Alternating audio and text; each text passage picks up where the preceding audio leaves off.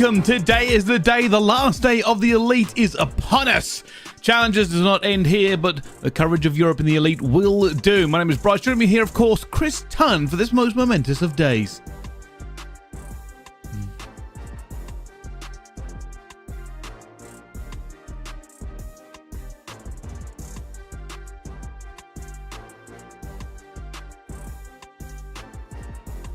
Of a VMix for the very final day. I didn't say anything that useful anyway, Bryce. I'm excited too. I can't believe you've done this. Were you muted as well? No. Excellent. Okay, well, at least it makes one of us. It's usually one of us anyway. You told me off yesterday for this, so it's you know, karma that is, because I failed to do it and you managed to. But before we get into Tunn's fumble there at the beginning, let's talk about how we have been walking this journey together so far. This is going to be our bracket at the moment. Team Notorious sits pretty in the grand final again. This is their third time of getting there. Will it be the three-peat for them, Tunn? Yeah, well, that is the big story, and I was kind of semi-talking about this before I was informed nothing was coming out towards the stream. It's a big storyline, isn't it? You know, for all the teams that have come in challenges in the past, and we've talked about over Europe and legacy of certain players, of certain teams. I don't think anyone's went through the year undefeated, to be honest, Brycey. At least I can't remember anyway. I don't even think Vortex has done that, and he has kind of been the reaper of EU challenges. But Team Notorious now, that there is some potential to, of course, do that, and that is a big thing.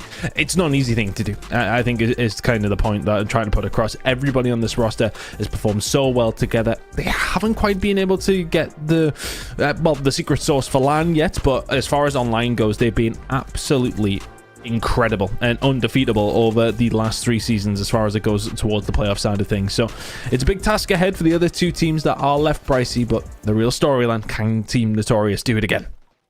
Well, they're going to find out if they can or not. But with the other teams looking to get there, first of all, we have to go through the schedule. Team Orchid versus Mission Magpies. A big game to throw down for this one. The Magpies making a bit of an upset in that winner's bracket run all the way until they faced Notorious just a little while ago. Orchid, though, looking to go even further after taking down Katana yesterday. Yeah, really impressive performance from Orchid to get themselves into this position. Mission Magpies, of course, losing in that winners bracket final up against Team Notorious. I think if you were to ask me which way I was leaning on this one, Bryce, I wasn't sure if you were going to, but I would probably be leaning towards Team Orchid.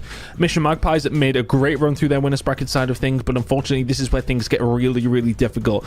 I'm not too sure if they can step up to the plate against squads like this. Team Orchid have looked fantastic throughout this losers bracket side of things. They're going to be hard to beat, but I would love to be pleasantly surprised by Mission Magpies. So hopefully we've got a good game on our hands here. Well, we'll have to find out exactly how this one does go down. Of course, this game is ready to rumble. We start off with Orchid and the Magpies. We will find out just how well both these 2 teams have shown up today.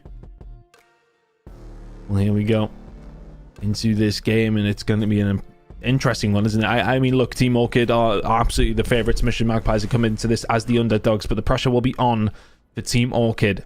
And their roster, you know, these guys have been about for a few years. I mean, Pac has been one of my most improved players, I want to say, throughout the entirety of this stage. And he really has. I mean, we talk about his journey into things. He barely even played, and it started playing a week before the first qualifier and has been ever present since. Right now, though, Mission Magpie is not present in the kill feed. Team Orchid with a hell of a start.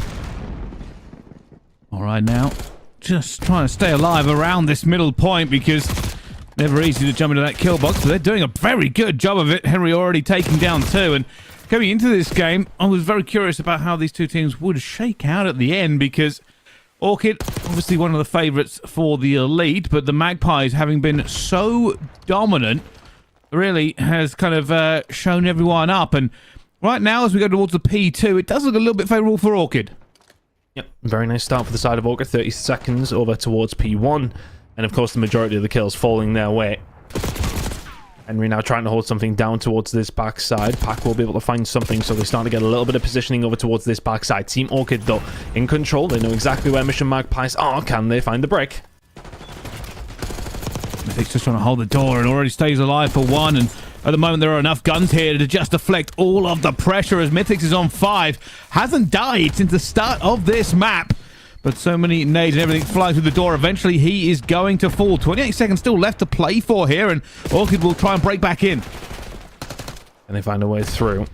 Nice break from the Mission Magpies. 20 seconds to go here. We're going to try and find a couple more. Henry's just spanned there over towards Overlay. Will take him down, but the hold is still there for Mission Magpies, and it feels like that was a big moment for them. Get some points underneath your belt. Get things actually going here. Because I think if you let that time go over towards the Team Orchid, I mean, you're looking at a 90-10 lead heading over towards Fences. They managed to get some very decent time. Yes, okay, the lead's still pretty decent for Team Orchid, but it could have been a lot worse. Let's see if they can get a good break here as well. Looks like that was a disgusting bullet straight to the dome.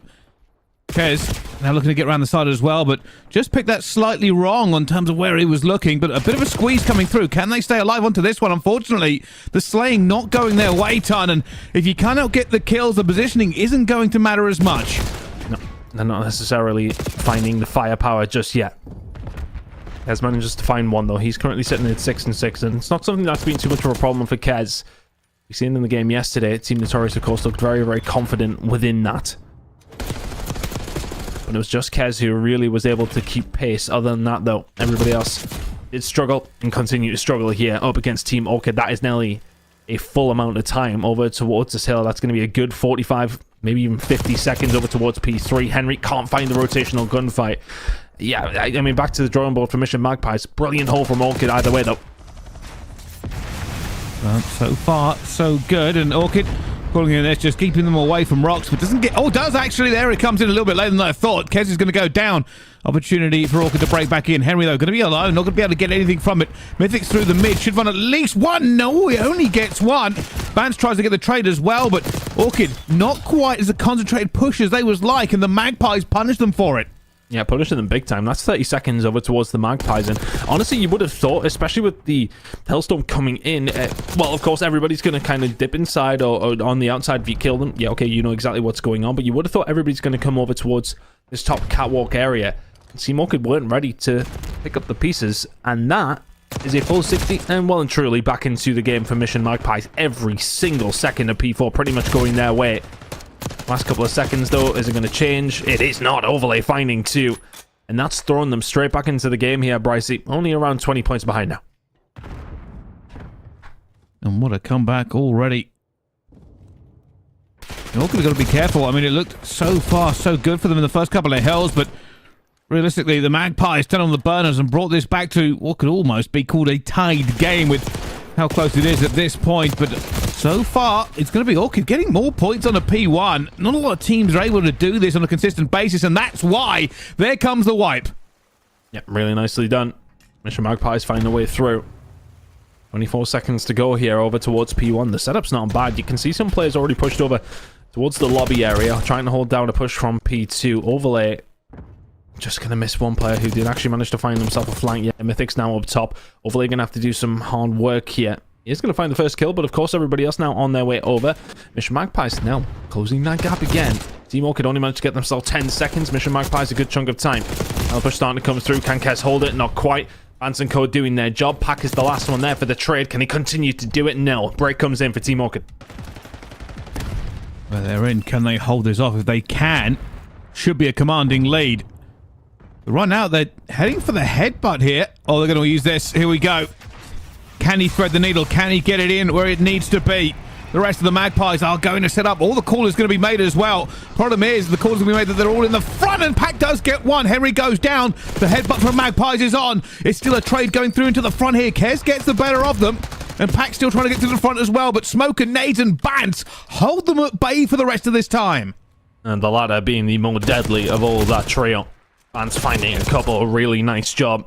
Overlay on the transition, though, we'll find a couple of kills just to slow this down. He'll go and have a little look himself. Shouldn't find anything here whilst he's still weak. Throws himself as fodder once again to the grinder. That is Team Orchid over towards P2. That's the second time around they've managed to find some decent time. Mission Magpies this time not able to find a break back, but it was Orchid who were able to set up over towards P3, where they nearly dropped another 60 on your head. It was 45 seconds or so last time around, and Mission Magpies in a position to stop that from happening again. Shots coming in from Vance still. Child there for Kez, not able to find anything. Bance will find him. Pack's the only one who can answer back, and that's a big swing. Team Orchid now have the opportunity of 40 seconds that are on the clock here over towards P3. It is, of course, pretty mixy. That's a nice break for them to find, considering Mission Magpies have plenty of time to set up. They're still trying to hold them at bay. Just a little bit. Henry desperately playing his life. He's got reinforcements with him, and with those 2 kills from Bance, that should put them a little bit staggered. They're going to have to try and work something else out. Maybe just a contest. Doesn't matter. Henry says, thank you very much for the kill. And Orchid crossed that 200-point yards, and it wasn't even that long ago, Ton, that we were talking about this almost being a tie game. Well, no longer. Everybody from Orchid banging away at full force. And there's very little the Magpies have been able to answer in kind. I mean, this was the only place that the Magpies really got some decent time on that previous rotation. I want to say they maybe had at most like 20 points, maybe even 30 in this rotation, and most of that was over towards P1. Orchid have really punished them. Every single opportunity they've had to lock down some very good time, they've made the most of it. 40 seconds to go here over towards P4. Over they can find something, but the break is going to come through. 35 seconds to play for. They can just about win it here, Brycey. They're going to try to, but it's still a little bit difficult to contest. However, a team kill will slow them down even more. Emery just waiting to see who picks the head above the parapet, and, well, Lampy has a go. It's not going to be good enough. Lucifer deflecting towards the middle again, and there is just enough bodies here to keep them away, but Pack managed to cut down too. With Bance reinforcing, they still do have the tick. They're going to have to try and jump on for another second, and, well, they've done just enough to send it to the next hill. Contestation comes through. Team Orchid will have to go towards a further rotation, but it is looking signed, sealed, and delivered. This one, isn't it? 6 seconds to go. Orchid already inside of the point. Lampy trying to shut this one down. Mission Magpies, you need to be perfect from here. That's what they're trying to do. So far, so good. Winning that trade around that midpoint. The issue is 4 seconds is not a lot of wiggle room. That's going to get caught here, hitting the flank. Another wave of kills going down, and Magpies, so far, just about holding on. They cannot afford a bad trade. Here comes the push. This might be the last one for this hill. Realistically, Orchid could give this up at any point and go next. I won't think about it because they just have to sneak on for 4 seconds, Ton. That might be happening now as Henry finds 2. Lucifer finds another. Orchid jumping on. There's only Pack who can do anything about it, and that will be game. Team Orchid come out the blocks absolutely flying. And again, it just felt like a big game of rotations when Team Orchid were able to actually establish themselves inside of the hill. Mission Magpies had no answer. There's a couple of good holds from them that got them back into it, which, I suppose, on the other foot, it kind of was the same scenario for both teams. As soon as there was a decent setup for the other, it was hard to find a break, but it just really felt like it was. Of course, Team Orchid, the ones there a little more often. Kill feed going in their direction as well. That is a very convincing map number 1 from the side of Team Orchid, who take a 1-0 lead here in the series, but that is pretty convincing, Brycey, and that is what I was a little bit worried about for Mission Magpies. They need to come into map number 2, like they did against Team Notorious yesterday, and bring back a statement search and destroy to try and make this game competitive.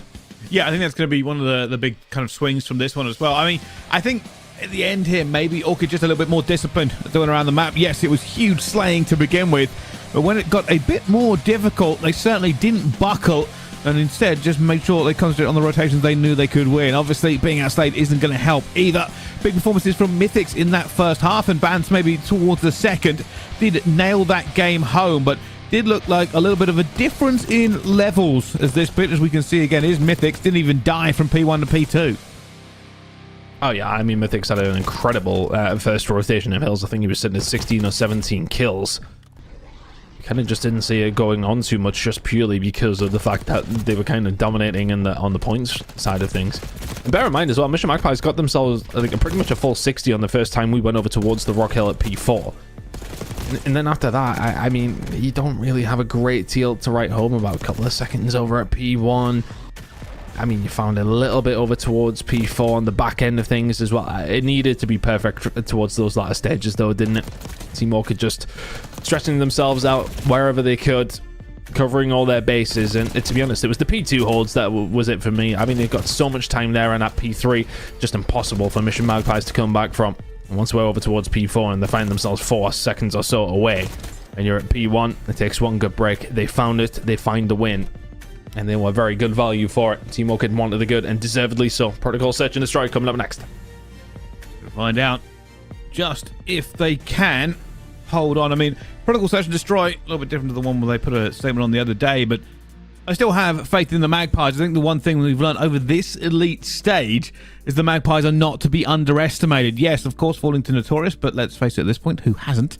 But the rest of the teams, I mean, very good performance. You know, it's no reason that they got here, right? You know what I'm saying? Like, nobody just put them straight into winners final and elimination final. They had to earn this by breaking their way through Jump Shot France, by taking down Mistaken, who, by the way, had not lost a game up until winners round 2, and the Magpies took them down then. Of course, we did say goodbye to Mistaken, who were taken down by Katana, who is another team that the Magpies also beat. So this is going to be one of those ones where, realistically, do we think that the Magpies are down and out? I think it's hard to say. We've seen them bounce back really well against Team Notorious yesterday in the Search and Destroy. So they absolutely do need to do that here in map number 2 coming up, but they just come out a little cold in that one. As mentioned, we kind of did see a couple of opportunities for them to, well, show us what they're made of. We saw at least 160, one other decent hold as well, but I mean, we didn't get necessarily to see that across the entire game, and we need to see moments like that over and over again if you want to find a map against Team Orchid, who are a very, very solid outfit, as mentioned.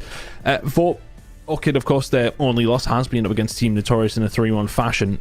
They'll be looking themselves to turn that one around in the grand final if they can get there, but it's a hell of a start to make sure they do so.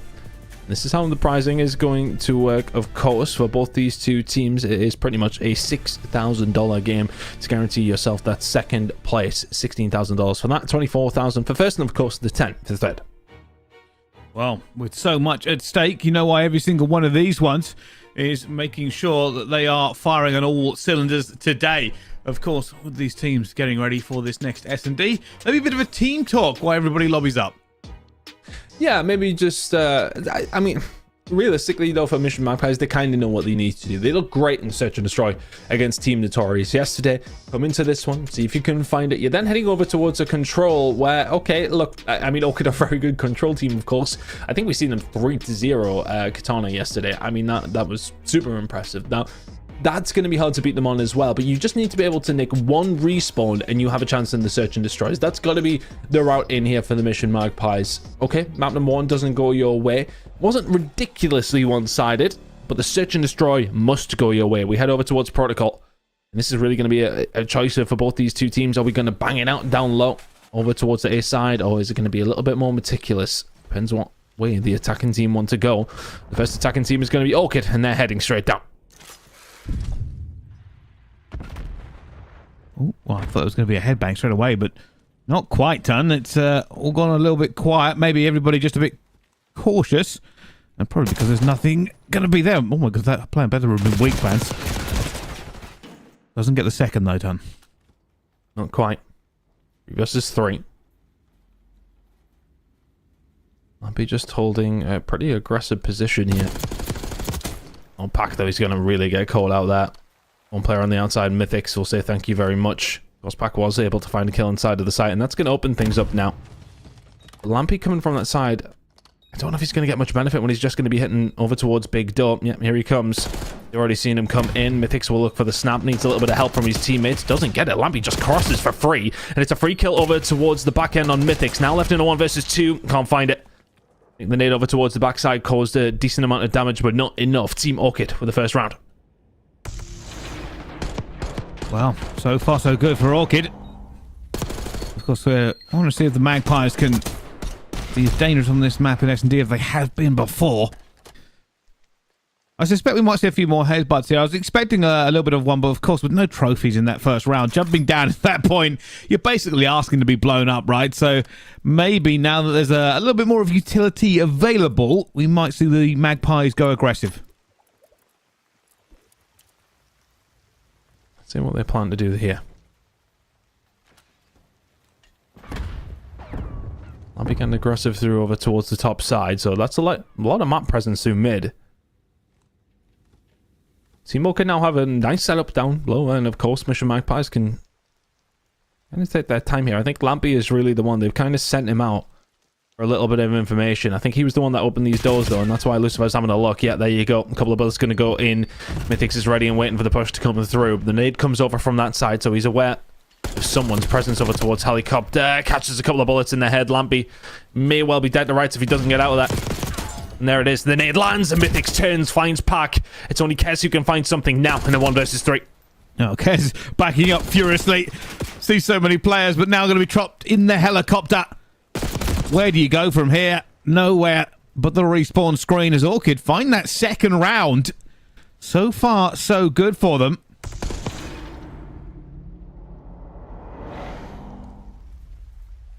And that was really all down to Mythics, wasn't it? I mean, Lampy was the one who was looking to try and get something going there for Mission Magpies, but he opens the double doors. Lucifer then knows that he's there, or at least I presume he was the one that opened them. They looked open from that side. Doesn't necessarily find a great deal. Gets caught out. And then it's the fact that Mythics finds that second kill. It's not just the kill on the Lampy. They tried to isolate them. They couldn't. The shots are wonderful. It's 3 kills already in 2 rounds for Mythics, but 3 kills for Lucifer without a death yet.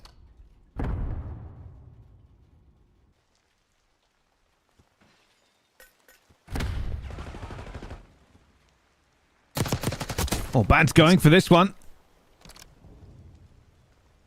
Still on the flank here. Will he catch this in time? There is a player right up the top there as well. Going to find Bant's not going to get any more out of it. And they've been aggressive, but already back down to a 2 versus 2. That beat a little bit of a fail jump there. I don't think that's what he meant to do. Bomb still in no man's land. Orchid will pick it back up. Problem is, Ton, is they don't have the info. This may just be a push together and hope that they don't get caught.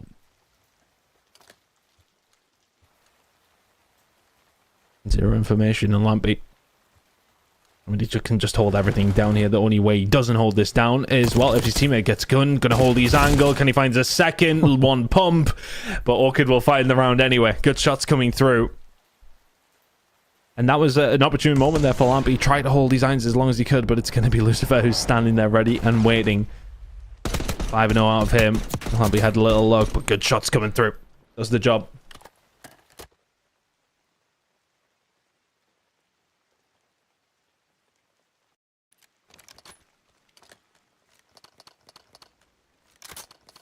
Well, Ton, we were expecting a bit more of a game, but so far Orchid keep running up the rounds. And the Magpies will have to adjust. Realistically, at this point, I would love to see something just out of left field. Maybe a full-on hit into A. Just get aggressive on it. And they're actually going around the outside for A as well. This might work. Here we go. The big push, and unfortunately, Bant is there to stop them. How on earth he got both, I don't know. I mean, he's just shotgunned Pack that with the Jackal. Impressive work. Harry's still yet to die. And the 4 versus 2 now for Orchid.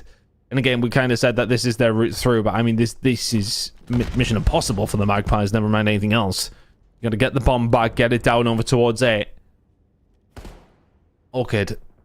Plenty of bodies here. You got one player watching the outside, and Mythics. He'll just clean them both up as well. Team Orchid are running away with this map and running away with this series.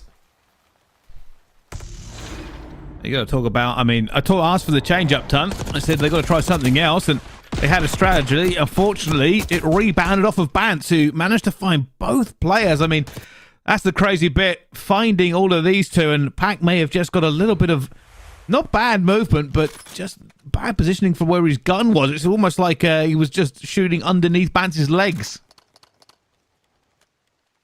Just got caught out on the angles. You sometimes, like, you know how those gunfights kind of go, right? Sometimes be a little bit unfortunate, just get some caught off guard entirely. Now Orchid fought to the good. And yeah, I'm kind of waiting for Mission Magpies to arrive into this series, and maybe with that first blood onto Mythics, is this your opportunity?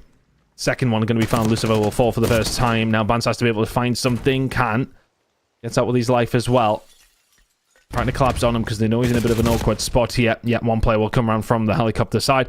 But it's going to give onus now from Henry to get this bomb down. 1 versus 3. This is doable. It's about finding the first kill. Henry. They've got no info. They don't, but this is one of his possible locations, and now they have the info. Seen him. There's no way to win this gunfight. He's going to be taken out. And, well, the Magpies get a round back turn, something they've desperately been needing this entire time. And now they've got it. Maybe, just maybe, they can find 5 more. It's a long way back, it feels, but much more like it. Henry given the opportunity there, but they collapsed very, very quickly and very efficiently. Find the kill, find the round. Just a nice couple of first... well, basically one first blood obviously coming through, which feels like the first one. Now for Orchid, still in a strong position, but Mission Magpies need to bring something else to the table again. Do the bomb for a start. I haven't seen too many teams just hit down low towards A, and that's looking like the objective here for Mission Magpies. They're going fast. How on earth has he found the second? I mean, that is a gain from Bance. I remind you, this man, he's got to be... He's creeping up to the big 3-0, Bryce. He has to be. That is a cracked 18-year-old, as you can well tell from the gameplay. Has been one of those valuable members of this team so far, not in the Hardpoint, but also in this S&D. Problem is, though, even with that 2, it's now a 2 versus 2. Benefit being, Orchid do have positioning, but can they call this correctly? 3 directions to look through. Do they pick the right one?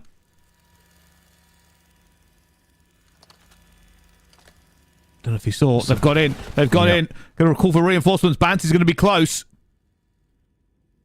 This is the one watching the cross. Can't find the first. Is he going to be there to pick up the pieces? Lucifer is. He does so unscathed. Now 1 versus 1. Oh my goodness. How's he found that? The snapper from Lucifer. Oh my word. You're usually seeing that with the AR, but he can get it done with the Jackal as well. He'd be saying to his teammates now, oh, it's this easy? Snaps onto overlay and deletes him. It's like a half turn and burn. Was looking about, what, 60 degrees away from him? Took the first bullet as well, and yet somehow won the gunfight. That is going to be devastating for the Magpies. A 2 versus 1 they could have really done with winning.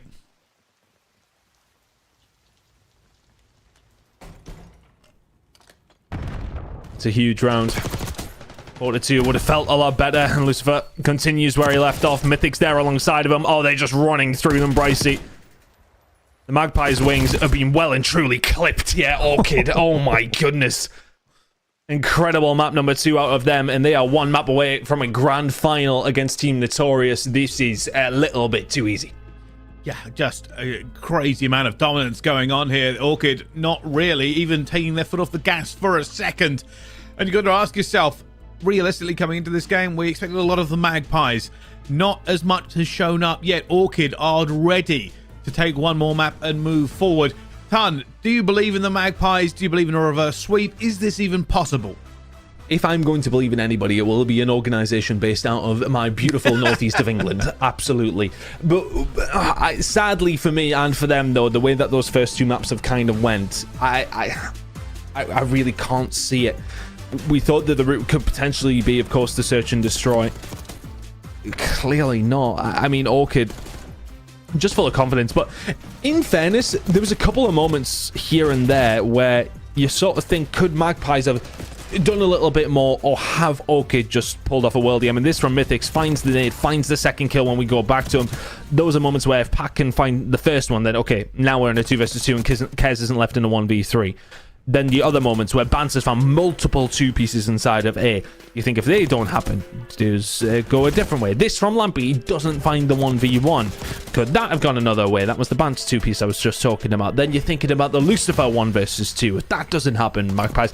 I mean, look, all of these, I don't want to say the 50-50 situations, but it feels like something that Orchid, they've pulled it out of the fire somewhat. It's not necessarily a one that's in their favor, but they managed to pull it off anyway. If those had went in the Magpies' favor, we'd have been looking at a very different scoreline, but they didn't, so we're not, and we're already heading into map number 3. But that's how it works. It comes down to these big moments. Search and Destroy is down to that. I mean, that was to make it 5-1. If, again, that 1v1 from Lampy that he had an opportunity to find, we could have been sitting at 4-3 feasibly there for the Mission Magpies. There was opportunities, they did not take them. Team Orchid, though, every single time they got a sniff of a round, they very much ran away with it. That's the under control incoming for map number 3, and I have a feeling it might be the last one. Yeah, I mean, it certainly could do. I was actually just re-looking over some of the stat lines from that last one. I mean, Lucifer ending 9-1 was kind of insane. Still, Mythics 8 and 5 actually had the most damage in the game, 918, with 6 of them being non-traded kills, which is very impressive. There we go. I don't have to look at my other screen. I can bring up on the main one. Thank you, production. So yeah, I mean, this kind of shows you just how crazy it really was. I mean, to not die only die once over 7 rounds for Lucifer is just a stat line to kind of really behold. It just means that you always are going to have that advantage moving forward. And also with the first deaths, 6 of them for the Magpies, it kind of shows, you know, they've lost 6 rounds, they had six first deaths. Maybe going to have to try and really look into that for future competitions and future S&Ds of how they approach some of the breaks.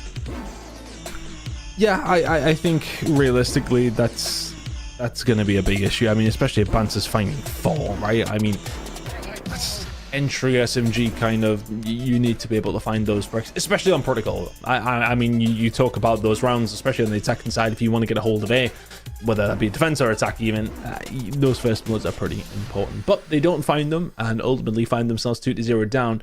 And another map that's pretty important for opening breaks has he under control. I think that's a big thing when it comes down to how successful some teams are on this map, especially if you can find that opening break on the defensive side. But if they can maybe turn it around in that sense, they have an opportunity here, but it definitely feels as if this is Team Orchid's to lose now, 2-0 up, pretty convincing fashion in both those maps.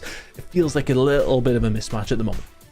Yeah, it does, and we'll find out, right? This is the thing I always say, is that it can be one of those where maybe you have a bad respawn and then obviously the breaks just didn't work. I mean, you're not going to expect Bance to constantly pick up 2 pieces when you're breaking into positions, and it happened to them twice. So that could have just got under their skin a little bit. But going on to the control, there's what I would call long rounds, essentially, right? You've got these long opportunity times, can be, you know, up to 4 minutes long or something silly, where everybody is kind of just locked in for it. So you've got plenty of time to not only regain, but talk and adjust where you need to. This is a much better start. You found a couple of kills on your way over towards this B side, and it's kind of opening you absolutely want to try and get a hold of. Overlay has been the hero for Mission Magpies to send them this far. And Lampy's done a really good job to further add to their presence over towards the fence's side. First tech in over towards the B. Point, of course. Good snap coming in from Lampy. Can find the first, but you seem to have been cleared off. A little bit of progress has been made, though. Haven't been stuck in this spawn. Fairly even round so far. The moment, just waiting for this push, and there's Lucifer. Trying to keep them on the back foot here. Bance not going to get that centering where he wanted it to be, and players already going through. Henry's going to call that one out, and now Mythics has the kill. He'll be waiting for the player left onto B. And players swinging over from Team Orchid could leave themselves a bit open here. There's going to be a big gunfight. Kez finds Henry. Could have been an issue towards the mid-map. They're going to know his platform, and that's cleaned up as well. Orchid really are making sure they've got their lanes covered. This is done. Keeping them at bay. 34 seconds remaining, and trying to clear as much of that time over towards B as they can. Mythics now on a bit of a spree. Just trying to keep some control over towards the office side. One player has slipped the net, though. That's going to be Kez, so he's going to give a little bit of pressure to be eased through the middle of the map. They have to come hunting for them. They do. They will find them, but it's allowed the rest of the Mission Magpies to find a way up. 15 seconds to try and get a touch. Gonna make the swing for it. Somebody might jump away if they don't make these kills, but Lampy finds 1! That's a huge kill for him. Now straight on to the point here. Got to be careful. Lucifer on Overwatch for the stun check. That means they know he's going to be here. Backpedals furiously to get out of it. He is going to go down. So now they have the advantage. The Magpies are going to be on. They've got platform. They've got middle. And now they just have to try and not lose these trades as it goes through. Henry can't find one either. This should be locked in here for B. For 4.9 seconds, you'll be disappointed if your Team Orchid can find another. And this is a lot now of opportunity for the side of Mission Magpies. Looking at those lives, I mean, Team Orchid are 4 seconds away from securing this round. They may be 30 seconds away from losing it now. Much better turnaround from the Magpies. Can you get anything going here? Not quite. A little bit of stability now for Orchid. They'll find 3. Lampy looking for a little bit more further forward. Couldn't quite find it, but in the end, Mission Magpies have done what they came to do. Need to maybe be a little bit more careful if they want to try and get a hold of it. It feels like they're throwing lives away. moment. They just need a good break here. Band's 13 health in a dream. I cannot believe he stood back across that opening. All three of them, though, going to be sitting in here. Band's already going down. Mythics manages to find one. Not going to be the second, but I think there's a cleanup from Lucifer. They slide out for this Henry. Looking one more again. And I don't hate this from Orchid. It is a risky play to really punch them back into spawn. But they have won the TDM ton. 6 in a row for Henry to seal the deal. He's looking for number 7. Not going to have the opportunity. The last one there is going to be Lampy. It's a big round for Team Orchid, but not necessarily without a little bit of disappointment, you would like to think. I mean, for the side of Mission Magpies, they've done well to get a hold of B. They only had 4 seconds to do so. Sensational work either way. But Orchid will find the first round. Just about. Not necessarily as clean as they would have liked, or as clean as it was maybe looking after the first minute or so. Their turn to attack now. They will ultimately hold down the defense, and we'll be happy for that.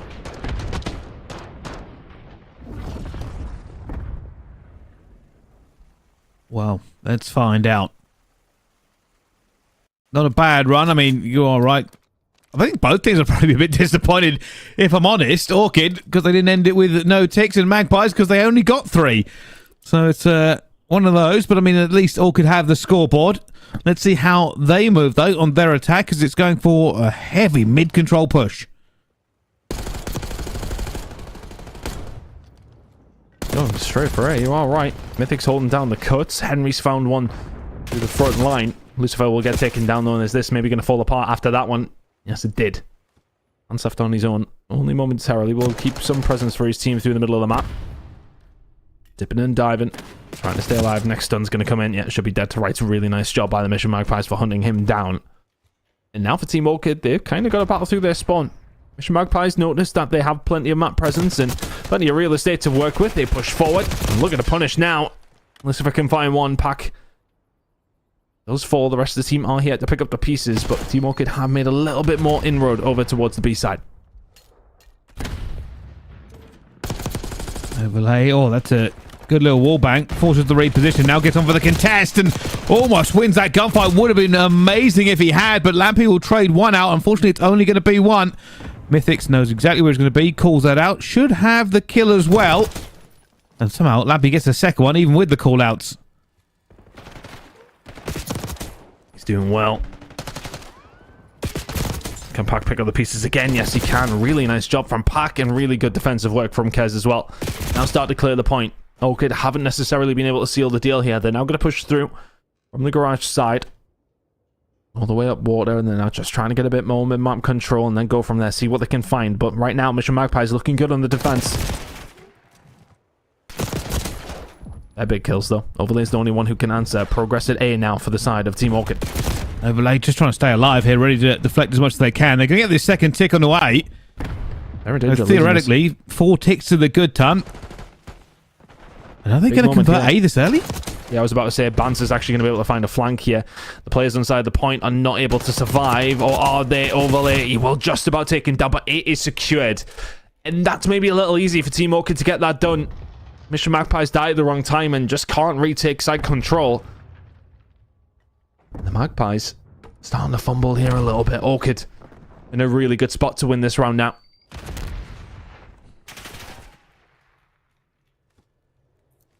Still doable for the Magpies. Pack looking for the kill. Really close, but it's going to be caught. Trades at this point benefit the Magpies. They need to keep them staggered. Henry already found one, but has been taken down again. Lucifer on the outside. Well, I think he saw him drop. I think he did. Got to be careful for both teams. Orchid do not want to get pushed back in the spawn. The Magpies do not want to be wiped at all. And they're managing to stop this clock for a few seconds, but this is no longer a clock game. This is about lives, ton. And it's going to probably come down to it with 40 seconds. You need a really good break here, Orchid. Mission Magpies, just a couple more kills should secure the round. You try to say that a little bit quicker. Mythics, Lucifer are the only ones who can activate anything here, and that might be the kill. That gets the job done. Lucifer and Henry now left on their own. Good shots coming in from Keds. It'll be a 4 spree to close this one out. And now Henry left in a 1 versus 6. Just not even remotely doable. 5 ticks will be the name of this round. Yeah, I mean, they're just surely going to trade him out at some point. He's going to try and take it, maybe. Not going to get it. They were too ready. And the Magpies take a round back here. Still going to be 5-3 in the scoreboard of ticks, so keep that one in mind. But a good defense in the Magpies in the end. Good defense, but they will lose out on the tick side of things. That's now a 2-tick advantage, I think, for the side of Team Orchid. Solid outing as far as defense and attack goes for both these two teams. Mission Magpies were happy to get a hold of it considering the situation they were in. They lost 8. But Team Orchid will also think to themselves, okay, that was a better attack than Mission Magpies managed to get a hold of. Map number 5, or round number 5, I should say, if we do go there, is leaning towards them right now. Magpies looking to try and get something going over towards A themselves. You can see the setup. They're trying to go for that push now, and Team Orchid are just going to take a lot of real estate over this B side. Bance going to find an angle. He's found 2 here, hasn't he? Yet 1 second, not there. We'll get a little bit of a hand now, but everybody else from the side of Magpies is on the way over. Doesn't see that one in the corner. Nicely done from Lampy to stay alive. Everybody just fighting tooth and nail for even a little bit of positioning on this map at the moment. Henry furiously backpedaling. More players appearing. Everybody taking a bullet, but nobody taking a dirt nap quite yet. You can see everybody just trying to get that little bit of an advantage. Nobody quite able to. The big fight for Henry. Manages to win it as well. Overlay is going to go down. Lampy's already trying to get those playoffs to spawn. Now the Magpies have the position on this map to punish Orchid. Can they do it? This moment in time. Orchid in a solid enough position, but they have been kind of pinned back a little bit. Mission Magpies last time around did it with only 4 seconds remaining. They got a full 25 to get this one secured.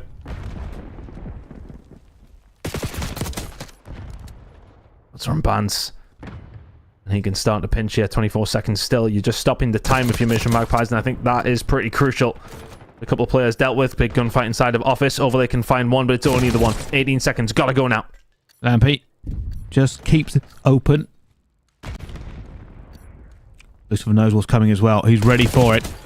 Finds the kill. So many times he's found that kill in that exact position, but you know the Magpies are desperate. They're jumping on the way. Solo trying to keep alive with it as well. Overlay finds 2, but 2 is not enough, as the trades are going to be there for Orchid, and with seconds left to go, Lampy is hoping that he can teleport about 12 foot. Isn't going to happen. Not a great one there for Orchid. Sorry, not a great one there for the Magpies, but perhaps, just perhaps, they can take this to a round 5 and make a difference. Gonna be tough now. Defensive work did come through in their previous round, of course. For the Mission Magpies, just need to do the same again. But that is pretty much... I mean, if you lose even 2 points now, that's a guaranteed round number 5 defense or Team Orchid. And it's been all defenses so far through the 3 rounds that we've seen. Can they manage it? Finding themselves really with their backs up against the wall here. 2-0 down. And once again, same story here for Team Orchid. They really do feel as if A is maybe the hit to find, or is it? Through the middle of the map they go. Just a little bit of a different angle, a little bit of a different hit over towards the B side.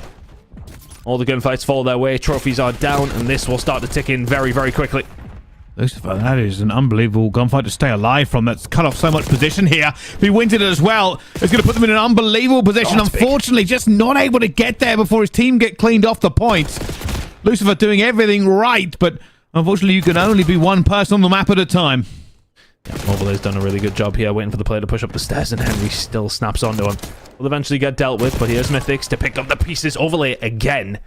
He's going on a 3 spree here to hold this down. And it's 3 crucial kills he's able to find. Can he find another one? It's going to be Kez, actually, who picks up Lucifer, and that's a really good kill. Coming through, Team Orchid are going to be forced back. And one tick coming through, I believe that may well have secured round number 5 defense for Team Orchid, but they'll want to get it done in 4. Here comes the push again. Kez looking out the window, knows, but there's going to be someone behind him. It's Lucifer. They're going for that same positioning again. Lucifer trying to get up top here, but Bance desperate to stay alive on a beat. They just can't get that wave going down. The Magpies doing a great job to keep staggering there. Pack with 3 manages to push Orchid all the way back to spawn. One last roll of the dice here for Orchid. Life's very even, but it counts for nothing if you only have 20 seconds or so left to use it. Push on A once again. An Orchid angle, Lampy should be able to find... Oh, no, that's a gunfight. You've got to win. Lucifer will find it. 4 dead. Orchid will make some serious progress over towards A, and that may well be the round behind it. 3 ticks in over towards the A side is incoming. There's nothing they can do about it. Wonderful work from Orchid, and they found a couple more after that as well. B is beckoning, as is a grand final. Here comes a transition. One more time looking for this one. Lucifer's going to hope for it. He knows where he's going to be, and that's a little bit of an awkward gunfight, but stays alive. And if you're Orchid, the call has probably come in here for TDM. And when there's Henry in the spawn, they're going to know this one as well. Chaos wise to it. Very cerebral play, and not push out of spawn and give away any more. They know they can't. Every gunfight is massive. The problem is now they have to activate. Now they have to get themselves kicked into gear because there is pressure coming in over towards the B side, and they've done more than that. They found 3 kills. They've done so well to put themselves back in a good position on this map because it wasn't looking pretty. 35 seconds remaining here in this round. And they need to hold this down. They need to give themselves an opportunity to stay in this series. And you can't get one when you're 2-1 down here in the control. Big push coming for Orchid to try and get a hold of B. Orchid need to stop this clock while also not give away map position. Couple of kills going the way here. Pack manages to get one. Lampy takes a little bit of a hit, but it's not a big one as well as Kez also finding them. This might be just enough to keep pushing them back into this one, and they have done it. Well, the rest of Orchid will now have to just hit this from the front, and Pack continues to rain. All of these gunfights going down. Banter's found 2, but he will have to still slide into this hill unassisted with nobody watching over him, and down he goes before they can do anything. Orchid make an effort, but we're going to round 5. Magpies hold on by the skin of their teeth. It was time that kind of eluded Orchid there in that one. Just not in the position, not with the lives that they had to be able to kind of rush through. I mean, Bance tries to just get himself, of course, onto the point so he can just extend this round. Good job from the Mission Magpies. Was this will result in them on an attacking side for round number 5. In Team Orchid, the advantage is absolutely with them. It's been 4 defensive rounds in a row. They have the advantage, but how many times have we seen this count for absolutely nothing? Let's see if Mission Magpies can find something different here on the attack. They've not looked likely whatsoever to even find a point. They found B once with 4 seconds to go, but it's been hard really to convert that into anything else. Mythics looking for another kill here, and you are right. I mean, the problem I'm always going to have is we've seen these rounds turn so quickly if a team gets a wipe. Even having the defense here, and 4 defensive rounds have been won, Orchid will still have to be on top of their game. The Magpies know what rests in the balance. $6,000 and that ticket to the grand final. They have 38 seconds to make dreams come true, and so far on to B. Band's trying to find it almost because his teammate and out that player stay alive. Overlay with the movement has just opened this up, and that's a full wipe ton. They are all down here. Orchid coming off of the spawn. Players ready for it as well. Kez finding 2. This is a disaster for Orchid. Kez in the perfect position to try and set up here, and if you're Team Orchid, you forget about B. Get rid of him and just try and put yourself on somewhere in the map you can stop Orchid or Mission Magpies just running on through. Lampy can find another here, and Henry will get taken down, but it has been a bit of a stabilization from Orchid. The kills will start to fall their way. But that's all it takes. Mission Magpies need to do that again, and they have a massive opportunity to extend this series. They are not in a bad position on the map. Neither are Team Orchid. The game will slow down momentarily with 1:10 left on the clock. If you're Mission Magpies, you could do with getting a touch over towards A pretty quickly. So far, so good, though, for the side of Orchid. They found a kill. Bance gets 1. Kills just being traded across the board, but Henry and Mythics combining well. Mission Magpies back to the drawing board. Lampy looking to potentially take map position. Mythic's also waiting for somebody to jump up, but he spots Lampy. Takes his eye off where Overlay will be coming up any second now, and that's exactly what's happened. They've managed to get a little bit of it going here. That's going to be 3 down already. Lucifer, last alive, overextending, trying to get in a position for his teammates to help. That clock has been stopped. Lucifer's actually going to find overlay on the flank. Now everybody else can kind of collapse on through. Is Lucifer even going to be needed here? Because the rest of the squad have done a fantastic job. Pack staying alive over towards the backside. He will get taken down. That was a massive opportunity for Mission Magpies. And it's one they've let potentially slip through their fingers. Orchid now positioned in a nice spot across the map. Can they hold this down? 4 players, now 3 players still alive. Pack will find another opportunity again for Mission Magpies to try and extend this series. Oh, the kills have gone their way. Banter's alive, and perhaps one position he can get into is this one. Already slows it down just a little bit. Lucifer going to look for another kill. They get the trades.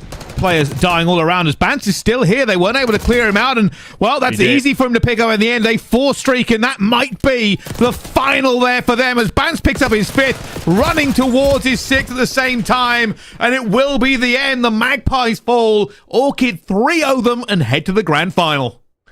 Big performance with a big grand final now on the way. Team Orchid just better across the board there, as we can see from the 3-0 that does fall their way. And I think it's difficult, right? Because, I mean, Mission Magpies, for all that, they made it a 3-2. The defensive rounds for them were a little shaky, but they were able to hold for the side of Orchid, though. Until the final round, they were pretty clean. And then it gets a little bit nervous, but their opportunity was when they had 3 or 4 dead. You've seen that big play coming from Lucifer actually overextend, stops overlay, getting there to help, and then collapses for the pinch. A really, really good heads-up play coming in from Harry.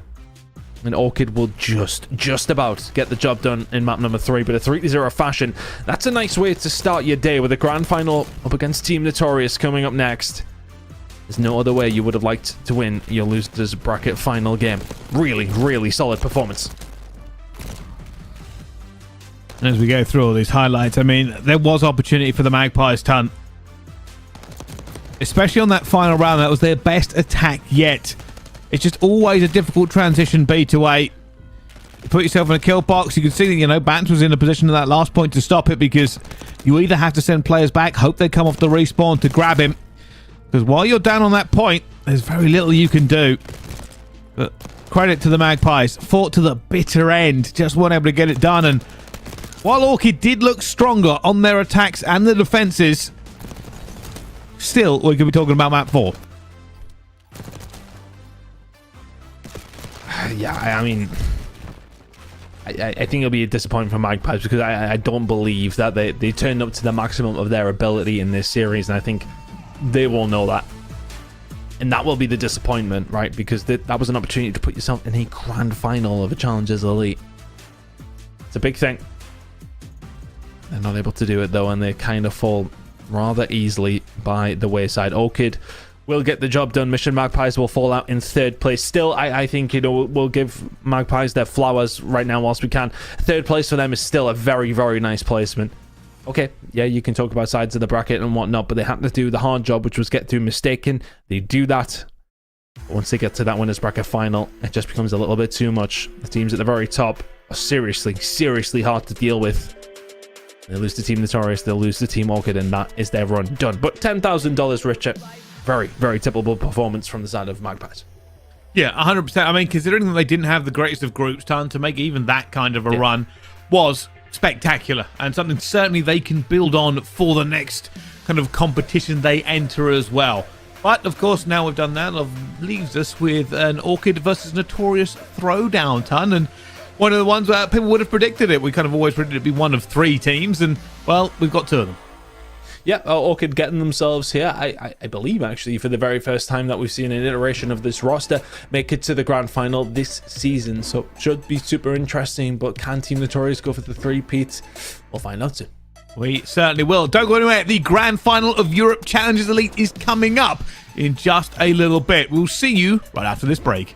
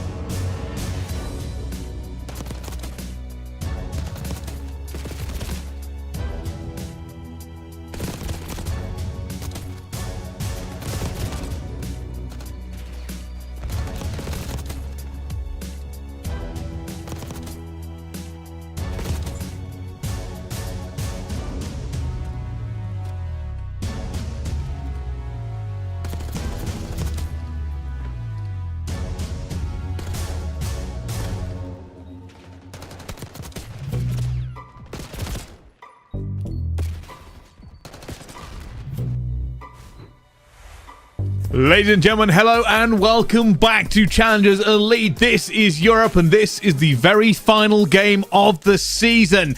All of our players, well, many of them well known, have been ready for this. My name is Bryce, joining me here for this one. Two Titans about to throw down. Yes, absolutely about to throw this one down. Orchid going up against Team Notorious.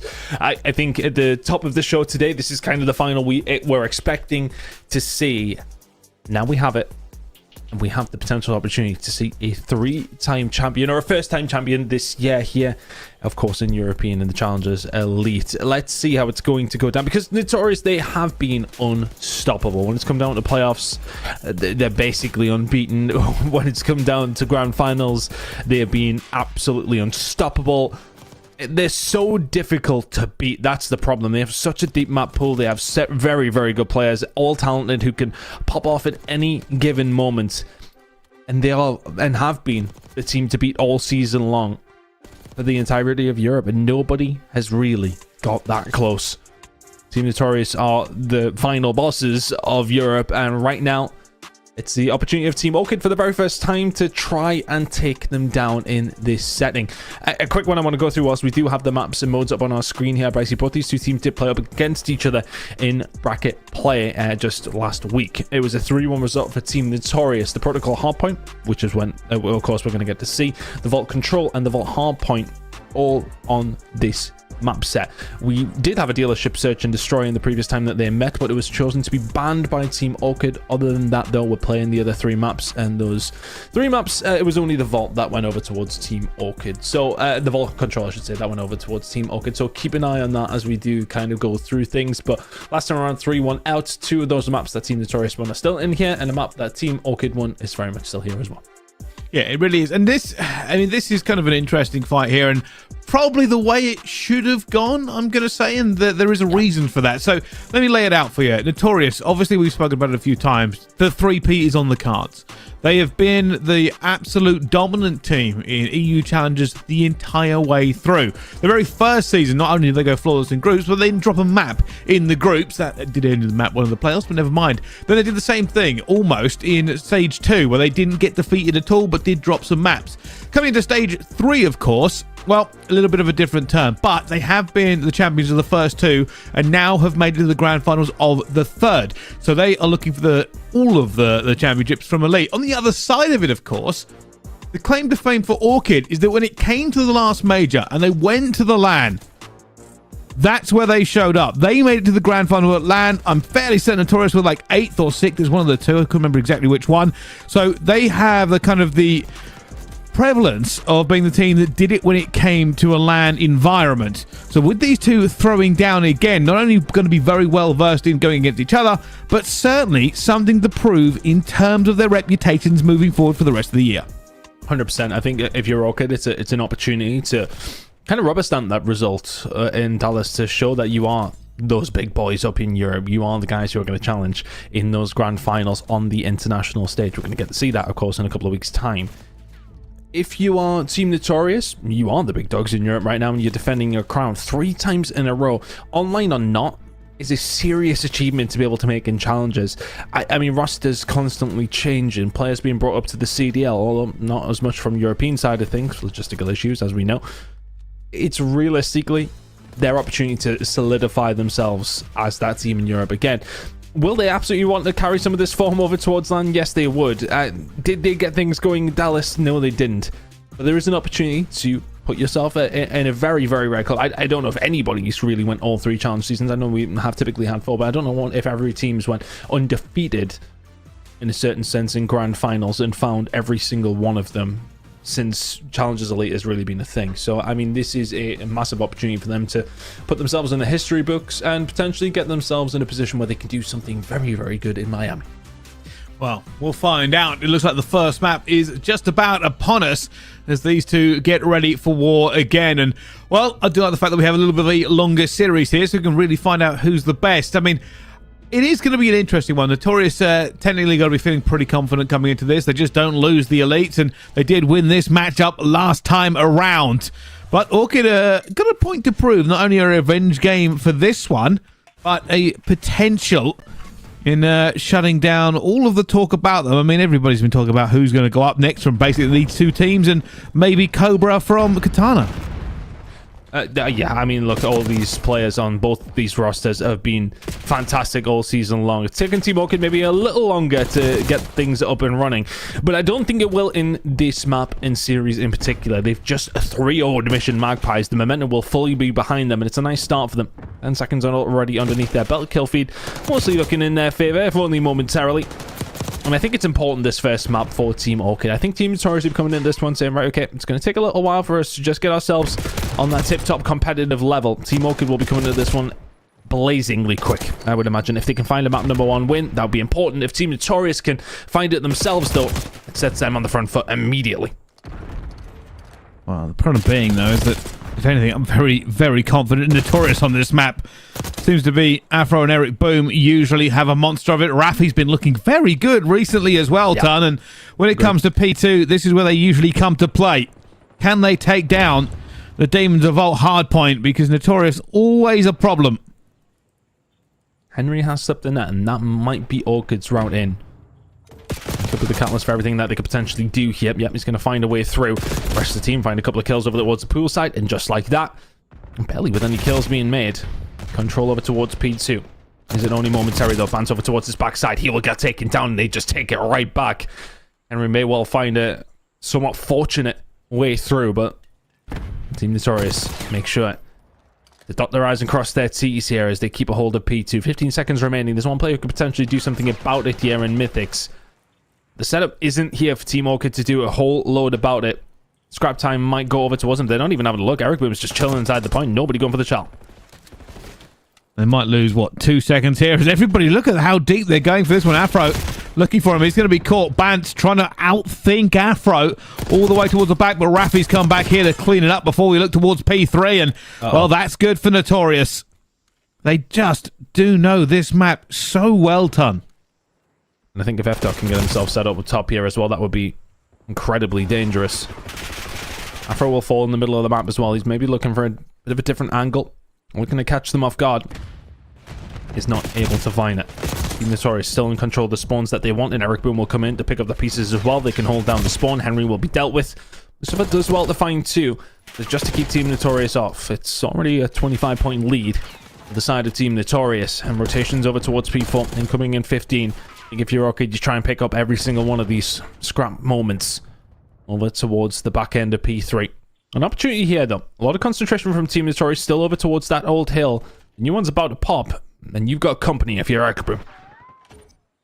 Everyone just waiting. Mythics wants to make the move at the right time here, checking his angles. Has been seen, though.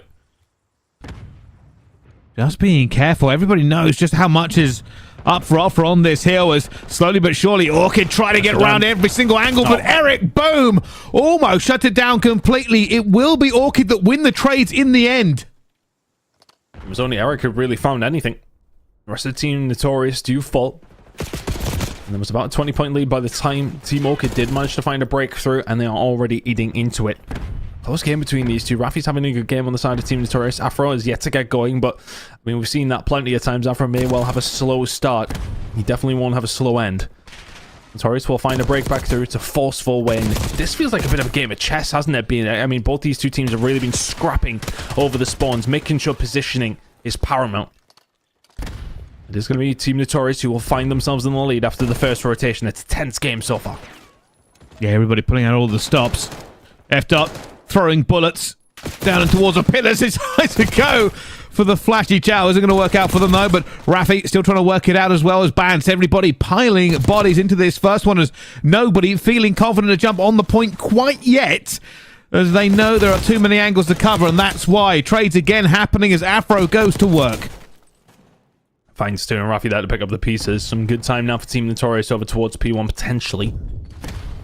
P2 incoming again, and this was where Team Notorious just seemingly held it down a little too easily last time out. Orchid find one break, they get brought back immediately. Orchid gonna find a break though over towards P1. Can they get something going here? Still trailing by around 20. It's not the end of the world. It's a very, very close game. But Team Notorious do seem to be the ones that are dictating the pace. Ridiculous gunfight won by Afro. And now the pressure can start to come down onto that one player towards the backside. Does have a little bit of help in the form of Bance. Lucifer does his job towards the backside as well. And this is looking good now for the side of Team Orchid. Rafi can just about survive here in Notorious. He can potentially be the tip of the spear, but so far, so good for Orchid here, over towards P2. Holding the angles, Mythic's big gunfight to win. Just make sure that gap in the defense stays strong. Lucifer towards the back though. Rafi will find one. It's going to cause a few issues here if they can't clean it up quickly as Rafi wins a massive second. Orchid now being compressed. They don't have the room to maneuver as they go back to back in the point. Here comes Notorious though. Bullets flying in from everybody. Eric Boom with the point, but Henry finds two as well. Eric spinning is not winning that time as Henry will find three and Orchid hold on. Orchid will find the lead. Big plays coming out from Henry at the right moment. Two on the outer pool side, and then collapses very, very quickly inside of the point, and they're still holding on, even with this pressure coming in from Team Notorious. 10 seconds to go now on this hill. It's going to go over towards Notorious as we head over towards P3. Vance here, though, already on the rotation, already thinking about P4. And they're going to try and dig him out. They'll try and smoke him out. If Vance can find anything here, if he can stay alive, that would be brilliant. A little bit of a drill. Just being a bit careful here, Bance making his way around. We've seen him do this quite a few times. Less speed, more thought for Benjamin Bance. He's trying to work out this puzzle. Up goes the nade. Nade going in as well. Rafi's going to catch it in the teeth, and Bance will stay alive here. Can he outgun F-Dot? F-Dot's trying to take him down into the top balcony as well. Eric Boom's still going to be in the sight. Mythics will be the one that catches him eventually. Flank now coming in, and of course it's Afro. Somehow not able to get it. Just the Overwatch too good. Again, they just do so well to hold down these spawns. Team Orchid very much here to compete. They're not going to roll over for Team Notorious by any stretch of the imagination. You thought with the way that it had started that maybe Notorious were going to run away with it pretty early on, but Orchid, sensational work so far to get themselves in a good spot, but that's going to be a couple of kills going over towards the side of Team Notorious, and Lucifer is going to be effed on his own. Close spawn for Eric Boom with the rest of Orchid spawning out. Lucifer just going to try and do his best here, Brycey, but if he can just stay alive, that will be massive, because the rest of the team are on their way over. Lucifer can find one. Spawn's coming in, not going to be close to Team Notorious. Team Orchid very much here and fighting for this hill. Everybody flipping the spawns all around, trying to keep the players out of the hill as much as possible. Afro going to jump back in and makes the difference. So many kills. This game keeps flip-flopping from both sides. Nobody really able to lock down anything that says we are the better team today. Afro still gunning on a 4 streak, looking for his 5 and not going to get it. The slide gets him, and so will F-Dot catch it in the teeth, and now it'll be Orchid continuing their lead as we head into this next set of rotations. And they should be able to pick up the final 15. Eric Boom going to try and do something about that. Can't quite. But that is a nice turnaround for the side of Team Orchid. They pick up that little bit of scrap time. We're heading now, of course, over towards the third rotation. It is still a pretty close game. 27-point lead for the side of Orchid. Just do a much better job at P2 and P4. I mean, they start to find the kills off the back of Bance on that big rotation that comes through over towards that P4 side, and they reap the benefits. Right now, they just seem to be shooting a little straighter. Henry on a 4 spree. He's been magnificent for them. Big play over towards P2. They'll need to continue to find those big plays if they want to get the dub here. Team Notorious still very much in this. This is all going to be about the P2. I mean, right now, though, Notorious probably need to concentrate a little bit more on the P1. Eric Boom finds one. Splits the guns. Makes them look a different direction here, but unfortunately, they are not winning the trades. So all that work for very little. They must hold on to P2 for all they are worth. Notorious do have the body still there. Unfortunately, the trading is just not going their way. Mythics is about to catch a player. Cannot find the second one. That is a needle in the haystack to get. And he catches Afro. Afro not able to get away. P2 is collapsing here. Tan and Orchid are ready to strike. And Team Notorious gives so much time over towards P1, and Orchid do strike. They give that time over thinking that they've got the setup, they can turn this game on its head, but all of a sudden they lose the spawns, they lose the gunfights, and they're losing plenty of points over towards the side of Team Orchid, who have wiped them again. Notorious have not been at their best, but Orchid may well have been. 220 and rising, they can win it here over towards P2. Notorious, you've got to find a way in. They're looking for it. Already players going around the outside. Eric Boom and F-Dot combining, and that is a full wipe when they need it. Notorious. Fouled, but not broken quite yet. They're going to try and hold this for the last little bit. They have found themselves in a pit of despair, and that is not good. There's going to be a kill here as well. Benefit being, of course, Orchid cannot win it off this point, but every point is just another step closer to the end of this one, as Bance is having a little bit of a fry session on this game. And to be honest, that's a massive 15 seconds for the side of Orchid. I think if Team Notorious pick up that time, Orchid needs still a good break to find the time to finish the game. As it goes, we're now 5 seconds away from a Team Orchid lead here in the grand final. Notorious find themselves nearly, like a full 90 to 100 points behind. They need to find a magnificent moment. They need to hold P3 and get a rotation over towards P4 if they want to stay in this game. That is going to be so hard to do, especially with the Henry shooting like this. There's 2 dead, and this could be the moment for Orchid, or not quite. Mythic Spans trying to combine well. Team Notorious holding on by the skin of their teeth, and that might be the break that you need if you're Orchid.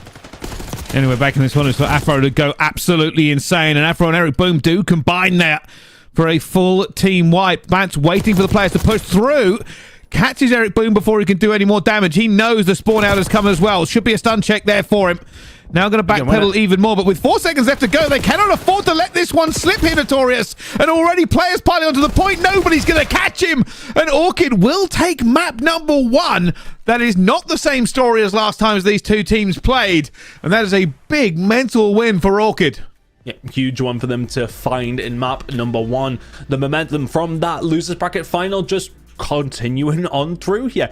A really good start, of course, from the side of Team Notorious, but for the most part, you know, I think what was a 20-30 point lead and maximum. As soon as Orchid grabbed that lead, they just ran with it all the way through. I mean, we've seen so many occasions. Bance did fantastic work over towards P4 every time we got there, or in and around, obviously, over towards those latter stages. He was an absolute menace time and time again. And when he's finding those kills over towards the backside, it just is so difficult for Team Notorious to get anything going on what is more so one of the money hills on this map. It's between 2 and 4, of course. He does so well towards this backside time and time again. I mean, we got the highlights kind of just showing it again. And when Orchid find that break for that, 15 seconds of scrap time over towards P2, that's pretty much the game done and dusted. Find themselves 4 seconds away.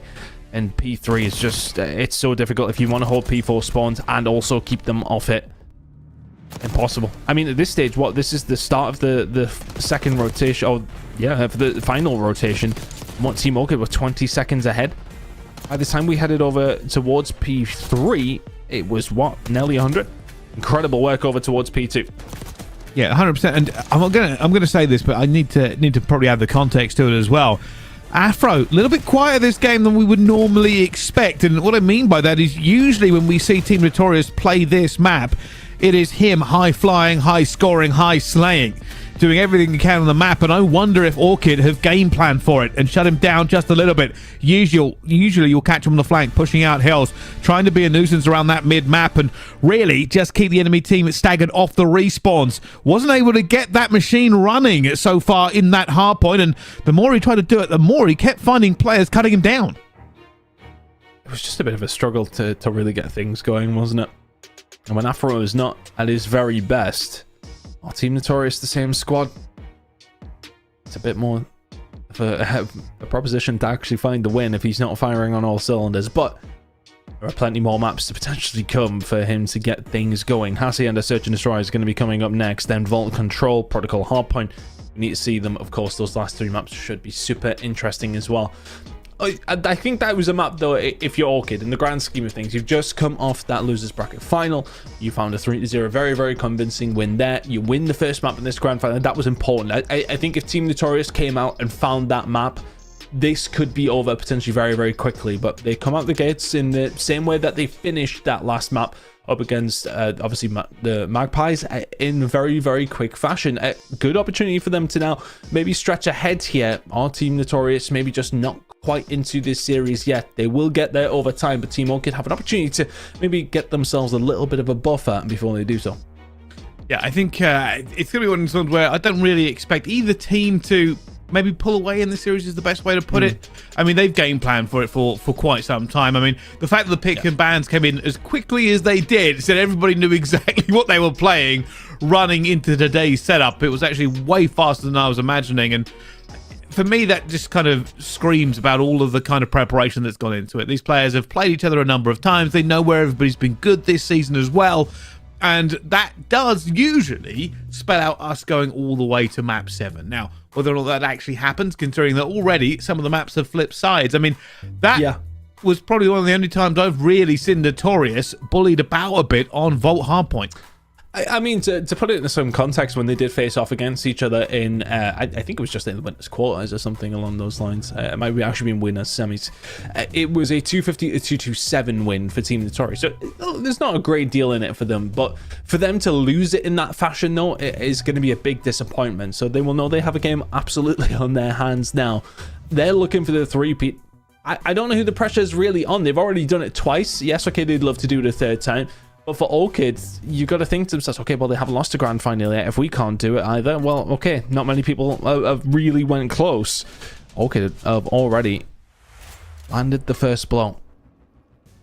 Over towards Hacienda for the search and destroy we go. Team Orchid looking to try and find a 2-0 lead. Oh, can Notorious bounce back? Well, let's find out. First round of the S&D. Bit of a wild one. Eric Boom looking for that first blood, though. Does grab it. Stays alive. Tries to get out of it. Bans tries to catch Rafi, but almost goes down as well as Eric Boom finds his second. Bans trying to get back into it in here as well. This is a horrible position to going to be in. He's surrounded by so many players and already 3 down. Lucifer left alive in a 1 versus 3. Difficult spot. Nicely done from Team Notorious. And again, just about the give and take, the push and pull of the series. Team Notorious to find that first round is also important. Get things rolling. Put to bed the demons that may well have just been lingering in the brain after that first map. Well, you were kind of dispatched with. So a nice round to find. Now we head into the second. Team Notorious looking to try and get things rolling here. A big win in the search and destroy would go some way to getting themselves back into this series. Good round from them to begin with. Probably a little bit off the back of Eric Boom, just taking that space around A fences. Caused all kinds of problems for Orchid. And it's going for a swim. This is a risk versus reward play. The rest of his team, already you can see holding angles. They're waiting for Bance. This entire game plan is based on him because they have given up full map control. For this to work, Bance will have to find something. With a minute to go, he does have time. Team Notorious not gaining a whole lot of information. Doing their smiley senses starting to tingle. Maybe they do. Yeah, Rafi spins around, knows exactly what's going on. Bance finds very, very little.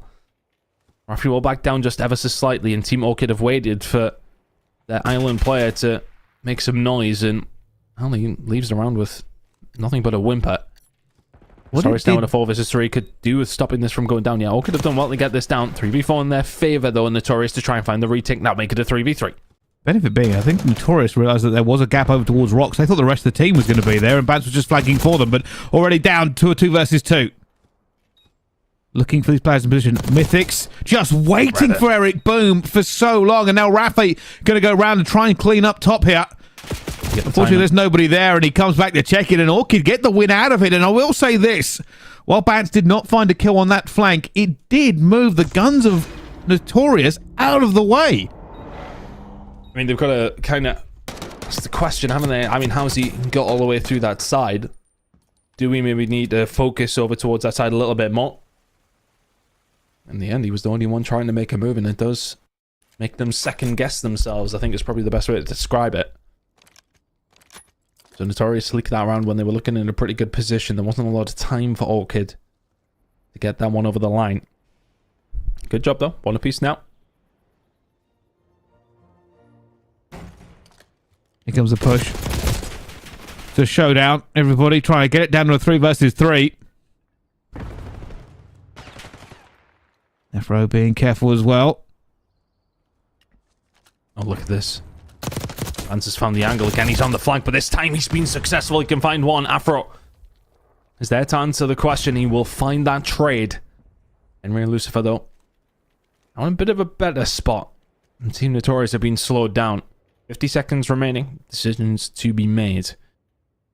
Is looking potentially on the cards here, but Team Notorious just going to try and read a flank that could come through from Orchid. Orchid going to play this one maybe a little safer. Or are they? Did Afro see them?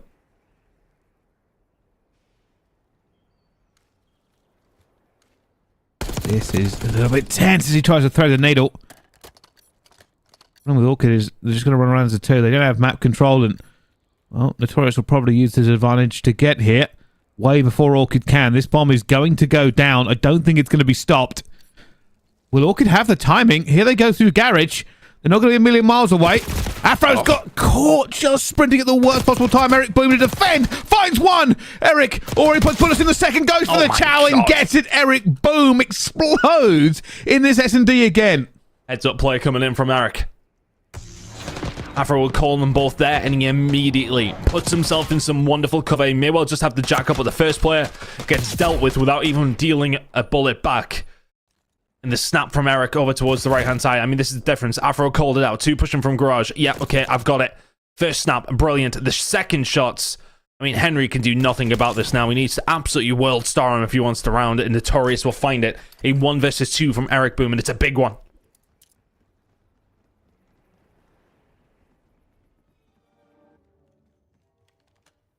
Notorious still leading. Here comes the push from Orchid. Well, Mythic's fires two already, and that opens it up significantly. You can see Afro and Eric Boom are going for a flank. Mythic's on watch as well. He might get the ace here, but he's going to back out and rely on the teammates. Bance comes through. And that's an easy round for Orchid. Back to 2-2. Yeah, so back and forth. It feels as if Orchid, when they get that big advantage, and making sure they make it count. It just seems like flurry of kills come through for them, doesn't it? I mean, it's been the round done very, very quickly when Orchid seem to have won it. Notorious seems to be a little bit more drawn out, but they are finding it anyway. Nicely done. Having a look over towards the leaderboard now. Lucifer 6-3, Mythic's 4-2. Everybody pitching in from Notorious, but still a very, very close game. 2 apiece here. This is the kind of moment where I wish we had overtime in Search and Destroy. I mean, the admins would have cursed me for such an idea. But Afro and F-Dot now making their way through. I mean, this is a big push, big gunfight going to go down. Bance can find one. F-Dot. Oh, is he going to be able to find Bance? He is with the nade. He actually slides back into it. Henry is there to find his first kill of the Search and Destroy. Now we're 2 versus 3 in favor of Orchid. Looking to take the lead. Eric Boom has been brilliant for Notorious so far. And he will be relying on that once again. Mythics takes a few bullets, gets out of there, opens it up just a bit to get this bomb down. Eric Boom will grab it and try to get out of the way here cleanly. So far, so good. Eric Boom about to make a bold play. Surely he's not slipped the gap. No, he's been seen. Eric Boom, his time is numbered in seconds. Down he goes already. Now a 1 versus 3. Rafi's been caught, and Lucifer will take him down, and Orchid will regain the lead. There's no Cinderella story for Notorious on that one. And I like that from Orchid, to be honest with you. The bomb goes down. They don't panic. They've got min-map control. They think to themselves, right, okay, we've got the push over towards Plat just outside of Office lockdown. We've got Tin lockdown. We've got min-map lockdown. Where has he got to go at that stage? They sit tight. They wait for Eric Boom to make his move. He does. He gets caught. A 1 versus 3 just not on the cards. Team Notorious in that scenario. Team Orchid doing really well. Their situational play has been brilliant so far.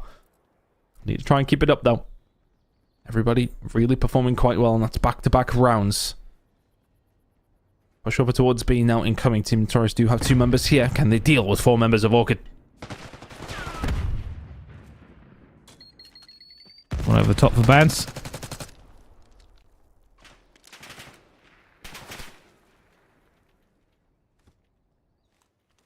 Back down here, though.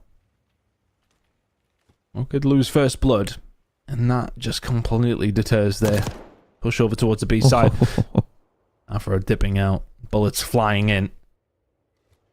And just putting a little bit of fear into Team Orchid. And the lead for the first time here in this Search and Destroy, really. And they just didn't want them getting overconfident. Team Notorious now starting to get aggressive. Bance in the middle of the map as well. Needs a little bit of help, but does have a little bit of pressure over towards this A side. What can they do with it?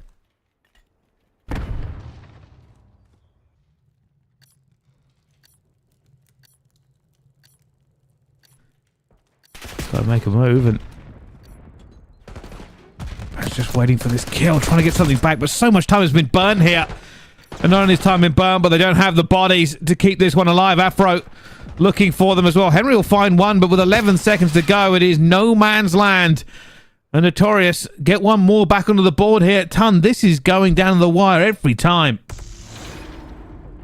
Close rounds, but I think, you know, you see that first blood come through from Team Notorious, and Orchid just really struggle to make up their mind of what they really want to do. They do eventually push back over towards that B side, but it's tough, right? I mean, it's hard to get it down when you've given up so much pressure. You go in for a big hit over towards the water side, you don't find anything, and then you've got to re-rotate back over to A, and then there's just not enough time to kind of clear out where you need to clear. Team Notorious will even things up. It's been so back and forth. No lead. Has been more than one round. Anybody's game still. The halfway point, we're all tied up. Bomb down, advantage Notorious. Vance finds the first, though. Can prove it just a bit of a distraction here for the rest of the team to get in. Trying to stay alive. They know where he's going to be as well. How do Orchid play this? RCXD incoming. Clear the houses, everybody following it through as well. Lucifer coming in, Rafi gets one back on board though. Henry now flying in. Ban still waiting out of the corner, wondering if there's going to be a flank, but it is just Afro left. Do they know where he is? They do now. A 1 versus 2. The wall bang is not going to work because nobody's there. Now they jump onto it. Will this be perfect timing? Afro for the 1 versus 3. Just has to make one more gunfight, and he does it. Oh, the 1 versus 3 from Afro keeps Notorious in the lead. Incredible work from Afro. The rest of his team start to fall in and around fences. And he clicks into gear when he's needed. At the very most by Team Notorious. It's 1, 2, and 3 from Afro. And again, he's just forcing them off the side. He's not over-challenging. He's not thinking, right, I need to make sure I find this first kill. I need to make sure I get it. He just knows he needs to keep them off the bomb. And he does it expertly. It's an ace for Afro. It's a round for Team Notorious. And a 4-3 lead here, and a big opportunity now to bring themselves back into this grand final. Frustrating if you're Orchid, but beautiful if you're Afro. Also, I think he's caught somebody down low there. That's going to be an easy one. Trade's coming through, though. Advantage Orchid massively in the end as Rafi finds himself alone. Is it his turn for a 1 versus 3? This positioning from Rafi, nowhere near as good. Orchid will find a round back immediately. Yeah, okay, you may well have got 1v3'd. But the way you answer is just like that. 4-4 now. And honestly, I think it comes off the back of Lucifer. He probably shouldn't have found the second kill, should Harry? Oh, they played it. They went aggressive. Managed to kind of bait out Afro a little bit and find that kill. 4-4. Just having a look at the scoreboard. So far, Lucifer having another very good game. So better known as Harry. But here comes a push. Bit of a split for Notorious. Not a lot of pressure towards B for both teams. They are going to leave Eric Boom with the bomb over there. Very little information scored either.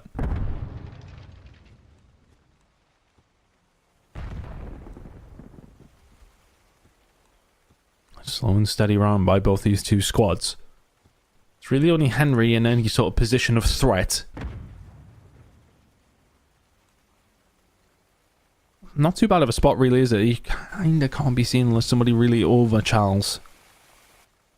From one of the window spots. Yeah, he's in a nice spot, but he has to be careful that they don't give up the other side of this mid-map, right? But they've given up B. And this bomb will go down, but is Henry going to be the linchpin here for Team Orchid? So many bodies laid down, and Eric Bowman stretches about as far as he possibly can. Afro finds Bance. Bigger advantage now for Notorious. Henry looking to square up with Afro. Stun coming through. F-Dot using the bench, and will find Lucifer as well.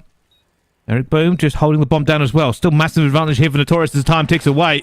They're looking for it at the same time, but Henry just has to try and sprint and make a play. It isn't going to work, and Notorious almost just like a strategy game, putting pieces in position.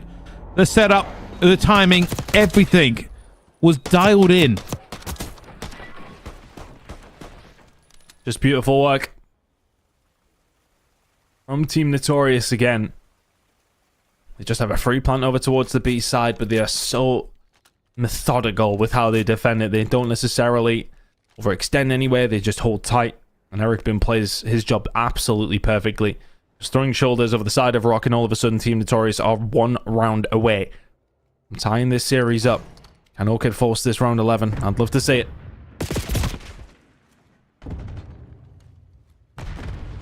Three v 3. Orchid now looking to try and get something going over towards this A side. Notorious not in a terrible spot to defend it, but it's going to be about these 2 players in the lobby. They're going to find the push, and Eric Boone will be taken down. Advantage now to Orchid. We could be seeing that round number 11. They've done this before, though, Notorious. Based on the back of this man, Afro. Will he find the gap? Will he find that bit of luck he needs? Bomb going down. Afro might catch this. He's going to. Down to a 2 versus 2. This is dangerous. Do they know they're both there? Rafi is going to clear up top. That's where he's gone. And now 1v2. Yep, all on his own if you're Lucifer. Gets really good time and the flank comes through. 25 seconds still to defend this.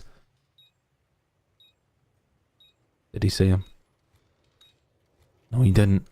This should be a free kill now for Lucifer. Oh, he pulls his trigger maybe a little too early. Now he has to back up really, really quick. The stun comes through. The diffuse is in. Lucifer needs to get moving right now. He's going for it as well, and he gets it. That is unbelievable. Lucifer holds his nerve, and as soon as he gets stun checked, moves at light speed with the movement to get there in time. Didn't reach out of the window. Didn't even consider it. Made the decision. Wrapped around. Found the bomb carrier. And we're going to 5-5. What a clutch. Incredible work. Just holds his nerve, doesn't he, up top? The overlook window. He could have shot really early. Could have probably secured that kill, but the time ticks. He knows they're not on the bomb, or he knows they're not in a position to do something about it. That's time in his back pocket, and now around 11 we go. It will be Notorious on the attack. This is a massive round in this grand final.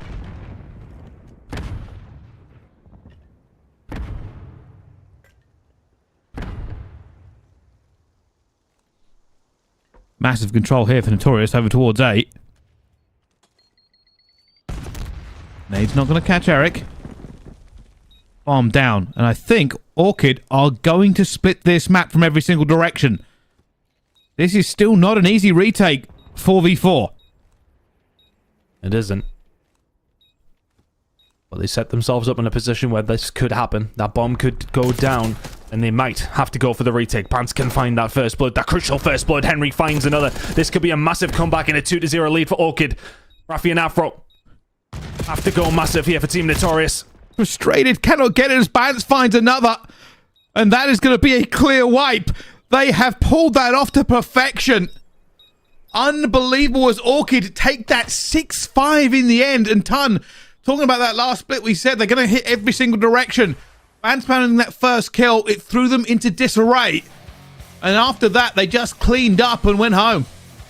Immediately they have to answer the flank, don't they? I mean, it was a really, really smart setup though from Orchid.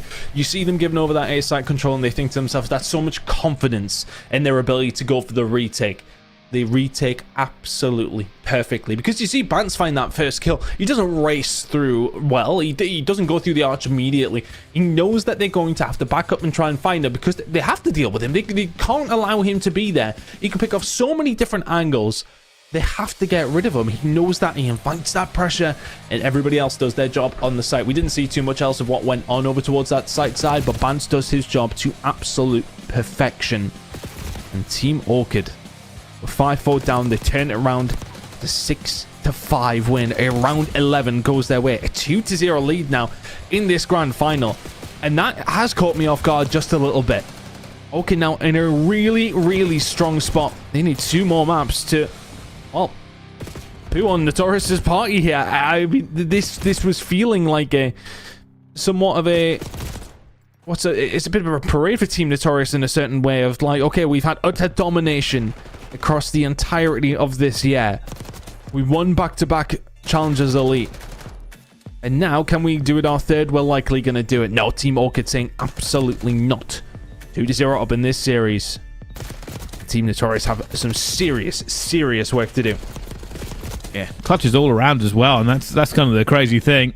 People pulling it out of the bag. Afro, Lucifer, everybody really playing on top of their game, and kind of what we expect from a game of this caliber. So many of these players I would love to see in the CDL. I've said it a million times. I will say it a million times more. There is talent in spades. The right infrastructure, the right opportunities, and the right setting into the way to play the game. That's one of the things that I think people always underestimate. Challengers and the Pro League are different, not just in tempo, but the way they approach it, and it can be a difficult transition. But the talent is there in every single player on these rosters, and, well, we've got some ex-CDL players anyway. I would suggest that they would thrive, but at the moment, the score remains. Orchid, 2-0, Ton. It's a big scoreline, isn't it? With the Vault Control coming up, and by the way, the last time these two teams met, the only map that Orchid won, Vault Control. Which can only mean that Team Notorious are going to make this 2-1 now. And Protocol Hardpoint will be incoming, but you never know. If Orchid can find this one, I think it was super important for them to find map number 1. I think that momentum from that losers bracket side of things, it's quite often a thing that's talked about in a negative light, but it's something you've got to make sure you capitalize on if you are on that team coming from the losers bracket. They do. Now we're heading into a Hacienda Search and Destroy, so I was thinking, okay, nice start to the game. But the fact they're able to find the 2-0 lead, 2 more maps away from being your winners here in Challengers Elite Season 3. Who would have thought it? Who would have thought it, Brycey? Because I really didn't. I genuinely thought this would be close all the way through, but Team Notorious would ultimately get the job done. That might still be the case. Right now, they find themselves 2-0 down with a lot of work to do.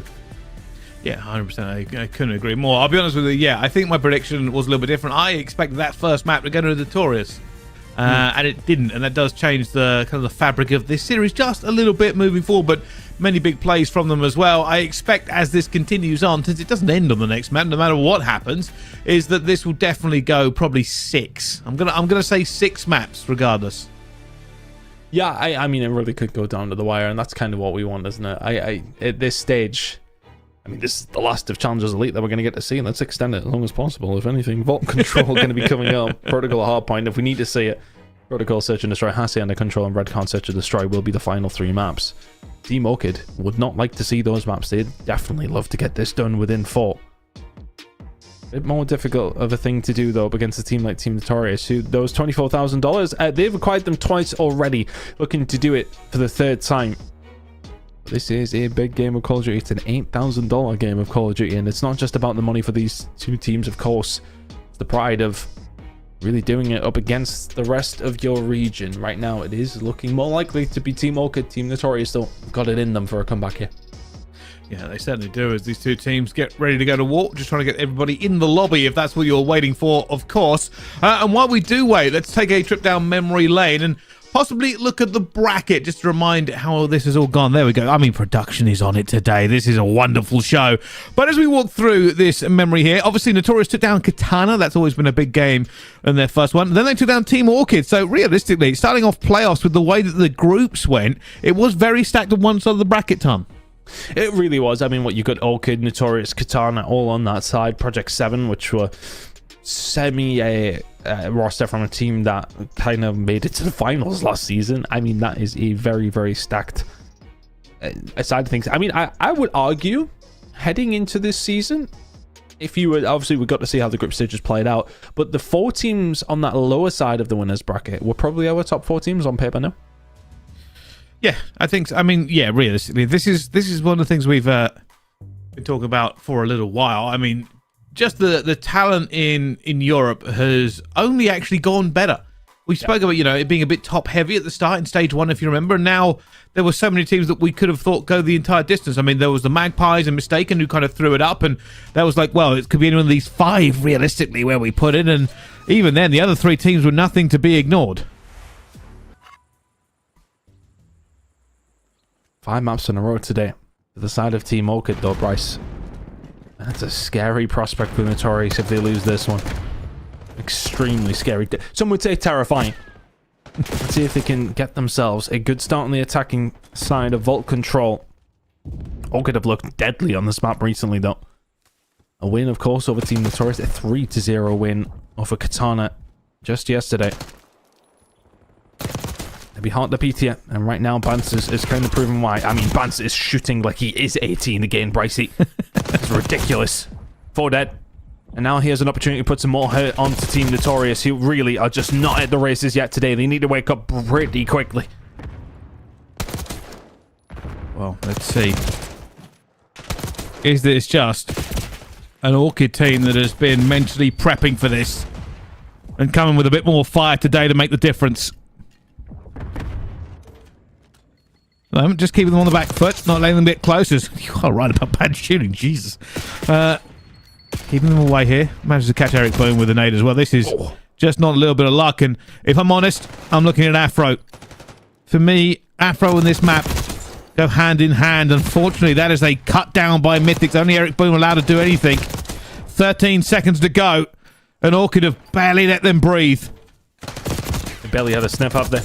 They've barely had a sniff. Everyone from Orchid where they need to be at the very right time. Team Notorious barely touched it. Didn't even see B. And that is the kind of round when you're 2-0 up that can just give you so much more confidence. If you're not already walking around, I mean, not that they're walking anywhere, they're currently their setups, but if they're not currently just feeling like they've got a bit of swagger about them, there's another big round going your way. Yes, okay, it's a defensive round on Vault Control. Yes, okay, those do happen quite often. But it's the manner and what they do it. 1-0 up now for Team Orchid. If they can make some good inroads on this attacking round, it sets them up so well for success throughout the rest of this map. Yeah, I mean, that was kind of a just a disgusting first round. I'm not going to lie to you. The tourists are like, what just happened? That's gone. Here come Orchid. Ant already swinging out right. Probably going to get caught by Raffy here. It's not an easy angle to hold. But slides with the movement. He's going to be cut down by Afro before he can do any more. Mythic's trying to get into the back line as well here. An ambitious start for Orchid. They've tried to go a little bit aggressive off the rip and get that map control straight away. It hasn't really worked out so far. Already, F-Dot going for spawns. I think they were feeling it, weren't they, Bryce? They were really feeling it. Eric Boone will find a kill in his spawn as one Team Notorious will continue to push up in Orchids. After doing a really good job yet, and this is, well, so far a carbon copy. Orchid are being beaten at their own game right now. Team Notorious not letting them breathe. Orchid need to find a way through. Afro, can he get cut down here? Yes, he can. Lucifer Henry starting to combine. If you're Eric Boone, you need to find something, you find nothing. Big pushing coming over towards this A side now. They're looking at least a tick here, you would like to think. For the side of Orchid to maybe get their attacking round going. And they may get a little bit more than that. Afro with a big bounce back kill, but that could be A now gone. Probably give one little attempt at this. Eric Boone already going up top, see if he can pick somebody off. It's not easy to stay alive on that point when you're into it as well. They have made a play, but Lucifer's pushed through. They're going to get A as well. This is about the transition. They know he's going to be here. Not only because it's a normal play, but because he was seen on that cross. Here comes the push. Nade all the way upstairs, giving his position away. Looking for the player now towards the close. Eric Boone not able to get him. Already players going on to B as well as Lucifer will pick up a kill. And that 3 down. This is massive for them. Looking for Eric Boone. He's been caught as well. Players going to be in the backfield. And Orchid trophies need to be down for this one. They have the bodies to get it done very, very quickly. It is a disaster for Notorious. I mean, they just haven't been able to get rid of Lucifer. He hasn't found a great deal of kills over this side, but he's just kept them at bay. But you can have managed to find a way through. Afro was the one who was there, but Rafi's going to take him down. Is there an opportunity here for Team Notorious? Lucifer can't find the final one. Big gunfight coming through. Can he find another? Not going to happen. Mythics and also Lucifer falling down to Rafi, and that's a little bit more control for Team Notorious. Orchid, they were seconds away, Brycey, if not milliseconds. They were, and maybe a few of those kills towards the end, they were just hoping for some hero kills to get through.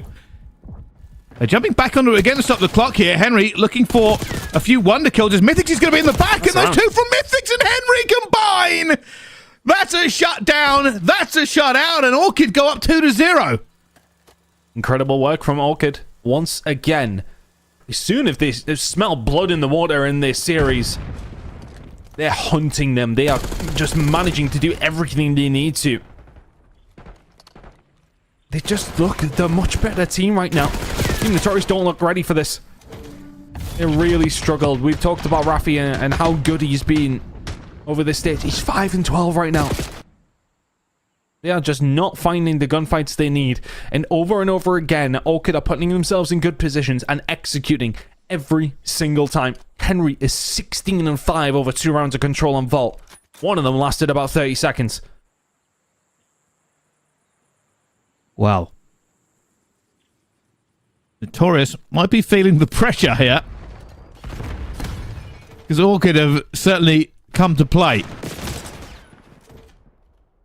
They are shooting on a different level. We knew Orchid were good. We weren't expecting them to be this good. Bands, I thought, was going to lose that fight, considering the timing. But the 2-0 here, though, Bryce, I mean, you have to kind of remember, I suppose, the Team Notorious haven't looked likely over either one of these rounds, have they? But they find an attack. This game changes very, very fast, so this is not done for Team Notorious by any stretch. Still good position here on the way. They should be able to get this second tick, as Orchid don't really have the numbers to contest yet. And with more bodies piling onto the point, A should be gone. And it looks like it will be. Another minute on the clock. Still plenty of lives on both sides. Orchid won't be too upset by that, especially if they can find those 3 dead. After all, that's a big kill to find. Orchid put themselves in a really good spot now. Henry trying to survive, can't. The other kills continue to fall the way for Orchid. They've put a bit of breathing room between themselves now as far as lives go. Team Notorious are trying to find a way out, but honestly, they probably need to slow down here. Just running straight into gunfire. It's a 4 life lead for Orchid. Good map positioning as well. Make it a 5. Now back down to a 4. So back and forth between these 2 squads, but right now it's Orchid fully in control of the map. 2 players have slipped out. Henry will now push that towards a pool spawn. Vance is already looking for the overwatch, but that is horrible timing for him as he gets cut down. Got to be careful here, Notorious. This is a lot of map control for them. They're sending players to slip through. You can already see Rafi. He has been a great player for Notorious in the series we have watched him in. Could now be the key player. Is going to go down to Mythics, but B has players on it. The rest of them now streaming up this map to get in a better position as Eric Boom opens up with 2. And now Notorious, the flames of hope are reignited as they get back onto that B point. Oh, that's a big nade coming through from Lucifer, though. The trophy not getting the job done. Rafi can find one onto Lucifer, so they keep this pressure on. F-Top finds one onto Bance. He was trying to get a flank going. They've cleared out their bases. Notorious can go again. Okay, do have a slight life advantage. Make that a bigger one now. A 10 versus 7. Make it a 9 versus 7. More progress over towards this B side. This may well come down to lives, though, Bryce. Yeah, well, and then, to be honest with you, keep an eye on Eric Boom. On a 5 streak at the moment. Whenever Notorious need a game changer, it's usually an Eric Boom 2-piece. But at the moment, they're still trying to clear out their home spawn. Eric Boom is sitting on the cusp of it with no respawns remaining. He's been here for some time. F-Dot going to try and get through. Can't. Ban shuts him down. Back to Eric Boom, who has been going around this same route for about 30 seconds. But nobody is giving him time of day, Ton. They need to kill Henry. That's been the big problem. He has been here for ages, and he's not necessarily been doing a great deal, but he's slowing them down. Afro can find one. Afro can find another. They need one big moment. Henry, he will fall. This is doable for just a second. 2 versus 4, but you need to get on the point. And there's need to jump it. Just almost no way. They're going to die for this, though. They're onto the point. 0.5 seconds to go down, but all ready for it. Afro, a hope, a dream, but not the gunfight, and down they fall. Orchid blown out of the control 3-0, and they are 3-0 down in the grand final. I mean, it's not too much of a surprise that they've managed to find them out, but again, it's the way that they are finding them. The Search and Destroy has been the only close map of this series. Map 1 and 3, very, very comfortable for Team Orchid. 3-0 up in this grand final. I mean, look, we've talked about Team Notorious becoming more beatable as time has went on, but ultimately, they haven't been. Yes, okay, they've lost a group stage game. Okay, they have lost games in previous iterations of Challengers Elite, but they haven't been beaten like this. Henry just had an absolute stormer. He doesn't do a great deal on that big flank over towards the end, but it's the fact he stays alive, and they know he's there. They know as soon as they jump to B, they've got no lives remaining, and Henry will cut them to shreds. They have to deal with him. They don't. And you're stuck in between a rock and a hard place. Like, what do you do from there? Okay, well, we can jump on the point and see what we can do. Afro pulls 3 out of his rear ends, out of something to maybe get them going, but Other than that, though, what was there to write home about? Absolutely nothing. Orchid, comfortable in the first 2 rounds. In the end, comfortable in round number 3. Team Notorious have come into this one sleepwalking. And they are going to be heading out of Challengers Elite Stage 3 with that apparent 3-peat on the cards. They might be getting 4-0'd here. Possibly. I mean, you got to like the way that Orchid play. I mean, as soon as they saw a bit of weakness on that defense, they just ran like wolves, just pounced on that spawn and were like, right, everybody in, set up, try and kill as many of them off spawn as possible. And yeah, just a pack of wolves is the easiest way to kind of talk about it. They all snapped into position, didn't let them move. And you are right. I mean, not only does it burn lives, it burns time. You're always worried about your flank coming off of that spawn. You don't have map control. It is the right way to play it. But now, with a hardpoint up next turn, what happens? I mean, how can you say Orchid are going to lose this series? Now, surely they can't. Shoe on the other foot. Let's play devil's advocate here for a little second, because, you know, we do like to sow the seeds a little bit, Brycey, when we can. I think if you were to tell me that we'd come into today and Team Notorious would 4-0 Orchid, I would have said that was more likely than Orchid being 3-0 up right now. And Orchid are 3-0 up right now. So Team Notorious, have they got it in their locker to win 4 maps in a row? I believe they do. This iteration that we're seeing of them, though, probably not. If they can switch up and show us the Team Notorious they've been all season long, which is unbeatable online when it's come down to European challenges, then this one really could go the distance. But Team Orchid have got such a big advantage now, Brycey. We're heading into a protocol hardpoint. They're 3-0 up. If anyone could do it, it's Team Notorious, is kind of what I'm saying. But at this moment in time, the way they're playing, I don't see it happening. No. However, I will say this. There's still an awful lot of Call of Duty to be played. For Notorious to come into this and not get a single map would be surprising, I think, realistically for it. But yeah, you are right. I mean, Orchid today, I mean, that is a 6-0 maps that they've had. Demolished the Magpies, and so far, if this was the best of 5, it'd already be over. Notorious will need to find something on this hardpoint just to start the comeback, just to have a conversation, to have a dream, to have even a thought about it. But Orchid have been playing very, very well, and it's not just one member of Orchid, it's all of them. Everyone's playing out of their skins right now. Team Orchid looking to destroy what would have been history-making. Opportunity for Team Notorious to be 3. I mean, it's the same as what FaZe have done, right? In a certain sense. Maybe a slightly different level, of course, for these squads, but with all due respect, still, Challengers, it is not an easy thing to do by any stretch of the imagination. They are 4 maps away from doing that, the same as they were when this series started, Bryce, but they currently can't lose another one. It's a very precarious spot to be in. As far as the rest of the maps goes, we kind of have played, I believe, the maps that we did see between these two teams. I'm just having a look there now.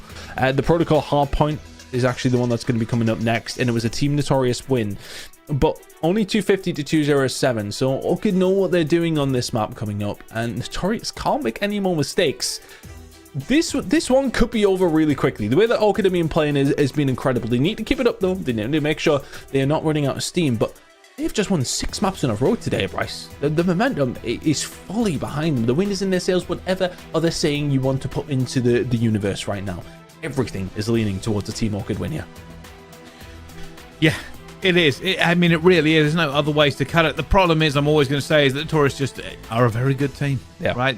I think Afro may have been a little bit quieter today than he has been in some of the series in the past. Not having a bad time. Not a bad player at all, but the problem is we have the bar set so high for Afro as one of the potentially best players in the entirety of European challenges. Is that anything less than dropping a 30-40 bomb on somebody's head is always going to be a disappointment. But maybe this is the hard point where they turn it around as a unit, because realistically, you are right. The respawns have not been favorable for Notorious. It has looked like Orchid are the better team, and I bet they are wishing that S&D went their way. I suppose, you know, Orchid are backing up their result that we've seen in Dallas. They came second. They were unfortunate, of course. They headed into a grand final where, I mean, they'd been up for about 3 billion hours. It was after a long old night from them. It wasn't ideal. scenario for them, but they got themselves to that grand final. They went a lot further than everybody else in Europe, who only managed to the top 8, top 12. I think Notorious might even be top 12. I mean, don't quote me on that. It wasn't good, though, by their standards. They would fully expect to find themselves towards the latter stages of the tournament. But Orchid were the ones who, kind of surprisingly, put themselves in that grand final. I think if we were to pick any of the 3 teams out of the top 3 teams here in Europe, between Orchid, Katana, and Team Notorious, to make that grand final online, we'd have probably said Orchid the 3rd chance to do that. They go on, they do it. They've been proving themselves ever since and are now 1 map away from being champions here in Europe at stage 3, the final stage of European Challengers. Here we go. Can Team Notorious somehow turn this one around, or are Orchid going to just absolutely slam them? Well, we'll see. At the moment, the only real win there on the map for them was Underground, and it was Bance, but Underground is quite a way away from P1, and it's a good start from Team Notorious. Soaking up the time onto P1, getting the kills into the kill feed, and generally having a much better time.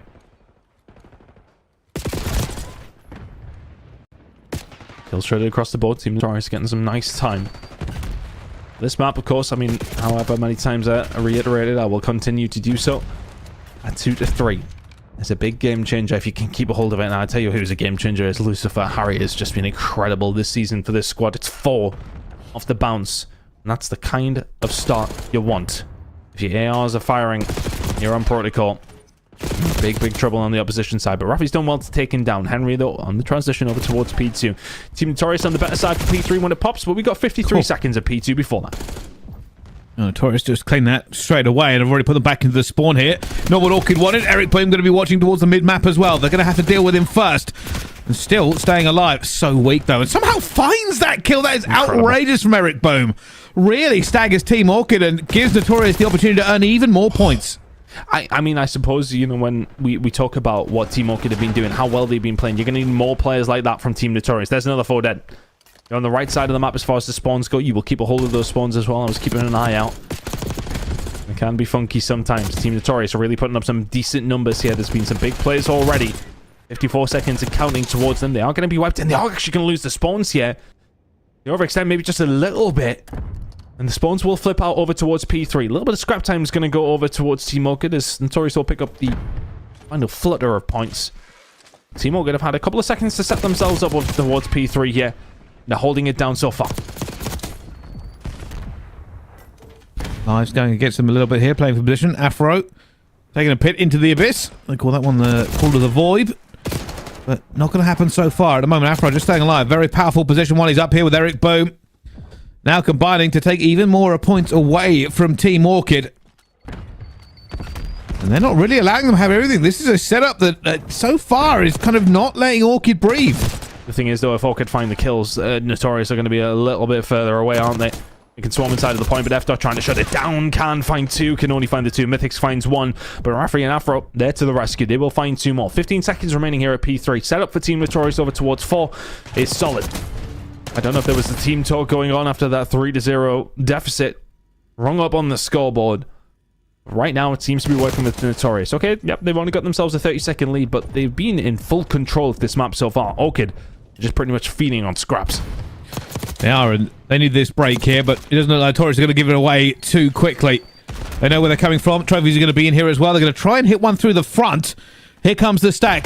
Nades in, bodies in as well. F-Dot goes down, and Mythics gets a second. So far, so good as he dives across, and Mythics trying to make this play against everybody in the corner, and he will get it against Afro. That works out for Orchid. Yep, they find a breakthrough. Something they haven't really been able to find in big moments so far, of course, in this map, but Protocol, we'll be going the distance between these two teams. There's no way we won't. Mythics now starting to heat up into this one. He will find 2 more. We're going to try and solidify this one. Henry can only find 1. F-Dot will take down Bance, but Henry is there for the second. Bance has had a bit of a slow start here. He'll no doubt heat up into it. Currently sitting at 3 and 11. We'll try to get things going. That's a little more like it. But after that break comes through for Team Orchid, they'll get those final few seconds. And for all it's felt like Team Notorious have been the ones controlling this map so far, it is not even a lead anymore. Team Orchid might be taking it themselves. Well, there is the lead change. Orchid, for the first time, back on top.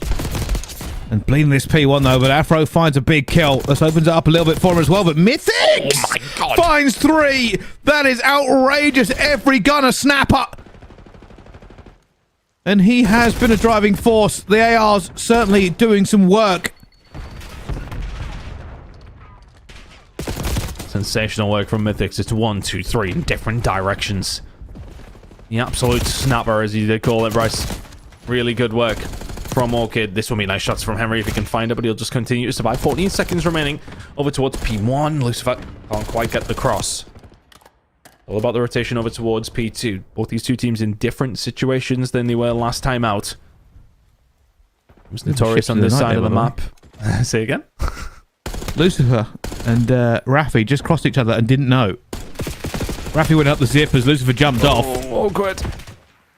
It is an awkward gunfight because he had no idea he was there. And now Notorious in a really good position, actually. They will clean out this first one, but lost a lot of map control. Mythics again with a 2-piece. Afro now tucking into the corner, hoping reinforcements get here in time to shut him down, but not going to be enough. Bans now back into the point. Orchid, a pretty good retake of the map. Yeah, it's lovely. That's big. They managed to clear out trips. They push forward. They pick them apart. Now Henry can be quite aggressive here.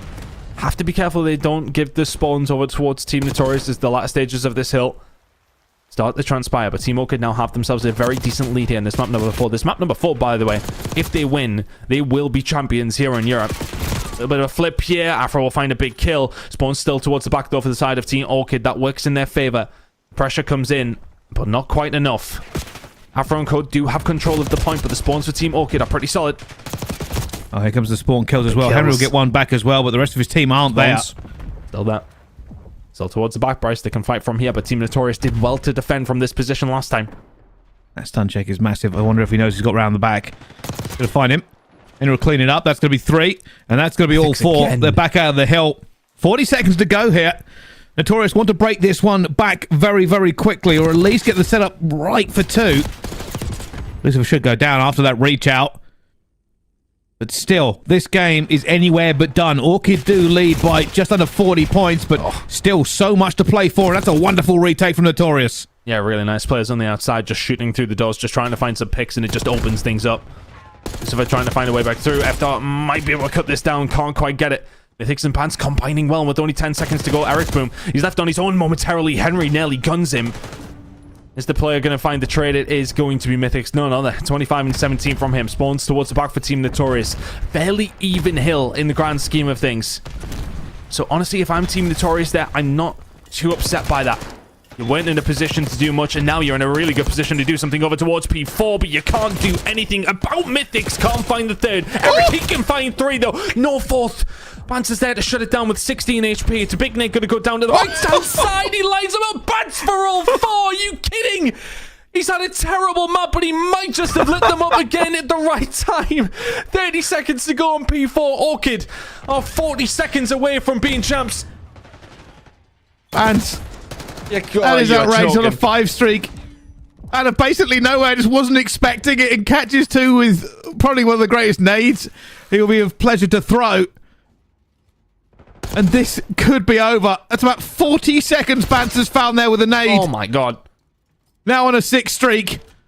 Blood singing for Benjamin Bance. As they are now only 22 seconds away from being the champions in a 4-0 sweep. He's still 7 going. for Bance. He's still going. 8 for Bance. Oh my god. How does he keep doing it? Orchid in the point. Notorious, you need to find your legs again. What has happened since that second rotation? They're 10-0. Here comes the push. It's 9 for Bance. Still coming here to reinforce his teammates. It's going to be down. It's not going to be 10 for Bance, but the rest of the team swinging into action. Team Orchid have come alive. 8 seconds. Incoming Hellstorm.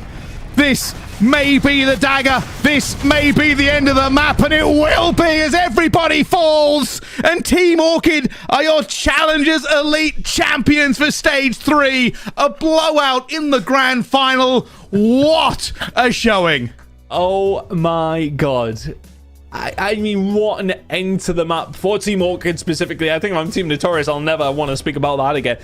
I mean, it was so back and forth down towards P4. You think about the moment where they're going to be able to find a way through. It feels like momentum may well be swinging back when Eric finds all three, and then Bance wipes the team. Not once, but twice. Incredible game coming out from Orchid. Incredible series coming out from Orchid. A 4-0 against Team Notorious, who have been indomitable in these grand finals, and they find a 4-0 sweep against them.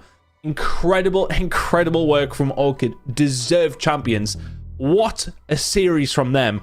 Bance will get the plaudits, of course. I mean, we've seen the streak at the end, got to 9. Absolutely. He was the one that sealed the deal. Bance was a 9 streak and then 19 and 20. It wasn't on the best of maps, in fairness. But you've got to talk about Mythics. 34 and 19. Reduction, if we have the opportunity, though, I'd love to see that final couple of hills back when it did start kicking off, because there was a huge moment towards those latter stages. If Eric Boom can find that final kill, get Notorious inside of the point, it's on the cards for the comeback. But Bance shuts it down. Yeah, I'll be honest with you. I mean, it's just, we were saying all series long he was firing. He came into this last map so slow, and then was like, oh no, I remember what I was doing. Yeah, I was frying them, wasn't I? Yeah, I mean, realistically, like I said, it's fun to kind of talk about the streak that Bance was on. This was it, yeah. But, I mean, Mythics was firing. Lucifer was doing incredible amounts of work around the map. Yeah, I mean, so, you know, Mythics really was just a standout player for him in this series as well. But, yeah, it is fun to talk about Bance's streak towards the end. But, yeah, while that was a big play, it was also not just the only piece of the puzzle. And this is your final scoreline, 250 to 174 on Volt Hardpoint, 6-5 on Hacienda down to the wire. A blowout in Volt Control, 3-0, and then another Hardpoint respawn, 250 to 147. It got away from Notorious. It never came back. And that means your champions are Team Orchid for the third stage of Challengers Elite. Oh, and they stopped the 3P. Oh, Team Notorious will be furious. And I think, you know, they would have been upset to go on to lose this series, whatever would have happened, but to lose it in that manner, oh, that's got to sting. That really has to sting. Grand finals have been, realistically, I mean, they've been dominant, haven't they? Team Notorious have looked incredible. When it's really come down to those final moments of stages, they've been ridiculous. And this is the final couple of moments, Bryce. I mean, incredible from both teams. Huge hit coming through, and I mean, Notorious could have made this. Keep an eye on Eric. Boom, he's number 7. He goes down the stairs. Mythics, who was just a monster all game long, finds these twos. Mythics goes to Chow, by the way, full health. Eric Boom guns him, then guns Henry. I just don't think he had enough here. One bullet would have made a difference. Bance flicks a nade into the perfect area. The last player challenged him, and he guns him into the head. And that's the start of a 4 streak. And it was also the start of the end for Team Notorious. For Bance, you were right. Having a very quiet game. Leaned heavily onto Mythics. But hey, they got to have a little bit of fun in the end, ton. I mean, yeah. Leaned on Mythics, absolutely. But, I mean, if Bance, when the time was needed, when the moment presented himself, just started to shoot suns out of his gun. Was it 9 in the end? I think it was. I was hoping it would keep going, because obviously at this point Notorious is scrambling. They've just had a massive shutdown underneath. Bance is finding players everywhere he can. There's the 8. Should have really had Eric Boom here, by the way. Eric Boom got lucky with the repeat that Bance just wasn't quite ready for it. Mythics picks it up. The rest of the players don't really present themselves out too easily for Bance to get, but they had to run the gauntlet. Notorious so much on the back foot here, had to put themselves in dangerous positions, and Bance loses this last gunfight, but it doesn't really matter because that's more or less the end of the map. I mean, it was done and dusted at this stage. I think Notorious know it. And this was their route, right? Let's go through it. I mean, for Team Orchid, you go up against Project 7, relatively tough game, you get it done, and then set yourself up in winners round 2 against Team Notorious and lose that pretty, well, I don't want to say it was convincingly, looking at towards the maps, 250-207 online protocol, actually, 6-3 on dealership, you beat them on the vault, and you lost by, what, 20 seconds on that map number 4. They eventually dropped down to the losers bracket, which was an absolute shark pit. Jump Shot France, and of course Katana game over the next one's 4, then Mission Magpies. and then Team Notorious. Kind of a hell of a run there from Team Orchid. Really well played. Yeah, it certainly was an incredible run. And I've been told that we're getting set up for an interview, Ton, which is something we haven't had the pleasure of doing too much during the elite stages. But I believe that Benjamin Bance will be standing by ready to talk to us, Ton. Here he is. I can't hear anything. I don't know what's going on. Oh, I'm not sure if he can hear us. I don't know if Bance can hear us. Bance, can you hear us yet? Hello? Oh no, I think we're having a few technical issues here. Benjamin Bance has put all his technical knowing how to win COD. He's getting on. He can hear you. I don't know if he can hear us. He's a bit of a boomer these days. I don't know if he knows how to, control all these things. I'm just saying it. I can't hear anything.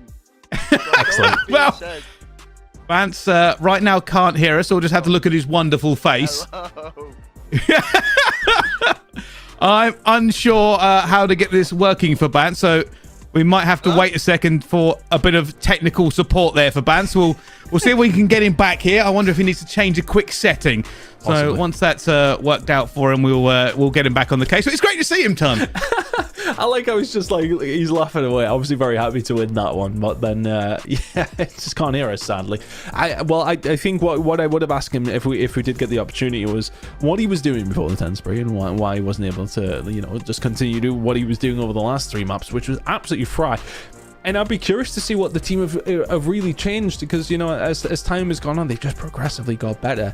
And I wonder if it's just been a case of catching up on the game. Hopefully we can have an opportunity to speak to him. If not, then that would be a shame. But irrelevant of that, I mean, look, what a wonderful squad that managed, as I said, to improve over every stage. They did well to get, of course, themselves to that final 3rd stage and then get the win. Sadly, it sounds like we're not going to be able to get Bance in, which is a disappointment. But irrelevant of that, congratulations to Team Orchid.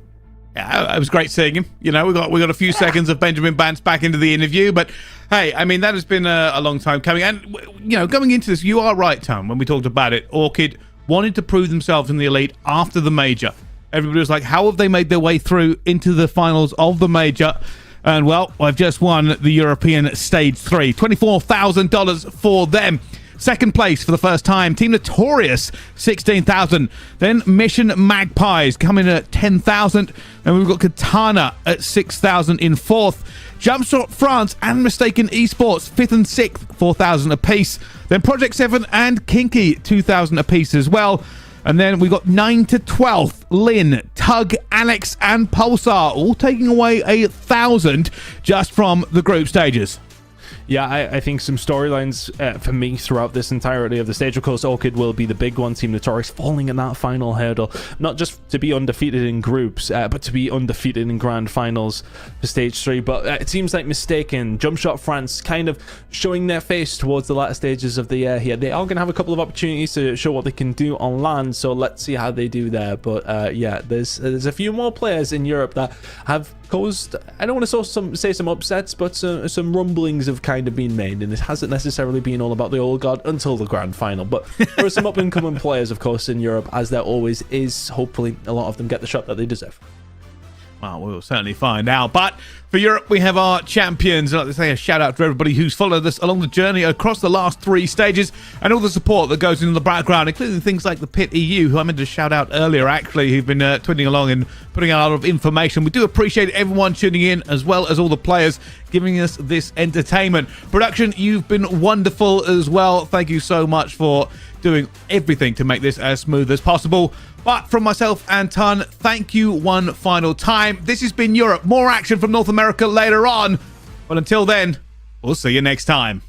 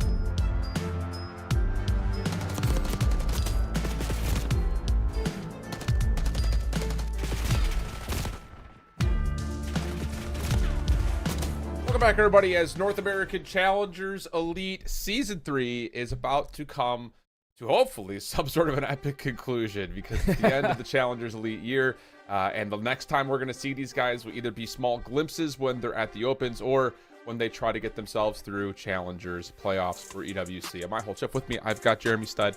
My guy, yesterday was odd. We thought we were going to get, you know, some tight games. We really didn't. We have a couple of clear-cut favorites, though, for our final three here with our last moments of Season 3.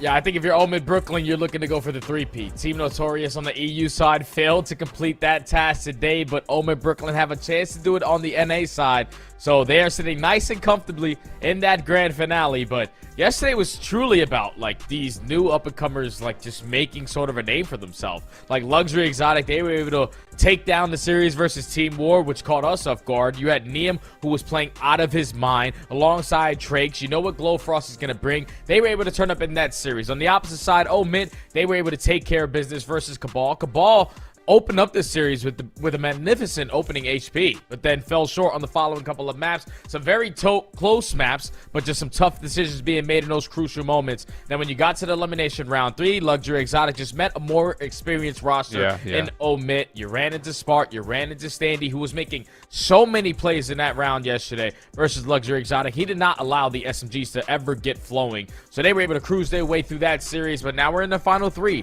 Rory Spartans, who came out really flat yesterday. That's the thing that scared me mostly about this roster, because they're usually a team that if they start off on the right foot, they can steamroll everyone. But when you start off slow, when you're seeing those mistakes, then you start, it comes back to bite you, and then you have to make up for it. And right now, you don't really have a lot of time. You're one and done. Yeah, candidly, I know we were all kind of sitting after the broadcast, you, me, and our producer Colton were kind of talking about what we think the outlook for today is going to look like, and just based on the eye test from yesterday, it definitely felt like we very much could be destined for an Amit Grand Finals. But let's be honest, Call of Duty is a very day-to-day thing, sometimes a very hour-to-hour thing. We've seen it before, where like teams can come in the first 2 maps and completely stink, and then you just take a mental break, you have a small little kumbaya, you turn up, and they find reverse sweeps. I don't know if this year has been maybe the most in terms of like finding the most amount of almost, if not full, reverse sweeps, but I really do feel like we've had a lot of 2-0 starters this year in both Challengers and the CDL, and we end up still looking at a map 5 with anticipation. So we'll see how things unfold, because for the Royal Spartans, yeah, there were a handful of vulnerabilities and weaknesses that we really pointed out.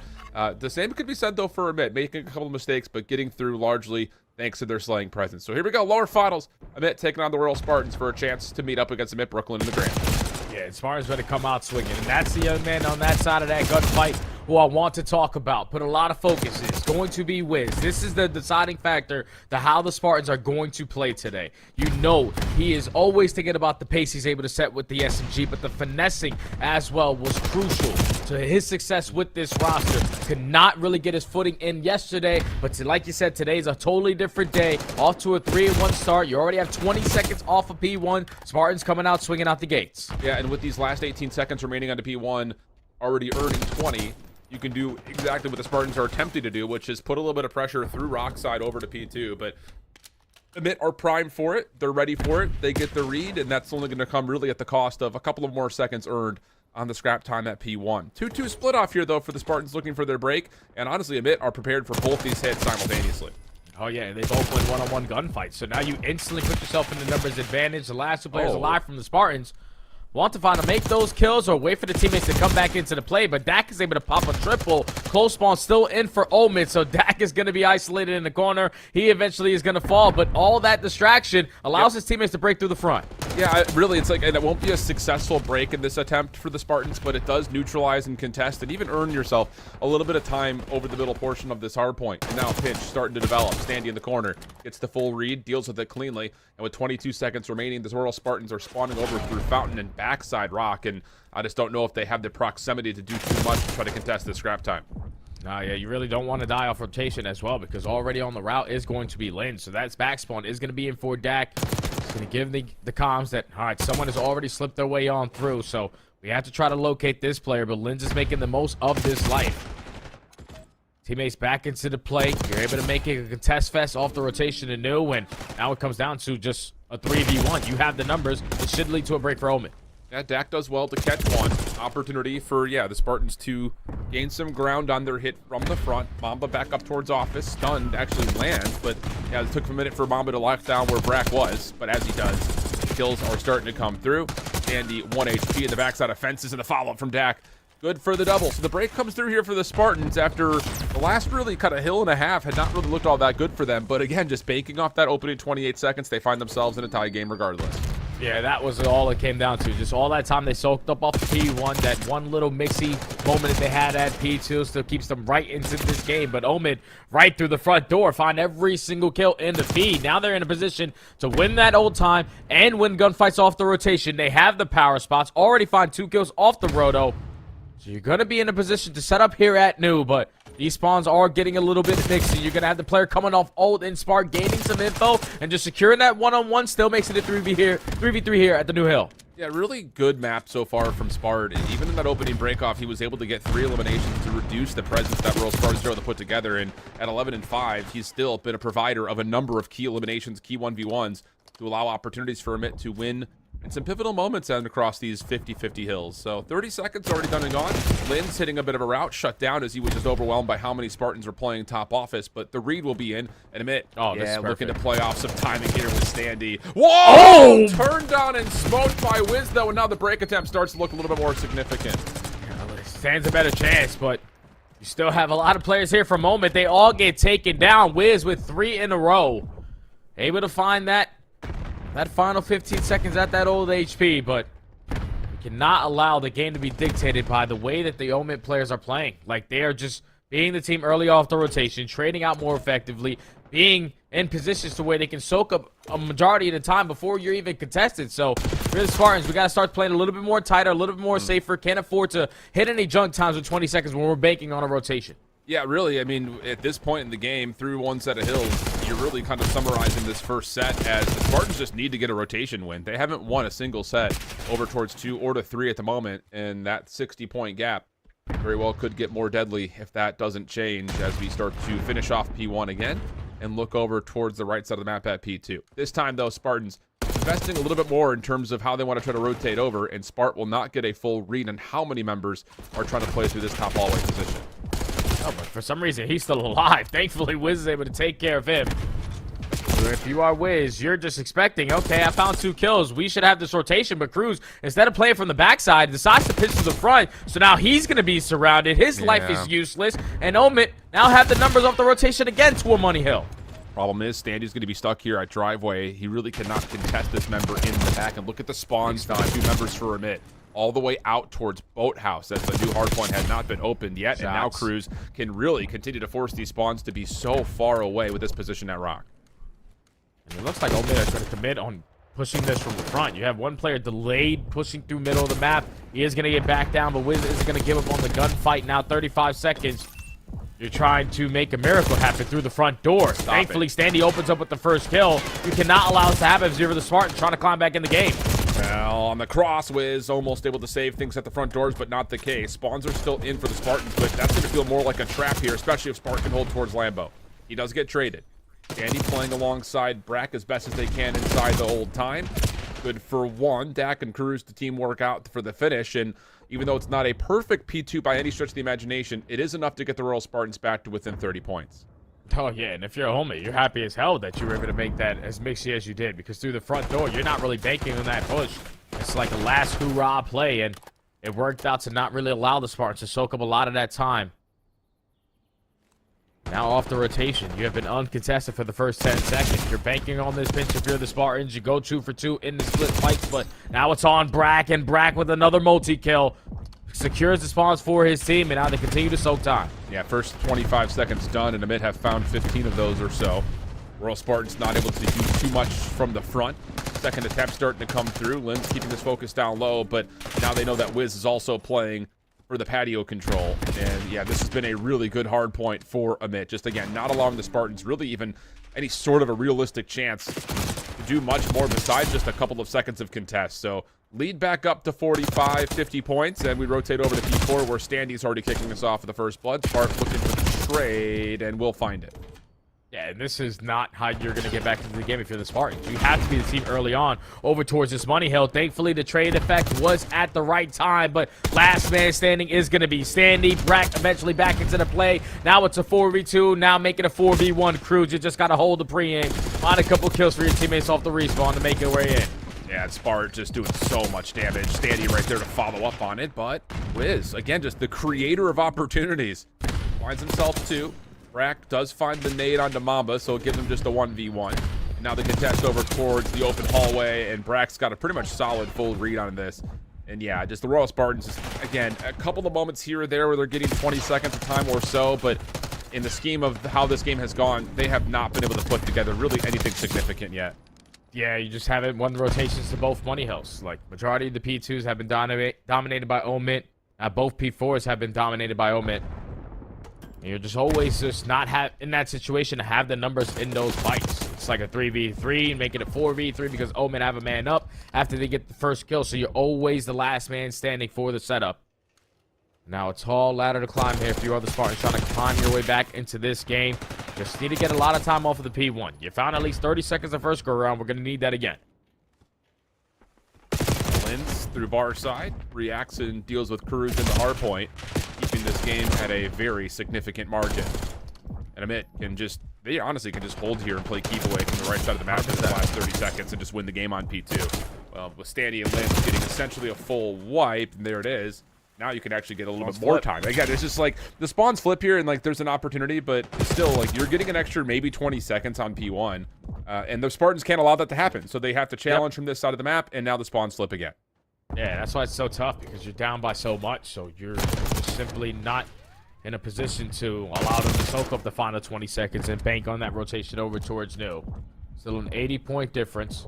Two players from Omit contesting for those back spawns. Oliver Spartan's going to play tight through the front. Make sure you get your trophies down, because here comes the bombardment of tacticals. Yeah, the nades actually are getting into the front door. Stuns. Frag starting to land. Whoops. Bad nade. Yeah, that one unfortunately doesn't get all the way through, but Lynn still makes up for it, finding a kill inside the hard point, and one more beyond that, leading to contest, and Brack will clean things up. 38 seconds left of this hard point. Chance to still win it here if they get every single second. You don't figure that's going to happen. There'll be some level of contest. But the problem is the Spartans have to fight the war on two fronts. You've got to challenge as much time here as possible, and you still have to rotate the builds. Not what you would call a recipe for success. Oh, but Wiz at least having the highlight play there. I don't know how he lines up three, make it all four. Leads to the break there for the Spartans. Maybe a little bit of a spark, not into this map, but maybe the next. Because you only needed 17 points. You had the rotation again over towards P3. Omit had just been in the driver's seat this entire map, number one. Need to find kills quickly, and you find the opening, so you can contest, but you just need to keep on trading. 3v3 now. 241, 164, and Wiz still staying alive. Mamba a little bit of support to hopefully keep the play from the front as an opportunity, but last 4 seconds, everyone's just got to run forward, contest as much as humanly possible, and hope and pray they can find some corner of this hard point to stay safe, but no. Skills just too convincing. One more player to grab, more to even get there in time, and yeah, the story of map number one is that just Amit really didn't make any mistakes. I would say there was, some P1 time at the very beginning. The second P2, Spartans did okay on, but honestly speaking, whenever Amit had a setup and a rotation, they really only missed out on maybe 15 seconds in total, whether that be contest or a break. It's just there was never anything significant for the Spartans to get themselves back into this game. Yeah, there was no need for them to ever be in panic mode. They felt like they were in the driver's seat the majority of the time, even when they gave up initial 30 seconds at that P1. They won their rotation over towards P2, and at the end of P2, with about 20 seconds left, Dak just decides to push through top hallway and give up his life, and now you're spawning at old. So now it makes your teammates panic, because once he spawns at old, the comm comes in, someone has slipped on through. Lins also finds a second kill, so now two players are all the way across the map. You were banking on to just trap them in towards the backside of P2, but that didn't go your way. And then Omit, from that point on, just started to take the front foot and push it forward every single time. We're going to be the team early off the rotation. We're going to be the team that have the numbers on the power hills and always have the last man standing. And you just consistently trying to play catch up there if you're the Spartans. We got to be able to cut our losses completely, not one commit on old time, and then completely dismantle the play off the rotation. got to be more structure going into these next couple of matches for the Spartans, because it's not going to looking good the same way it didn't look good in their opening series yesterday. Yeah, and I think that is the overarching narrative is, you know, kind of comparing what we see here, map number 1, to what we had seen yesterday. There isn't enough difference, right? I think on the other side for Remit, you know, talking about some of their follies that they've experienced in this stage, I think in particular with some of their playoff matches, none of those are really all that present in map number 1. Again, like a 250-164 in a map like Hacienda just really tells you the story of, like, at worst you're trading 40-20s, and that math works out for you more often than not. So good opening start there for the Hardpoint if you're a Mitt, but now we go to a Hacienda Search and Destroy, and we say this every time, at least I say this every time. This Rural Spartans team, whether you know them as that or if you know them in the past as YFP, they've really preferred this Hacienda Search and Destroy in the history of their Challengers Elite runs. So a good opportunity and a good venue for them to try to bounce back, but kind of reflecting on map number 1 to what we saw yesterday, not enough potency there, maybe outside of a couple of individual sparks to lead towards much hope and faith if this starts off slow for them. Yeah, it already starts off slow. You want it to be the team to open up with the opening hard point. Now you're banking on a Search or Destroy, which every single time we talk about this lineup, we always talk about how good they are at Search and Destroy. But just recently in a couple of their series, like yesterday versus Omid, like they got slammed in S&D, like multiple times where you're just giving up that free first blood. You're taking too much of a risk, getting caught out of position, and then just not allowing your teammates to have an advantage in any of those rounds. That cannot be the case today, because on the opposite side, you're going up against Omid, a different Omid. Yesterday played Omid Brooklyn. Today it's Omid. There's still two Omids in the squad. But this Omid squad played Hacienda a lot yesterday, and it was relying on what Linz and Stanley were able to do. They had so many different routes, so many different plays, and they took their time and always played their situations correctly with their numbers. So if you give up that free first blood, just say GG on the round, because they're not going to give up free ones to you. And you also got to keep in mind that even against First Blood, the Submit team were able to benefit off of like a Linz 1v3. I mean, they're just they're so good at creating their own opportunities in low number situations that I think is one of the things we haven't really mentioned a ton of, but it is something that you look at in terms of like the best CDL search and destroy teams that we have. Is like, yeah, First Bloods are always going to be important, and the efficiency of being able to provide that more often than you fall victim to it is important in terms of kind of looking at the numbers.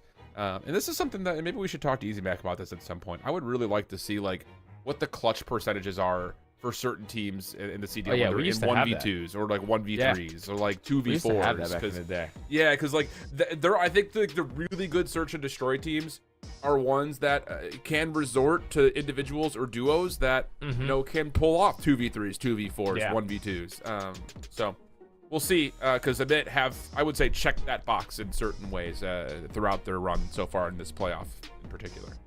Yeah, that's a phenomenal stat. I'm pretty sure we had it a couple years ago, and I think it was like Dashy, like 2 or 3 seasons where he was leading in 1v1s, obviously 1v2s. He had like 3 or 4 1v3s. We were able to keep track of that, and that helps because like if you're a team that sucks at getting first bloods, but you're really good at search and destroy, you're figuring it out even in a man disadvantage. So I can only imagine if you had all 4 players on the map, what your strategies would look like. That's just one of those numbers that just tells you if you're getting blooded and your teammates are clutching on all rounds, those mid-round adjustments are basically perfect. You are understanding, still, we can take care of this round, we can set it up properly, play to our style, and teams that can do that stand a better chance at just winning everything, because man disadvantage S&D rounds, those are tough to come by, and they really be are victorious in them. Yeah, they really are. Not to just sit and highlight what we saw from Linz yesterday, him being able to showcase that, but we kind of talked about it on the CDL broadcast. We saw the numbers for it. Mamba has been impressive in terms of the Spartans' lens when it comes to that viewpoint, in terms of him being able to individually come away in clutch moments. His individual KD has been really, really strong throughout the playoffs. So definitely a guy on the other side that has been able to also scratch that itch in terms of things we're talking about for good search and destroy teams. And in particular, we've seen that a lot on maps like Hacienda. We've seen maps like Protocol come through for Royal Spartans that have largely been thanks to how Mamba has played individually. So just kind of giving you guys something to look at on both sides. Again, we're not going to really see these guys with as much individual hard focus until EWC, or I guess maybe Challengers playoffs. Yeah, they got Major 3, they got Major 4. Yeah, like but like in terms of like a broadcast is concerned, like, due to the workflow, we only see one match at a time.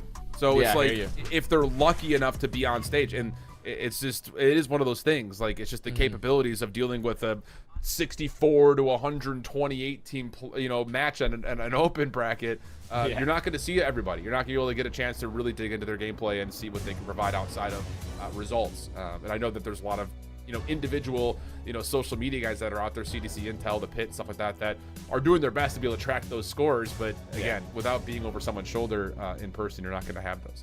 But we are, again, as you see, the draw comes through, players looking to pull certain servers.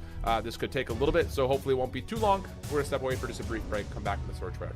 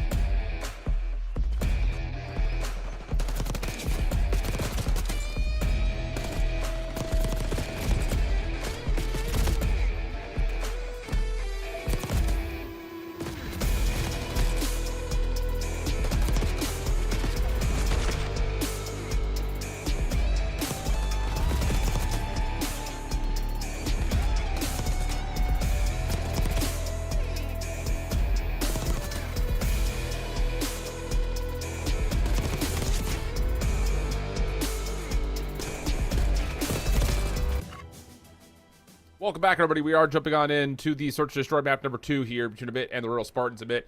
Coming up cleanly in the Hacienda Hardpoint. If you're joining us late, the Royal Spartans looking for a bounce back on a map that they have trusted a lot in their search pool. Oh, and I love this initial play for a moment. Like, just setting the tone. You know that the Spartans are going to try to play with the aggression, so let's just spread the map, allow them to run into us, try to read what their setup is looking like. Brack gaining a lot of info. They have some secret presence, and now they're going to send in Lins potentially for the first blood, while Standy is keeping them distracted from the front. Yeah. So Lins, good corner here, gets the lineup, enough damage to force the team kill. And like you talked about, Jay, once a first blood like this comes through, you may chalk the rod completely. Cruz and Mamba, last ones left alive, and I will say those are the people you would want. It all depends on if Cruz can time this perfectly, know where the play's coming in. You're able to spot him and also able to find the kill. It's a 3v2. You probably want to play for this trade, but Cruz playing his life beautifully is giving his team a chance here. I think he was a touch, but yeah, that fall onto Mamba means that Cruz will have to do it all. He's going to get a read on this rotation back over to A, though. If he can catch an angle, maybe there's a chance, but no. Doesn't get into connector first, and with that, Amit, take their numbers and run away with it. Yeah, easy first round, man. You allow them to run into you. You slow down the game. Know that your opponents love to play aggressive on their search and destroys. They try to take secret away. Standy keeps them at bay through top spiral, and then they run right into the premium of Lins. Technically only finds 1 kill, but the shot's good enough. He would have been able to find a double. Instantly make it a 4v2. And then just play your numbers to trade it out. Omen secure the first round. And if you're the Spartans, those are rounds where, like, you want to be able to set the tone early on. But, like, if they're not showing anything, there's no reason why to try to overextend. Like, you have a lot of space. Let's just hold it instead of running into them. Yeah, absolutely. And, again, it's just such a tough situation when you lose on 2 like that in a position of trying to just take away space. So the aggression gets countered, at least on the defensive side. Won't be the case here on the offensive side as the SMGs provide the first 2 kills for Royal Spartans, and the bomb is getting planned early. Yeah, Lins does find a kill there. On to Wiz, though.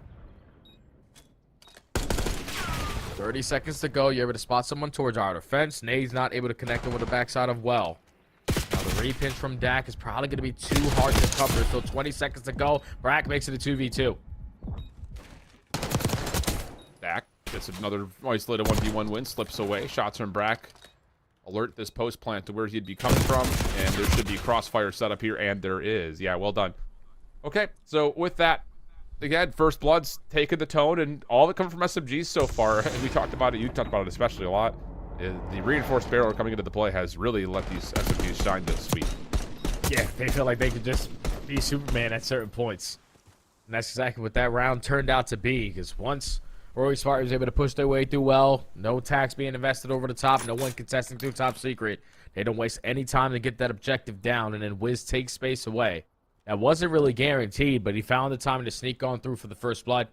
And Dak, once the bomb gets planted, also finds a second onto Standy, so instantly make it into a 4v2. You just play the trades, play your numbers. You're able to tie the game up at 1. Now I love this slow approach here from the Spartans to just have a spread map set up. 1v1 over the middle, gets traded. So now an early 3v3. Wiz, this is bold, slips himself right into bottom secret. And it will be rewarded. That's the bomb carrier down. Wiz will slip back over and just keep kind of running figure eights in and around this bottom secret position as Dak has got a good look at what's outside. Or does he? Oh, yeah. Okay. Dak is able to spot at least one. He's definitely going to get that trade on the Sparty. Now, it's Brack in a 1v2. You think Brack stands no chance in these rounds. Pulls something out of nothing. Almost finds the read onto the first guy. But Dak plays perfect in the corner, laying prone, playing for the instant chow. With the preferred weapon in hand. That Jackal secures the round there for his team. After they strike again with the First Blood. Yeah. First Blood's telling the story here early. Not a surprise to see that or hear that, I'm sure, if you've been watching this year's COD. Or really, in the last 3 years worth of COD. 4 years? Cold War, I don't think, was as definitive with First Bloods as the last handful of years were, but I felt like, yeah, see, Cold War, you had a lot more chances of pulling off like I agree. 2v3s, 2v4s, you know? It's the way the gunplay was at that time. But this game, like, if you die first, you're just not giving your team an advantage. So, gotta figure it out. ooh, little kind of a bait and switch right there as Amit had taken a handful of members up top towards Art Windows. First Blood comes through for Brack, but Wiz hitting around early with Dak. Oh, it's shut down completely. That's what to say. This is a lot of AR focus right now in the composition for Amit, playing those top window positions, but they still deal with the pressure of the SMGs, and very quickly it's on to a 1v3 for Cruz. And Cruz knows that they're most likely going to be set up around this plat area, but no one is giving me anything to work with. So, with 45 seconds, he's taking on a freebie. He spots Brack, plays for the instant chow over towards office, but a little bit weak. That guy has 100% HP. You're going to lose that gunfight, especially when he also has a Jacko in hand. Lynn's able to be the closer on the round, but that time, Omit strike for the First Blood. Wiz and Dak try to run around as an army as two. You can always depend on that to be the case. Like if you spot Wiz, Dak is most likely going to be really close by.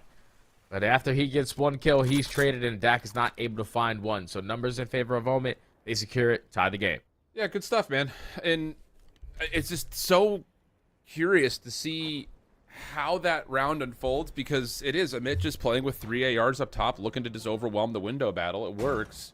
But for them to be able to also shut down, without any information, the double hit from Patio is impressive. So 2-2. We're going to get a show of force here by Amit, but simultaneously, Brack is hitting a water route. So I love this. You know, we've seen teams who just kind of wait and toggle and play around, saying, we're going to wait for this guy to get to Boathouse. Not Amit, not here. They're going to get the bomb down. This is going to force the focus of the Spartans to be in the front, and Brack should have an absolute freebie or two in this back position through Flowers, although he actually kind of gives up the position maybe a bit too soon. Still will find the first, but he has a chance to be isolated here. May not matter. Yeah, no, it's not going to matter. Like, once you get that bomb down, he takes that position over to his bull. You have everything that you want and the objective down with rock control. Now it's a 1v3 for Mamba. He's not going to stand the chance, and that's just a beautiful round. Because if you're Cruz, you were in a position to spot that cross. Like, you saw him slide to the side and try to get that objective down. But you just really couldn't contest it. By the time you did, you invested the nade, doesn't connect. You try to put down shots. He's already off the site. So at that point, you're focused like, all right, we have them trapped on bomb. There's no way anyone's able to slip on through. But the route right there out of Brack gives the safety net there to his teammates. Like, all right, they can show face there. But eventually, I'm going to flank them, and this should be a guaranteed round. Just make sure you guys watch your open. Make sure you guys watch your pinch. And easy. Perfectly executed play there out of Omid on the offense to take the advantage. Yeah, man. And it's another one of those maps that you start to feel the trends and the patterns kind of providing opportunities and edges for Amit. So need to see something to counteract that if you're the Spartans. Going to take a slow page out of their playbook here. And Brack will already clear out Art Hallway. And it's going to be 2 members right on top of Secret Stairs. And the longer this, kind of unfolds, the more security that Amit can just take a long rotation, onto Spart, back to B. Because you've got complete A control. There's just nowhere that Royal Spartans can go towards A. Yeah, once Linz gives up his life. Yeah, Linz is not going to ego chow there. Thankfully, he's able to play his life. But now 45 seconds to go. Brack is now banking on this cross. You already have teammates watching over towards well. Brack is at least able to spot one. Doesn't see the bomb planted though. And the nade good enough to back him out of the position. Wiz strikes for the first blood. Mamba finds a second on the pinch. 4v2. This should be around for Spartans. Yeah, and Mamba will get out of there. He's got help on the way. But Linz tracks it down with the pistol. Staying alive, just bottom side stairs. Dak on the hunt. Linz doesn't have the wingspan to connect onto the knife to Dak. And Spart, who's been tagged up, there's just not a chance here for this 1v3. Good read and reaction from the Royal Spartans. I think especially just the ability for them to rotate to B and get that little isolated nade and follow up first blood. Yeah, there was just no way in hell you're going to be able to read that if you're Omid, though. Because, you get aggressive initially to start the round through B. You already take top open control. They don't show phase 2 top spire because the doors are closed. And then they have no secret control as well. So it's just all right, they're camping their spawn. What are they going to do next? It's just they were more set up around that rotation over towards A than they were over towards B. And that catches them off guard because the only thing you had being your safety net there was Brack watching that cross through top open. But once it's done and the nade is able to force him out of the position and the first blood fight starts to go down, he's giving the panic comms. All right, they're at B, they're at B. Someone's trying to react, and they just all get caught in their routes. Yeah, and I think that first blood in towards open hall really sets everything kind of into disaster mode for Amit because the idea of them rotating Sparta around the back is a good one. It's just once you lose that hallway control, everything starts to falter. Bomb plant's going to come through. Linz, why do we not have our gun up, my guy? Running deep into the defensive spawn, he's got a pistol out. So that's a forfeit of a first blood, and now Spartans with the numbers. Yeah, it was just too much space taken there from Linz. He thought he was going to have a free B, and essentially all the Spartans are working on the bench, but teams have to clutch up in the man disadvantages. Standy might have just made the perfect play. The reflank through outer fence has 2 players weak. Can't find the gunfight, though. Now it's a 1v3, but time's on Brack's side. Yeah, it sure is. There's the... Wait. Oh, yeah. I just that's I'm gonna I respect the play. I respect the play, Alan. The trigger discipline, no one's on the defuse. Let me time these kills correctly. But with 2 players just running across your screen like that, is pulling your auto aim all over the map. And unfortunately for him, he couldn't line up either one of those kills. But to backtrack a little bit, it just falls into the hands of Linz overextending a little too much. Didn't need to take all that space to the backside of 10. Give up a free first blood and have your team in a post plant and a man down.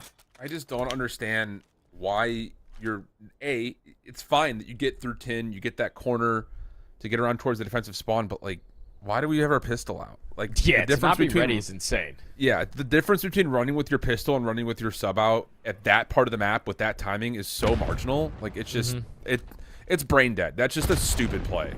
Ridiculous. So Spartans will take an edge. And they're going to get some control early over the A site. Good stun check here for Brack. The nade to follow should land. Doesn't matter. It pushes him out. And that's enough for first blood. Plant is through, and Standy will follow up 4v2. Yeah, this is Standy's go-to whenever they're playing the retake over towards A. Let me just be a nuisance through mid connector. Just strikes at the right time. Now it's a 1v4 for Mamba. Not able to get out of dodge, and that's a perfect 4v4 retake there for Moment. It all starts by gaining some info early on once that bomb gets down. They spot the player crossing into 10. You're able to use your tacks to back him out of his position, find that opening kill, and then once the action starts, you know that we have the man up. I already have players in a position outside of 10 and ready for the drop down and close fence. So Standy gets aggressive through connector, finds that second kill, and at that point, you're just simply outnumbered. Tie game, 4-4. Yeah, really smart and really smooth bounce back there for Amit. It's the offensive side that has caused them a bit of an issue, though.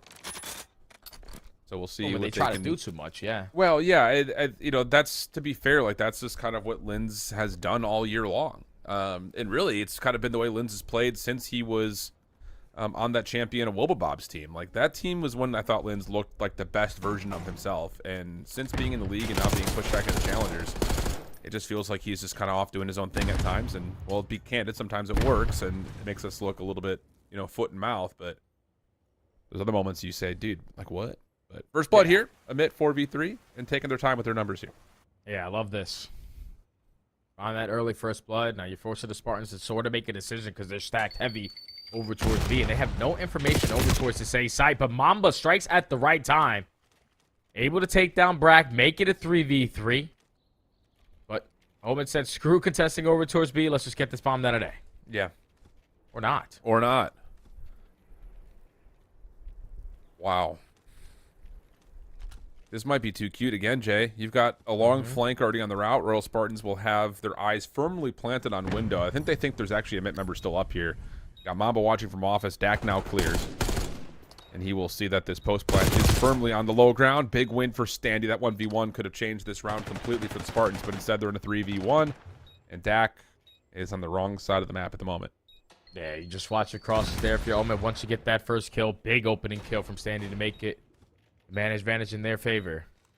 Then Wiz tries to make up for it, gets caught. Now Dak in a 1v3, 20 seconds left to go. He's just simply not going to have enough time to stick to defuse or find all 3 kills. So Omid off the back of the first blood, slow down the round. Mamba makes up for it, makes it a 3v3. And I thought it was going to come back to bite him when they took so long to get the objective down, but Roy Spartans just like off the rotation. They just stayed still. Like they didn't really account for any of the space that they just took and used that for information. They just waited for that plant to go down, not able to spot anyone on the cross, and that first kill was everything from Standy. Yeah, really was. Again, there's a moment there where Mamba, if he wins that up top, there's a realistic chance because they'd already cleared out window, but it doesn't happen. So now you're in a 5-4 situation. The Spartans going to take all 4 members immediately over towards the A side of the map, and there is a significant defensive presence here. Most particularly Standy playing outside fences. You've got a double stack, 1 down low on this stone wall position, the other up top, and Standy will find first blood and stop this entire play at A by himself with Linz watching the return. Oh, and now the Spartans sort of feel like they're trapped. Like you don't want to wrap through your spawn, so you're going to try to push through their base, so potentially just get the bomb down. Hopefully you're able to stay alive, and Linz doesn't spot the size 13s. He's not able to see it. Bomb gets planted. No, Omid still have the numbers, though. Yeah. Dak playing inside connector. Rewrap coming through for Mamba. Dak has to stay alive, not going to be able to. Bruce, can you provide? No. That is going to be the map. Say Mamba's in a good spot to watch over the top of this, but now everyone knows where you're at. First 2 are really clean, to be fair, but Spart was on the long route to make sure that window position gets cleared out, and that will be enough for Amit to take map number 2. 6-4 the tally, and that comes after a couple of mistakes, but regardless of it, Amit just too good today at the moment for this Royal Spartans team. Yeah, it's a little too much to handle. I was just expecting, the Spartans to have a lot better strategies in their S&D. They obviously came out the gate swinging. They tried to take the map away from them, walk right into their setup with them basically camping their spawn. That's not what you want to do. Like, if they're not going to show you anything, let's just wait for them to plant the bomb to beat us. Like, we don't have to force gunfights in Search and Destroy to lose a round. Like, we can just not allow them to plant it, and we're going to be okay. But there's a couple risks that don't work out in their favor in that final round. It was a beautiful setup from Omid. They play super patient through their spawn. They have a double stack over towards B with Standy playing that nice little credit corner at the fences. But you saw, like, once we jumped over to Brack's POV, his job is to just, like, be a distraction.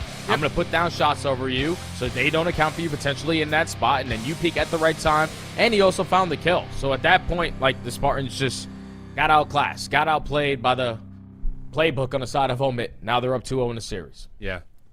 And losing out on this map is maybe the death dagger here for the Spartans, just due to the fact that we've seen them look good on really both the Hacienda Hardpoint and the Hacienda Search over the course of the last 2 seasons, or this season even in particular during the group stage. But missing out on both of these leaves us trying to negotiate and determine how exactly do you get a reverse sweep going. And it just feels like Amit right now are just a step too good. And the Spartans, unfortunately, after falling short yesterday, it just doesn't really feel like they're clicking still even today.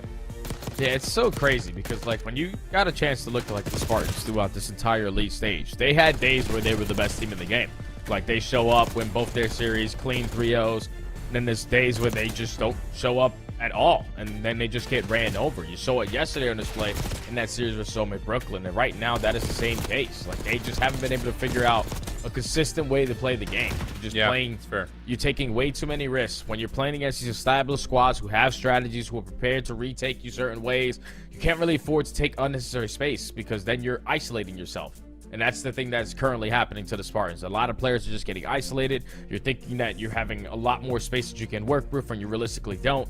Timings aren't going their way. And now that you're down 0-2 in this series, going into a vault control, we watched them play this yesterday. Like, their breakoffs were abysmal. You lost every single one of them versus Omid Brooklyn.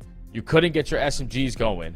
And that's sort of been the same case. Like, Wiz gave us a little bit in map number 1, but usually we like to see Dak and Wiz running around together as an S&D duo. They couldn't find any comfortability on that map number 2, and now on Vault Control, I don't know, man. This is gonna be really tough for them to try to fight back into this one. But you know, anything can happen. Anything can happen.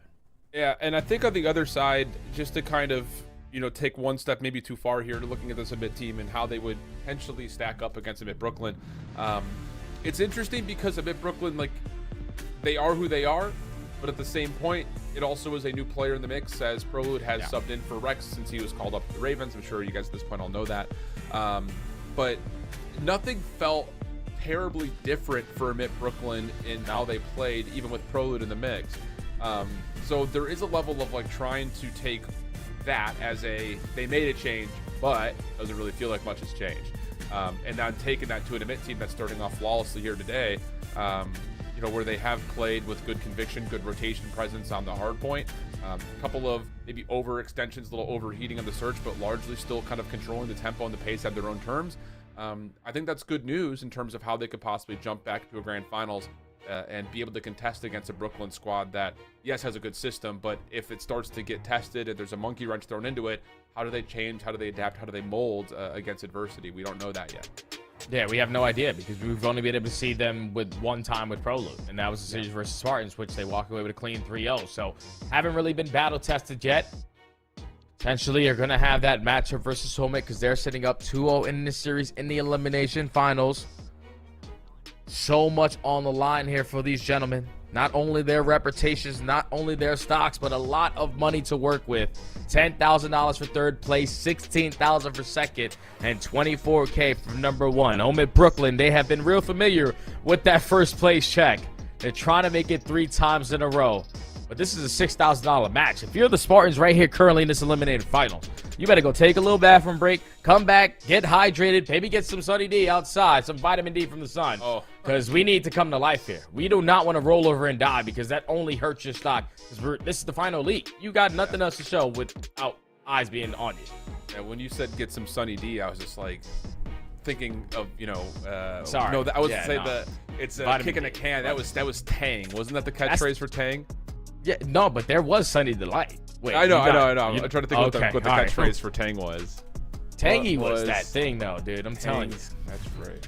I want to say it was like a kick in the glass or something like that. Oh, yeah, Tang. It's a kick in a glass. All right. That stuff was disgusting. Wow. You're tripping. Wow. Nah, bro. Powdered orange juice, pass.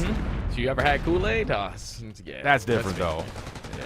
Are you one of those guys, though, like it wasn't grape, it was purple when it comes to Kool-Aid? Yeah.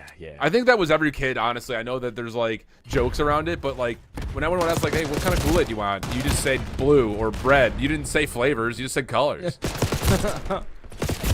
Well, I know what kind of Kool-Aid Roy Spartans are looking for, and that's a miracle kind, because at least for now, you're down 0-2 in the series. You get a clean 4 dead off of your defensive push, and now you are pushing pace into their spawn. You can potentially build some momentum here if you only allow 2 segments to go away. But all the time being wasted now, Omen are going to slow down their approach, trying to clear out this spawn before they make a move. Good follow-up here from Wiz. Keeps the eyes forward here for the Spartans with 45 seconds remaining, and trades are okay for Amit. Keeps them away from a spawn trap, but they're still not finding any presence on the zones themselves. This route from Mamba, though, maybe a little too long of a route now that they're aware of it. Yeah, you can just stack on the point, keep your eyes forward, and say, we'll leave Mamba here. Who cares? Let's get the extra 60. It's exactly what comes happening. Yeah, extra time. Now Mamba has to get back into the play. Thankfully, he strikes at the right time. Find his second kill in sync. Gonna get pressured by Standy. Unfortunately, lose that gunfight. But you're still up by 3 lives if you are the Spartans. Just now, Omid are already in your grill, contesting at the front side of this B point. Thankfully, Wiz is winning gunfights to the middle of the map, so you have angles to set up these pitches. With Smart with the double is going to make this a little bit more mixy. Yeah, Dak will take a peek. Read perfectly by Brack. He also knows there's someone down low. Damage on the Cruz is decent. Sandy to follow up. First tick done, second on the way. Double stack here. You got to reduce this if you're the Spartans, and they're just not finding the kills that they need. Second tick looking positive here as Dak will be shut down. Help is coming off the respawn. There's a second tick. And you've got Standy knowing that he's got pressure for the Spartans. He's got to play forward. Standy will find 2 on the cut. Last player really left to contest this would be up top at Art. And Cruz is being held back. Dak for 1. Stun. Doesn't seem to matter much. And okay, that's going to be a reset with the defense in an 8v8. Yeah, that's good plays from Dak. He's able to fly on in, find a triple there to relieve the pressure. Wait, no one's going to touch this, Jay. Is here contesting. There's only a 1v1. He's able to line up a double with the pistol, but now this pinch from Standy might break them. Sure feels that way. Standy gets 1, gets out. Teammate back onto the point. You know you've got to touch. That was an unbelievable individual play from Brack to get 2. And get on the zone and put that thing within mere fractions of being fully captured. And it just forces all the Spartans to come out. Those long routes, those pinches through mid. Super successful, and Amit doing what they had done really through yesterday, just continuing to find offensive wins on the vault control. And that's crazy how that all spirals off of that one play where Mom was just pushing over towards bombs, because this is the best player on our screen where your teammates are just not getting outnumbered, just getting outgunned. Spart just walks on in, is able to find a leading double. Now his team is able to reinforce right behind them, be able to find a triple before Mama's even able to get into play. Just not having the numbers in that situation or not trading effectively allowed Omid to just hit the different gear once they captured that A point and keep it mixy over towards B. They complete all 6 segments. Spartans looking to play catch up here, and it's all about the break off. Mitt able to find first blood. Trades are through though. Yeah, good shots from Wiz. That's going to allow a very easy route for the Spartans to jump on to the A point and really force a Mitt. Have to play off of the extension through B Street. Focus system denied. Semtex to create space. First tick has not been stacked for, so it only comes through now. Brack's double on the flank will allow this simultaneous hit from the front to work out, and it's just another one of those moments like you've gotten the player into Lion. Like, just get on the point and stack it. Get a second tick at least. Yeah, bro, because that's what allows Omid to develop on such long routes. They're realizing, okay, they only have 1 person on. Like, everybody else is playing for a cutoff kill. So we can take a long route and find an opening on that angle. Brack does it and finds an opening double. And then you just simply get outnumbered in the rest of the trades. Just like we need more objective focus if you are the Spartans. Now with 40 seconds to go, you have some pressure towards the middle of the map. You're winning the initial gunfight. Standy, you cannot allow him to break you again. And thankfully, you're able to instantly take care of him. A should be done and dusted. You should be able to extend this time here. Yeah, but you got a good presence from Brack here over towards Golds, looking to set up again on this same pinch position. He's forcing spawns out, though, so you really don't have to do too much. You've kept, the Spartans trapped inside the previously captured A zone. Timing here for Brack, but doesn't win the gunfight. Wasn't even stunned, I don't think, just couldn't lock things down. Spart also meets the same fate, trying to play forward, and now all of a sudden Cruz has gotten around the back, and there's an opportunity for the Spartans to try to hit some sort of a flank. Yeah, and I'm curious there if Spart's going to get the indication that someone is working behind him, because Cruz is taking his time on the backside of Palace, allowing those spawns to come on in so no one gets antsy off the respawn. But now they know exactly where you are. Can you continue to finesse here? He's able to find that kill on the Brack, almost finds the double on the Spart. It at least pulls the attention for his teammates to get on the point. Andy still finding one, though, before dropping. Keeps it just the Dak on this offensive play. Health making its way down B Street. Nades exploding all the cars around the point. The first tick comes through. Bruce has stayed relatively healthy backside palms, but is forced to reload. And in that moment of reload, it will be Standy to clear the point and find an extra. So 14, make it 13, playing up against 10. Mamba creates something on the pinch, but Lynn's, no, can only find the first. This should be at least a 2-member stack on B for another tick. Yeah. Second segment should be guaranteed, and I don't know if I'm going to be in an opportunity to even contest this because the cross is being watched from Cruz. No need to overextend. Let's just make my teammates' life a whole lot easier, but they both get picked on the point somehow. Brack and Standy are able to find every single kill in the feed and shut down that push when Cruz had you safe on the cross. That is unacceptable to be ego-challenging in that situation. You threw away that moment, and now with 35 seconds, this is basically your last push. You got no more respawns to work with. I think while Cruz was making his play up towards front art, 2 members had dove into the middle of the map and then gotten into vault stairs, where Standy continues to dominate. 10v3. Admit, I mean, you just need a couple of kills and you're good, but the Spartans not done yet. You get a wipe, not even a full wipe. You can just stack, get on and stack it. Why are we trying to play forward? You just need to stack, get on, put the pressure for Standy to come back to the point. So now you're going to get a couple of members on. Third tick looking like it's going to come through. There's no trophy system here. Nades trying to get through. The contest is in, but is it enough? Cruz trying to secure it, and he will by staying alive. The last man standing for the Spartans, and the wipe comes through. The point gets captured, and we're tied at 1. Wow, thankfully the Spartans were able to clutch up there, because they would have been beating themselves up if they let that round go. If Cruz has everything in front of you, they cannot contest from their side line, their side stature, or their side arc. All you have to do from there, if you're the players on points, watch your vault and watch your pinch. That is it. But I guess both of them lose their gunfights. They go 4 dead, but instantly able to respond with 3 in the feed at the same time. So that doesn't really allow Omid off the respawn with all the lives that they had remaining to still try to contest that. That is a miracle run there from the Spartans. They were looking for a spark, and Cruz might have just gave it to them. Yeah, very well could have. That's the only way they win that round. So great stuff. Spartans taking a bit of a pause here on their defensive break-off. Just wanted to make sure they clear their lanes before they re-aggress upon the A zone. It's worked out nicely. Cruz on 5 in a row. Tags to another. Followed up. Ooh, tried to be followed up by Wiz. Cruz will still capture onto his 6th kill. One more will get him a Hellstorm.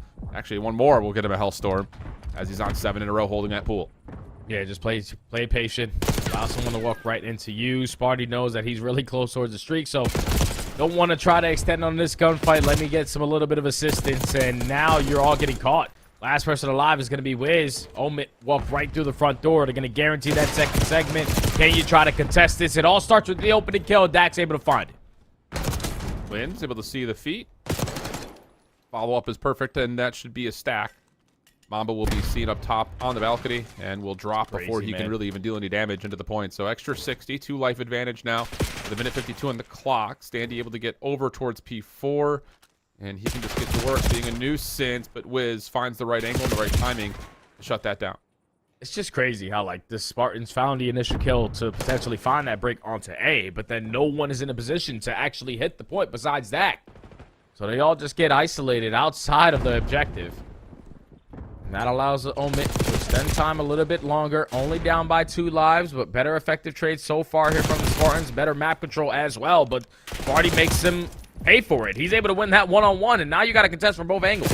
Yeah, Dak is not up top at gold, so he doesn't have an angle to get the member off the zone at the moment. Standy, decent read. Shots don't land fully, but the second opportunity he makes good on. Now the focus goes back into the front side as the defense has cleaned up the B point, but a first tick of progress has been locked. Trophy system down, and here comes Amit making their play up B Street. Yeah, right up the B Street, using a nade smoke to their advantage to have a little bit more cover, but now what can Standy get done from outer palm? The biggest kill is going to be the one outer R, and Cruz with the movement is able to find the kill. So that's going to stabilize on the push. Cruz again finds another one onto Sparty. He's been their safety net with that AR in hand. Ball stairs still a threat, but Cruz takes down 1. Second tick being worked on. Pinch, shut down. That's 3 dead. Wiz seen on the corner. Damage, not finished. Standy peeks and gets punished, but the focus from the front still on. Lynn's for a momentary double stack, but Cruz once again clears the point all by himself, man. How good of a map is he having? He is just having so many clutch moments here. And if you're a Lens in that situation, you have no idea how Wiz did not die when he was the last man standing. But basically the last push here for Standy. Can he sneak his way on into Art? He is getting shot in towards the back, so they know exactly where he is. But you got to make sure your back is safe at that point. He gets cut down. 25 seconds left to go. Dak on the pitch is going to break them again. Only able to find what, but no more respawns for Omid. Yeah. Can they find a way to break on in? No just way. Get this last tick, no way. They've pushed off members. There's the double stack on. Dak, Cruz pushing forward. Kills are decent. Lynn's still alive and kicking. It's just down to Wiz. He's on for the contest. You've got Lynn's at the corner, but the shutdown comes through. Now it's just down to 1. Practice needs to find this kill, but this little dance is enough for allowing the help to come back over. And we will not get drama 2 rounds in a row, just the 1.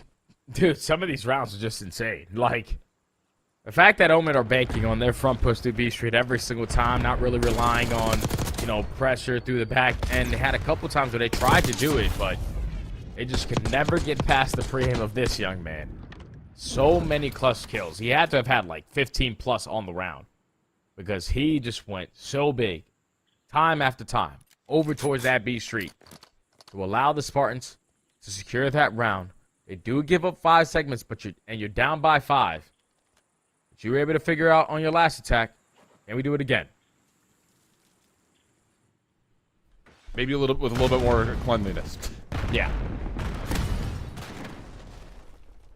See how we go. Break off attempt trying to come through.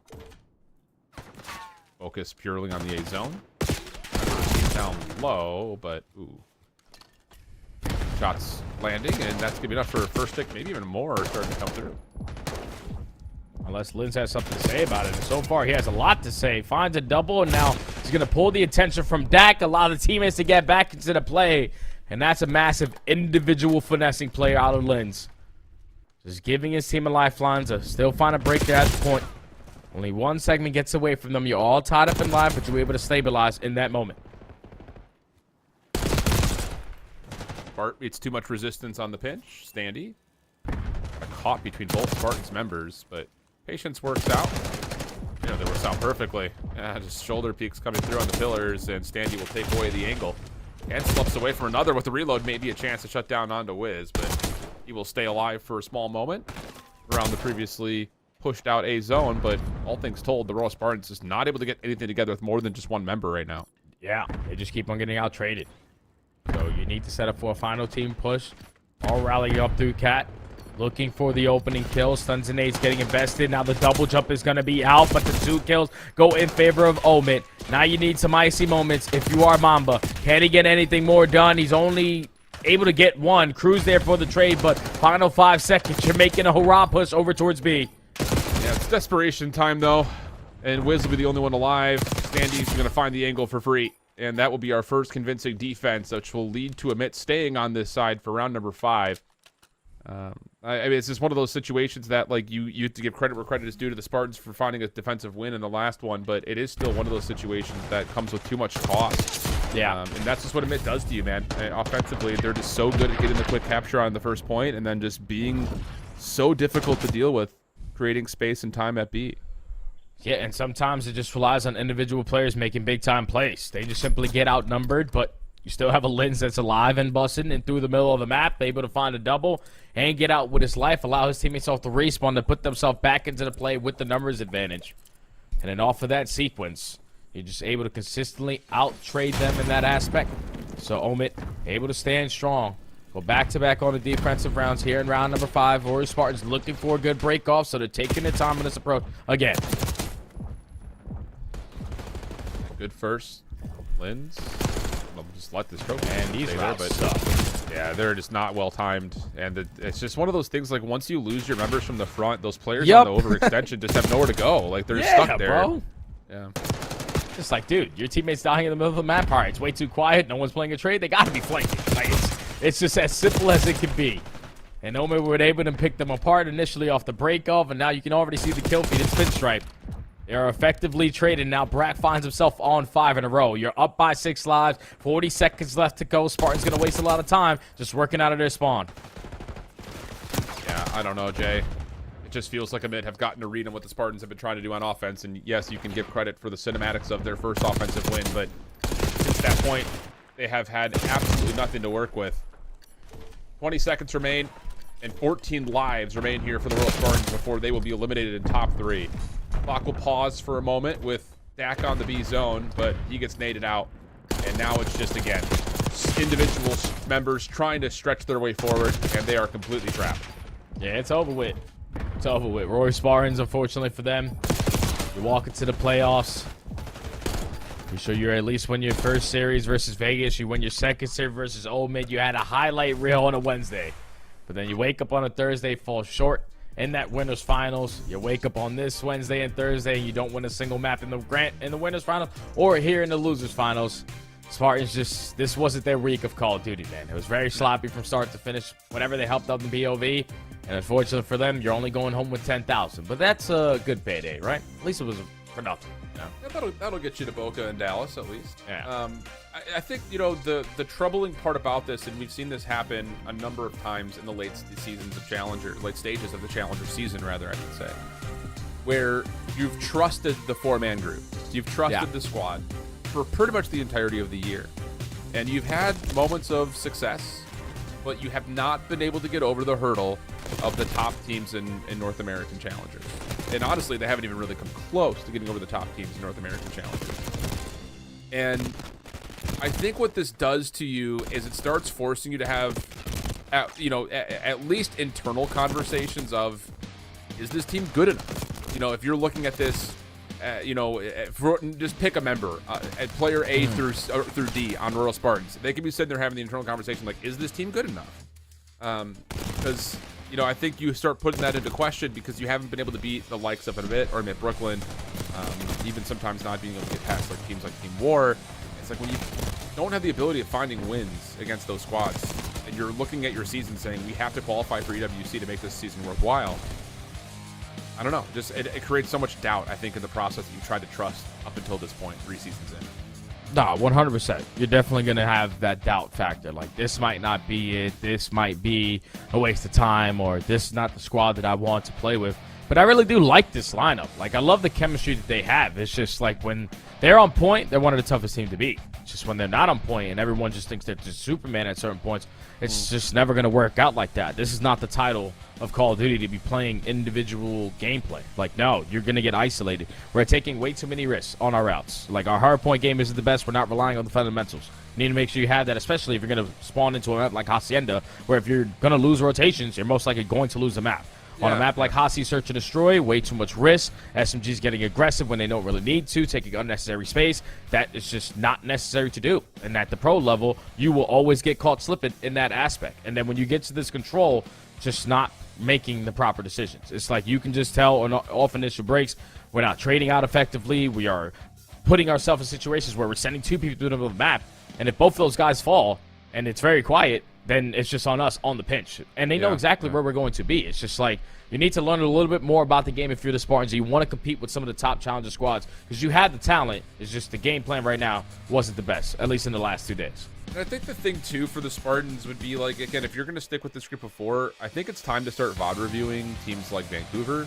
Please. Like LA. We should all be doing that. Like, if you're a Challengers player, I know it's cool to practice. You want to learn how to play the game by playing the game. But there's professionals for a reason. If you stare at the minimap for a whole series, hour and a half, 2 hours, to just lock yourself on in, you're going to understand why they played the way that they do. You're able to improve off of what they're able to show you. You're just probably not taking advantage of it, and that's bad, especially if you want to be a pro. I think it's still one of those things, too. It's just like you look at the result here, and you have, I think, a mental mindset of, like, you get stuck in your own ways. And you need to start to generate some inspiration from other places. I think that's kind of like, if I were in that camp, I don't know what they're talking about. I don't know what those things look like, but figuring that may be the case where you feel a little bit stuck, find inspiration from something else, you know? Yeah. Use a muse of the top teams that are out there to start creating conversations and start challenging what you think you know, because it hasn't come through. But enough about that. Let's talk about the upcoming Grand Finals. It's Amit versus Amit Brooklyn. I don't think we've been treated to this for a Grand Finals. No. So this should be really interesting. It's going to be very difficult for us to commentate, but we're going to do our best. So we'll step away for a break, let these guys do their vetoes, their picks, and their bans, and we'll come back to share with you the map set, the rosters, and of course, the best of 7 Grand Finals. You're back.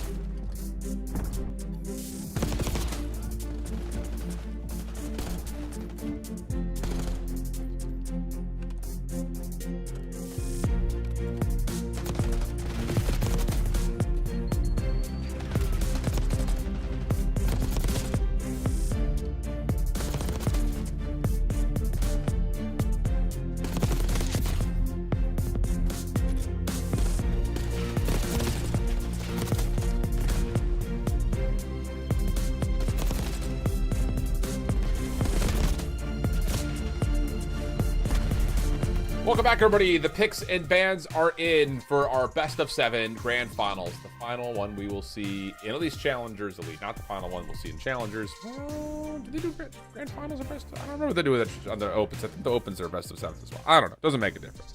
Amit versus Amit. Brooklyn versus nondescript geolocated Amit. We've got ourselves a chance to see these guys square up for one of the first times in a long time, actually, that I can think about it. Mostly because every time they play each other, we often say it's going to be difficult on us to cast, and we haven't said that lately. So this will be interesting. Both teams were 5-0 in their group stage. Both teams making it through what was a pretty comfortable bracket, only the slip-up being Amit dropping an 0-3 series versus the Royal Spartans, but they get their get back, and they're coming in hot to this best of 7. Jay, give me your thoughts, brother. This is going to be a fun series. Obviously, on one side, we're already starting off with the old mid squad, Brax, Spart, Standy, and Lins. For me, the MVP, without question, has been Standy. He's been making so many good plays on the road through losers bracket, making consistent plays in search and destroy, valuing his life in his respawns. He has been a difference maker on this side, and he's going to have to continue up that hot streak. Because on the other side, you're playing against your brethren squad, Omid Brooklyn, who have a squad full of, like, guys who you probably wouldn't expect to be in this situation. Sure. But the Omid Brooklyn system is unbelievable. Craze has had different players since Elite Stage 1 all the way to Elite Stage 3. All of his teammates get picked on up, so now you have to put the scraps together. And I don't know what's going on with the C's neck, but he's twisted. Literally, actually twisted right there. That's too funny. Yeah, it's been such a weird ride because for this Amit Brooklyn team, this is essentially a brand new roster from when the season had started because they had, again, more members that had been picked up going into the this season 3. You bring in Exceed, you bring in Merc, and it was initially just Craze and Rex that were left together, but obviously Rex gets picked up, and now it's just Craze, who was the initial one from when this team had recently been, or at least more longly, formed before this. So to see that they were able to get as far through the group stage as they were flawlessly, make it into playoffs cleanly, and then have to make another substitution. ProLoot comes in seamlessly, and now to find herself in another grand final. It's just very odd because if you were to look at each of the 3 grand final appearances that Amit Brooklyn have had, not looking at how the roster has been broken up and reformed, but just looking at the rosters, they could not be more different from season 1 to season 2 and season 2 to season 3. The only thing consistent is that they find themselves in the grand finals all the time. But this may not be a series that is determined by Amit Brooklyn versus Amit Gaming. This may be a series that has Amit Brooklyn versus Challengers history. The only team now still left remaining that could possibly go back to back to back for Challengers Elite Championships, and they're going to have 7 maps to try to do that. Yeah, Craze is looking for the 3-peat. And you can only imagine what Mercules is feeling. His first ever time this season competing. Found success in the Elite early on with the Stallions. Now he's in the grand finals here of Elite Stage 3. And already off to a great start is Craze. He's able to line up 3 with an extra AR, puts down that pressure over towards B Street. So Brooklyn already soaking up a lot of this speed one time. I couldn't even get my words out right because he killed everybody so damn quick. Perfect start there for Brooklyn. Yeah, it's absolutely flawless. 20+ seconds already on P1. Bounce back looking pretty decent in terms of how Amit are able to kind of crack back in and still put themselves in a position to hold on to a setup that would look good for a P2. This comes down to can they hold it. Standy looking for timing on a bit of a flank route. ProLoot has opened things up, and a good read here. We'll see Exceed drop, but Craze, yeah, he's going to open up some space to work on over towards the P2 side of the map as we start to transition.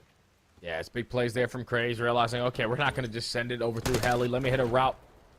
Eventually find an opening, and that opening works out to perfection because now Omen are trapped in towards the backside of tower. You get a little bit too aggressive to gift them a freebie on their opening. And now here comes Stanley on the pitch. This should lead to a break for Omen. Yeah, at least for now. Lins over the top makes this more safe. The only one left remaining would be Craze, and the snap up top is decent, but not enough to secure the kill. At range, though, Amit Brooklyn do find his trade, so the hard point goes open and neutral.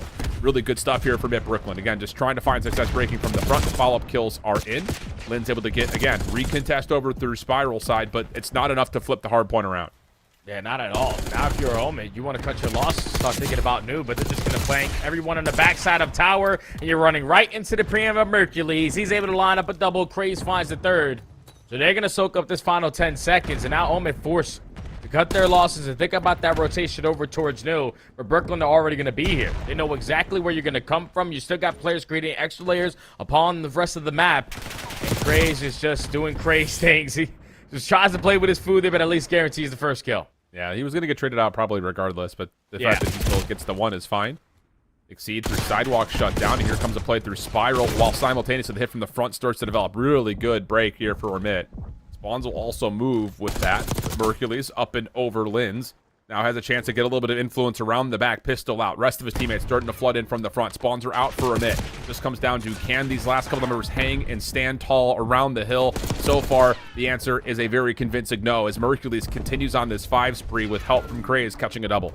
Yeah, his teammates are just keeping him alive every single time he gets a chance. Craze again on 3 in a row. 14-5 start. Now you're early off the rotation. You're going to have the numbers as well. Last player to try to contest it is Standy, and Craze is off to an unbelievable start. Like, I don't know if it gets any better than this. Every situation that he finds himself in, it's working. Every pinch that he's hitting, it is working. Everything right now for Craze is going correct. And now Owen Brooklyn, with the rotation over towards the money, he can blow this game wide open. Set up trying to get stuns and nades in, but the trophy denies all of it. So now you just got to run for the front door, and that's what happens. About to say, this is either going to be a barn burner of a break or an absolute meltdown. And we got the latter of the two. Proloot now extending the play to move spawns around. And the system continues to look unbelievably good for Mid Brooklyn. Up now 100 points, still 28 to fight for on P4. Craze gets spun around. Proloot coming back to the play. Able to find one. That stun should land. Can't make use of it, at least not initially. But Standy gets over aggressive chows and falls. And maybe a chance here for one more kind of finesse hit for Mid Brooklyn trying to play for scrap. Yeah, because now Crazy is going to set up this pinch through spiral. You're not going to be able to read this unless you're able to spot him on the cross. And he's only able to find the first. Brack able to regen a little bit of that HP to give him a better chance in that fight. But what a start from Brooklyn. We're talking about dominating in the rotation aspect. Obviously, you're slaying the bits if you are Craze. But you have been in control of this map from start to finish. Omid, you have to start to come alive. And I'm looking at Spar, who's 4-11, who's usually never the guy to put up a stat line like that. Yeah. Not looking good, especially considering what Amit had just looked like in their previous series. Roll it on 3 in a row. Yeah, that's true. This is a different beast. There's your square ups, and then there's your David versus Goliath. And at the moment, this definitely feels like something biblical. Exceed over the top to watch the cross. That's really well put together. And a game that, honestly, like that last 20 seconds on ult at P4 was not bad for a bit, but it's immediately counteracted and then hit even harder with this setup around P1. A couple of kills still coming through. Maybe a chance here for Amit to get the exit kill, but another follow-up gunfight comes out, and now we got a battle for P2. And you can already see Craze is hitting a route through P2. Unfortunately, gets caught by standing at bottom comm. So, Omit in the right position that they want to be in. Trap them towards the backside of tower. Find the opening kill, but you can already see the kill feed lighting up blue. And Exceed also gets the information onto the playmaker in Standy. So he's forced to back down. Spawn's starting to get a little mixy because Proloot hits a route to take control of top 3. He's in a power spot to keep him off for now, but he wants to make an opening for his teammates to approach out. Yeah. 100-point game still. And these two eliminations from Hercules. Oh, man. It's going to allow an easy follow-up, you would think, for Mid Brooklyn just based on their ability to out-trade. And yeah, Craze just holds down the trigger, finds the kill. Spawns will move just a touch, 25 seconds of scrap time to fight for, but Hercules is shooting. Able to shut down the play up top, giving Craze, again, the freedom just to play his own life in what will be like a 1v1 simulator right here through the front doors at tower. And yeah, just a couple of tags, a couple of backups, just knowing that he's denying the ability for a fight to come out, and this game is pretty much over. Yeah, this is a smoke show. Like, if you're Omit, you have to just hit the reset and hit it hard because Protocol has been very, very good to Brooklyn all of this elite stage. Doesn't matter what the roster is looking like. And I just want to take the time out to not even talk about Craze, to talk about Hercules, man. Like, we saw this guy initially start off his season with that Stallions roster, very, very young, all getting their first chance. Besides him, he was actually in year 2. But just the evolution of his gameplay. You can see how much more confident he is in both weapons, how much better he's playing his positions, and just the way that he is controlling the map with that AR has been unbelievable. You can still close out the game here at P3. Basically, the last push coming in from Omit. Yeah, it is one of those situations where you're absolutely right. Like, we talked about that Stallions roster and how blown away we were at the beginning of the year because it just was unheard of that essentially 4 rookies would come into a debut team playing all together and be able to go perfect in their initial group stage and Challengers Elite. But again, as a part of this Oh system, my god. everyone just gets so much freedom to play their own game. And it could be, you could put it in the Louvre. It's absolute artistry right now from at Brooklyn as they dominate and put them in the 100-point club in the first match. Yeah, I don't even know what to say about that. It's just like, oh man, we gotta spawn in, bro. Like, we gotta be able to get a trade.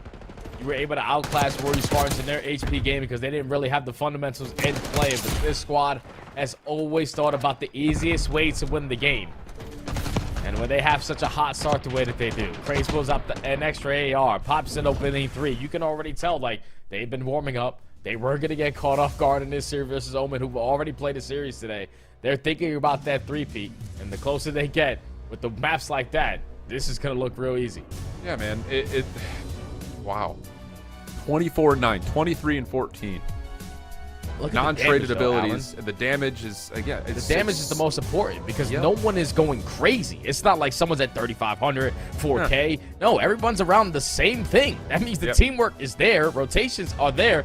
Everything is just clicking for Brooklyn, and Omen had no answer for it. Plus, you got assists 5, 6, 7, 8 for him at Brooklyn. It's just, again, everyone has a role to fill. And I think the incredible thing about it, and you know what needs to, I think maybe I would love to get an inside look on, is like how does this work? Because you're dealing with, you know, initially this season, Craze and Rex together. You can understand like building a system off of them, you know, Rex on the AR category, Craze on the SMG category. But the fact that Exceed fits into the mold as a flex player so quickly, and now you have a last second addition into Pro Loot with maybe a couple of days at most worth of practice. The fact that he just gets plugged in and finds as much individual success as he does, and it doesn't factor or hinder or impact the other 3 at all, is legitimately something that I would love to just get the inside information on. Like how do they create that much of a co-eccentric team dynamic that you can put anyone in place that has good individual skill and they're able to not modify or change what is already a successful formula. It's crazy. Yep. It takes some time, obviously, to develop it the way that you want to, but it also takes a phenomenal staff. Like, it has to be a big shout out to everyone working over there at Omen, because everything that they have put together, you can just tell it's working regardless of whoever is going to be on the lineup. They have a really good coaching staff, a really good numbers analytical guy. Obviously, ownership is unbelievable. The guy is winning regardless of whoever wins this series because they're both representing Omen, but just like what Brooklyn have been able to do, man, it's realistically like not even like seizable for a bunch of these teams because you just don't expect to have this much success when your roster is changing basically week to week. It's just unreal, unheard of, and they continue to shine and show through. Crazy scenes, my friend. And again, it's like the wide like gap in like those 4 names on paper. You've got players like Exceed and Pro that have been in and out of the league more times than one can count. Craze, who hasn't been there but has showed a lot of promise after his debut last year. And now Mercules, who's in his debut this year and has not missed out on a Challengers Elite stage, let alone a playoff portion of that stage. Let alone an opportunity to play for a grand finals. It's just, it's crazy. The amount of stories that are here, it really is crazy. And it does make you feel a certain type of way that, you know, I will put it, I'll just say it right now. This Submit Brooklyn team, I don't even care what the roster looks like. They're not just going to qualify for EWC. They're going to make it to an EWC playoff. Okay. All right. I like that take. I like it. It just depends on what the roster will look like because they might not even have a roster because all their players might end up on CDL lineups by that point. But it doesn't matter. Yeah, it truly does not matter. But it's just crazy to think, right? Because Exceed, like 3-4 weeks ago, after Major 2, was about to quit. He was about to retire. Yeah, you know? And like now he finds himself on this lineup, and he's probably playing the best form that he's ever played with. Same thing could be said for Craze, who's got consistent with this lineup ever since the beginning. But now I think like he's in that final form. And now the same thing could be said for Mercules. It's like everyone who joins into this organization, you could just hit a whole new level as an individual player. And the way you do that is by being a better team player. And it just shows on every single one of their gameplays. So if you are Omen on the other side and not Brooklyn, you better wake up and wake up quick. Because you lose this dealership S&D, you're really feeling the pressure. Here we go. Search and destroy. Coming through on the dealership, and The initial look has Linz for first blood, just kind of punishing Craze for a little bit too much aggression through mid. The idea was decent, but the execution obviously punished, and with Proloot dropping, you're going to get a free B take here. Yeah, and I just remember what Craze told me every time they play this map. We do the complete opposites, and at least for now, it sort of can still work out because Mercules is in a 1v2, has the information. They're going to be at this B-bomb site, but not gaining anything over multiple different angles of approach. Oh, but they're going to... This is enough to actually push Amit back to the A site, and Merc can just hang out at A, or pardon me, at mid now, and rotate quickly to A if he wants to. The question will be, can he get a good enough look at B to know that this is likely a rotation? He very well may have just gotten the exact right timing. Gets a read, backs away. 30 seconds on the clock. And if he can, wow, if he can get into position to watch this cross from on top of the Lambo, he has a chance at this. First shots are good. Knows the cars could still be exploded, so you don't want to give away this 1v1 off that. Backs up. It'll be Spart to get the plant for the 1v1. Oh, and he's able to spot him on the exit. Has him a little bit weak, but Smart with the better positioning. Force him to reposition. Now 35 seconds to count. Smart's going to take some space, but Mercules is able to catch him. A 2v4 from Brooklyn to open out the gates. Exceed on the flank starts it all off. Omit, they had all the map control, but decide to hit the rotation. And Mercules is able to put himself in the proper position to keep the momentum on Brooklyn's side. And that is just unacceptable. This flank was everything. Like, how was nobody watching the pitch? Yeah, it's on the same side. The mistake for Amit is one part of it, but for Brooklyn, it's knowing what you have to do in a 2v4. You have to make a play like that. There's no other way you win it. You're not going to play a 2v4 retake. You have to try to create something. And the fact that Exceed gets his too, and then Mercules catches the information on the rotation from B to A is everything. So now it's a 1-0 count for Brooklyn. Exceed gets a good look over the top of the B side, and that's enough for him to say, if they're playing in this position, we really can't chow this. But nade out. Proloot does not land. Craze still tucked as they're... Again, you've got a deep scale here, and that win from Mercules is, again, another one that you just don't hedge your bets on. Yeah, that is a massive win right there for Mercules because this entire time Blaze going down at A, and Craze has already finds himself in towards mid-office. So how does he decide to play this? He's going to go for the pinch through B, win the one-on-one versus Standy. Now you got the man advantage. Let's just back up and play our numbers. And this is going to force Amit to have to hit because you have to be worried about that pinch the entire time. And they're not. This is taking too long. Here comes the double swing in from the front. And Exceed, yeah, he's going to find the first part, seen out long. Easy follow-up. Wow. It's so perfect. It's so perfect. The crazy thing is, it shouldn't have been that perfect. If you're bracket, you find that opening kill, there's no reason to commit on the second. And he gives that one-on-one. Mercules makes him pay for it. And then the entire time that they are already showing a lot of presence over towards Courtyard, they're realizing, all right, there's nobody over towards A. So let's just rotate it on that side. Craze has office. We get this bomb planted. We stand a pretty good chance. As long as Craze sets up that pinch to perfection. Once he secures that one-on-one, you have the numbers. Just got to back up and stack. They're able to hold strong on their post plant. So Omit, they were having some really good early round success. Haven't found any success in the later half. No, and Proloot just jumping to see if he can catch any information on this mid-cross. Members nearby to deal with it. And Craze, once again, deeper than you would expect. First blood good, but Proloot does get traded. Follow-up from Craze. Timing on this pinch is everything as he finds another. Bomb carrier still alive, though, and a bit will be able to reset to the 2v3. Yeah, it's a 3v2, so you can give up the bomb plant. Just play for some information. Don't commit on a gunfight. And Exceed is able to get info on both. Now you're just trying to get out before getting picked, and Linz is able to locate him. So now the man advantage is for nothing. 2v2. 45 seconds still to work with. Craze on the complete opposite side of Mercules. It's looking like the bomb is just going to slowly work its way up the middle of the map. The problem is, Amit have no idea where Craze is at again. So you can see how nervous Standy is about how he rotates. And they're going to have to go back to spawn and put the entire map in front of them. Check all their corners because you know Craze has been good to pop himself into a position that you just don't expect. With 22 seconds remaining, Mercules hasn't seen anything, and now here comes the call for the defense to rotate again. Yeah, and Craze might catch good timing here. The stun is going to at least give the information. You're able to spot Linz, know the plays on this side, and now you have him weak. Craze over to the top. My feet is completely frozen.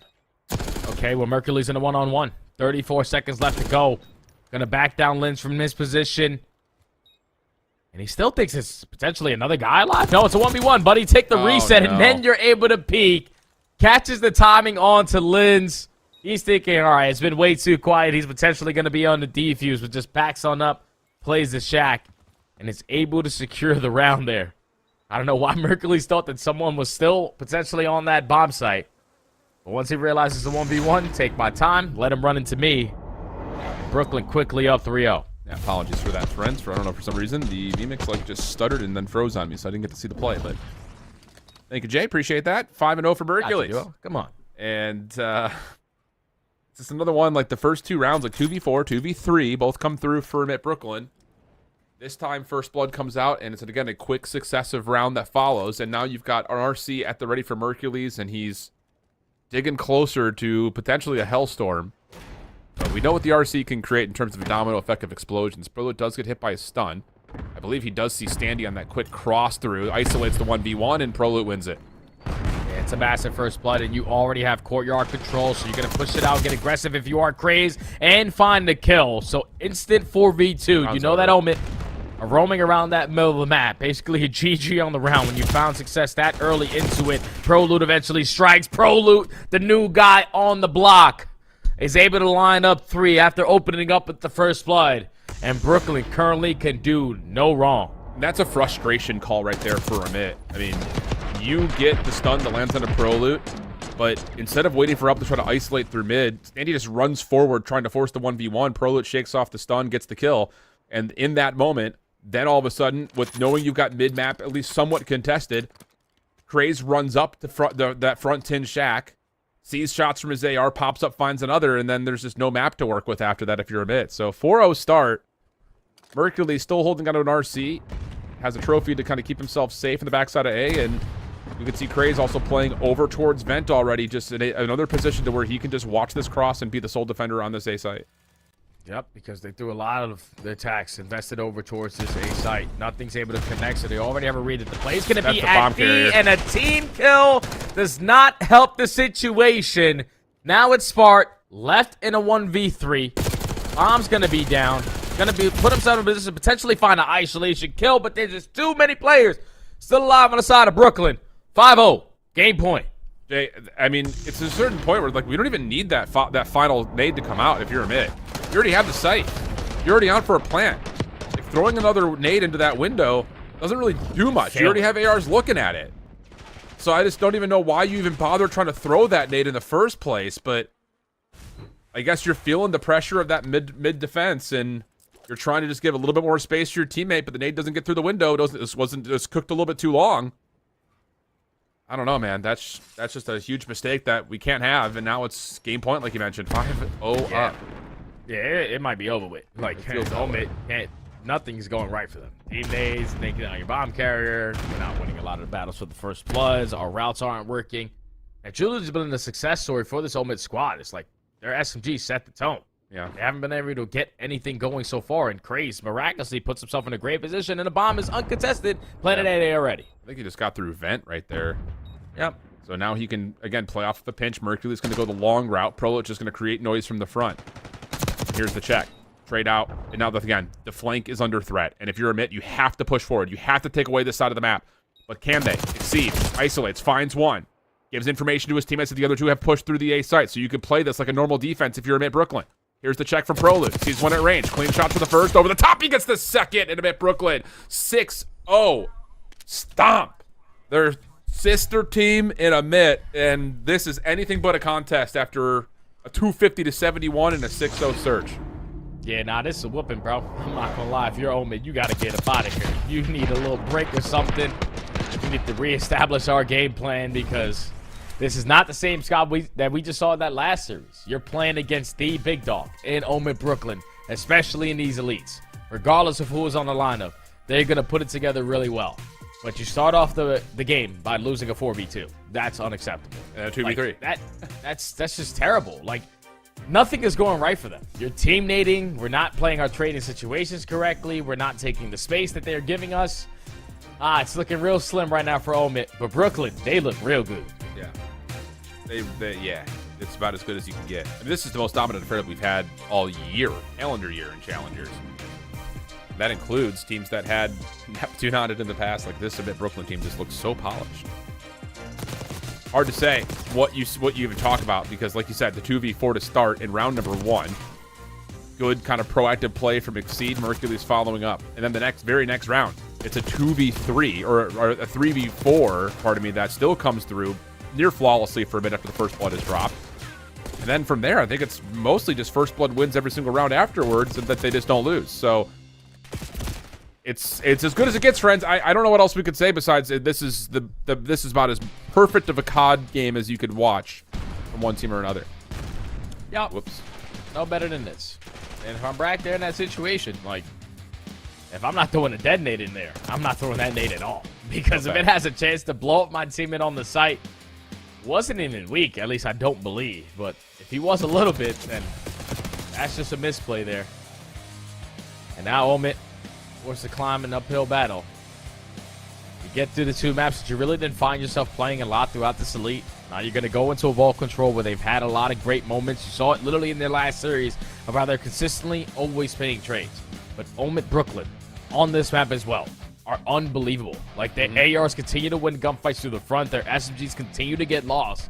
And if you just allow them to continue to dictate this game the way that they do, you're not going to win a map here. We might see the same exact results that we saw on the EU side earlier on today here on the NA side, and I didn't think that was possible.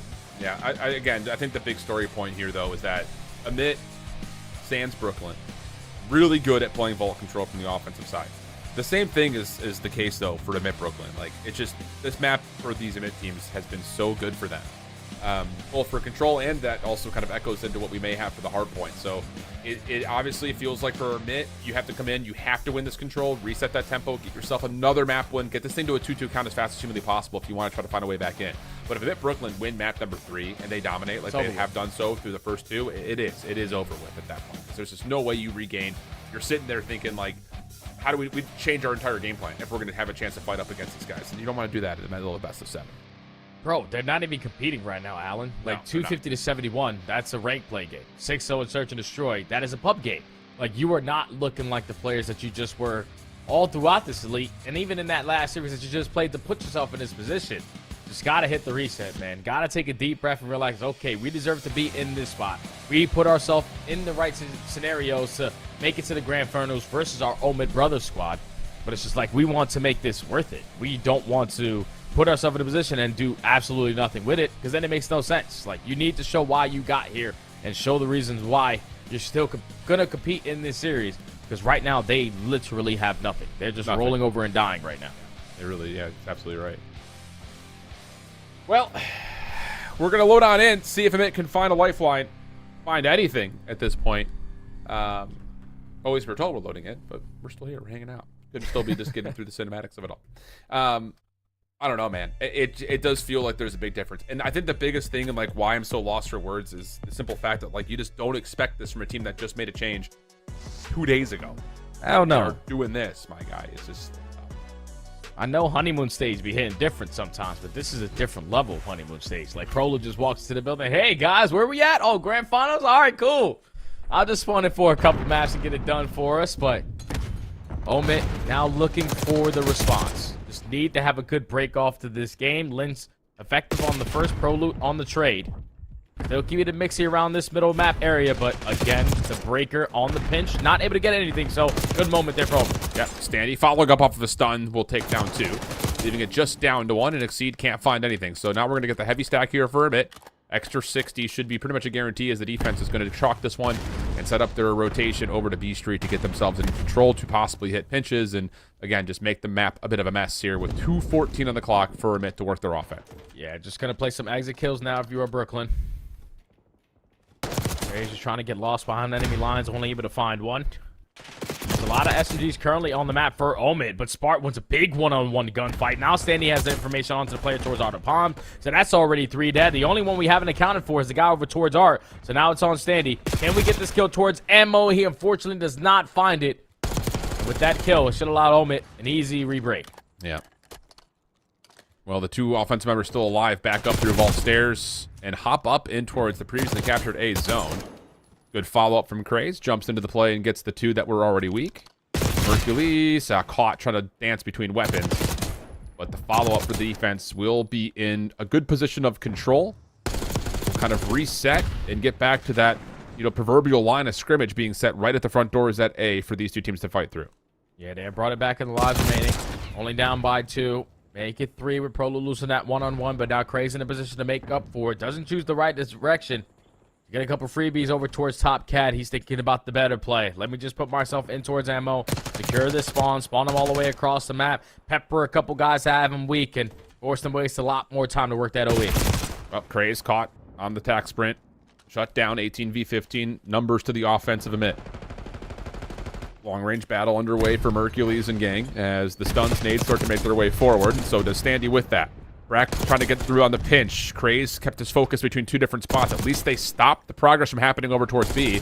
And they've got Prolute on the long route over through the pinch. But he's going to have to make a play quickly. And wow, the timing of his route may work out to extend his life. He even finds a kill behind that. And he's still avoiding the trade. Secondary chance not going to come through. And the second tick of progress is going to be contested and cleared a bit with Exceed stepping on the zone. Yeah, now 40 seconds to go. Almost gets caught with a nade in his hand, but that player's one shot. Let's find this kill. That's already 3, make it all 4 dead. Craze is still roaming in their spawn. We have some ammo present, so they're all over the water side, but Craze loses that one-on-one.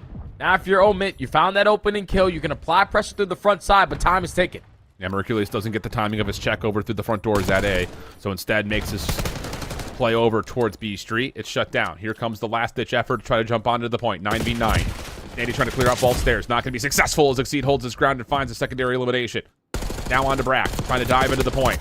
Shots over the top onto Linzer are good from Hercules, and Exceed will shut things down from this pinch. Prolute as well, cutting through the middle of the map. In an 8v5, the kills are just not good enough for Emit to get back to this point. So it will hold with just 4 total ticks accrued for Emit as Brooklyn will get the first round defense. Yeah, and even though Prolute only finds 6 kills on that round and also 6 deaths, he had himself some clutch moments over towards ammo. Like, if he doesn't win that one-on-one, finesse, and then eventually lose that second gunfight, that doesn't allow his teammates to take the positions that they had. Like, we had Volt Control. We already have art. No one's working in a pinch over towards line. We have all the power spots we want to hold down for one more final push because Prolute gave us an opportunity, and he was just finessing as long as he did over towards ammo. But that is the difference, because when you were playing against the Spartans on the side of Omit, they would break down on that defense. Yeah. Brooklyn, on the other hand, though, to say, okay, you can have A, we'll play the exit kills, we'll make sure we make up for it by taking the map control away from you. And they only allow 4 segments to get away from them with their first round going their way. Now, we have seen for Emit, defensively, they have been dominant. Saw it most recently versus the Royal Spartans. But for Brooklyn, just like, again, their brother team here in Emit, they have been very good offensively. And the patience coming through, they're going to be able to get 2 eliminations, while Emit was feeling maybe a little bit of pressure to have to challenge the point. And in that moment, you're on for the first tick of progress, maybe more, as the pinch will be red. Exceed, dancing off the reload, has help. Shutdowns come through. Craze on the long pinch, deciding he wants to come back and help the A zone. Good hip fire, set into a centering, also has bracket range, the pistol, good damage, and again, just not over-challenging, not over-forcing the battle, gets the win, and now the second tick looks likely. Yeah, it's just not necessary. Actually, the third tick might look likely as well, because the last push here for Omit, they're only going to have 2 players on the point, but effective trades from Brooklyn allow them to stabilize through the middle of the map, and now Prolute's starting to get activated. Unfortunately, does get shot in the back, but he should instantly get traded. Everyone's now accounted for. You already have Volt presence, and if you are Omit, iron up, get a kill, because this is a scary moment to be in. It really is, and they're not finding a single kill. Hercules playing through Lion. Gonna get a read that he's getting challenged and just gets out of there. Beautiful. Just killing so much time, man. They're so annoying. And now Craze over through Art, shut down by Spart. Pinch possibly on the way through, but Standy does fall. So first tick in, second tick on the way. Stuns and nades start to land as the trophy systems have not been thrown yet for Exceed. He's just trying to keep the irons up. And that will be enough for Emit's defense to get back on the point and deplete mostly, if not all, of the second tick. And now if you're Craze, how long can you finesse over towards Palace? Not able to find anything, but you draw the attention for at least 1 player. Now Standy's out of the position while your teammates already are showing presence through the front side. Now everyone else is off the respawn. Let's get a little bit of a stack going. Get your ARs in those power spots. Yeah, indeed. 19v10. Minute 23 on the clock. It is extremely annoying. You just can't keep your focus on any one position if you're Emit's defense right now. Standing on the pinch. Good creation. We'll find two. That clears out the point and leaves Craze by himself trying to work some magic on the P4 side of the map. Yeah, it's so annoying that he makes plays like this, but then in that situation where his teammates are thinking, okay, he should have the cross. No way in hell they should wake it through the middle of the map. Sandy's able to find the opening and find that double to shut down that push. Now, you still have Craze roaming over towards Palace. His teammates trying to fight out of their base. 8v15 with a minute left to work with. This is wasting a lot of time, but thankfully kills are going down, and Exceed already finds himself in arc. Oh, and that win right there on the bracket is everything, because the last player left alive is Linz, and he's stuck at Palms. AJ. Yep, should be. 15v4. On for the progress. The spawns have been moved all the way backside P4. Spark does get 2, but the trade is there, and that will be the offensive round to omit Brooklyn. 2-0 up. Wow. Dude. I don't even know why we're here, Alan. Like, Me these neither. guys could have did this offline. Like, you could have just threw up the stream if you're going to give them a whooping like this. Because, like, this is just not fun. This is a beat down. Omid cannot get anything going. Brooklyn is two-stepping all over them with some Tims on. And they cannot figure out how to stop them. Down 2-0 in the series. Down 2-0 in the control. They just completed every single segment there. So you're already down 2 segments going into this attacking round. Yeah. And still, you were just getting outslayed to bits, man. Outslayed. You got to find your kills. 15-8, 15-11, 14-11. The top 3 KDs for Mint Brooklyn. Oh, hell no! Oh, my God.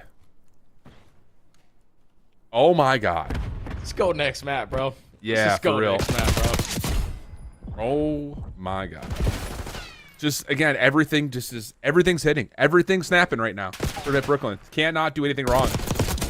And this is going to be one of the most dominant displays of a Challengers Elite Championship, maybe in the history of Challengers Elite. The fact that they go perfect in the group stage, they destroy everybody in the bracket, and now they're looking to go 3-0 up in the grand finals with a member that just got added a couple of days ago. It's crazy. And look, he's just fitting into the system like, don't worry, guys, I've been here before. I'll run a 3rd or 4th SMG if you need me to. I'll get your multi-kill after multi-kill. And now, with only 45 seconds left, Omid at least contesting around this mid-map area, but stuns are connecting. Players are already weak. Trades are starting to go down, and Craze is still into the mix. Now it's all down to one player still fighting for his life through the middle of the map, but Omid need this 8 point. I had to do a double take for a moment, and I'm just going to speak to the other side of the picture here. Well, never mind. I was about to say, like, Amit, my God. even after the convincing breakoff, they were only down 3 lives, but now they're fully wiped. And that second tick out A is almost taunting you with how close it got to being captured. And you know for a fact you can't just dive into A because you don't have any map control. Exceed will see one on the cross. Should be isolated here, but Sandy does take down 2. Or another. And this isn't over yet, because now, again, that point that I was trying to make is, like, I don't know how, but Amit are only down 3 lives, and they're going to get an extra 60 seconds to play with here.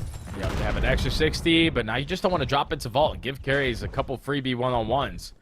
He already finds one off the exit. As soon as able to find the second, Craze is already on the opposite side of the map, and now you're down by 5 lives with a minute to work with.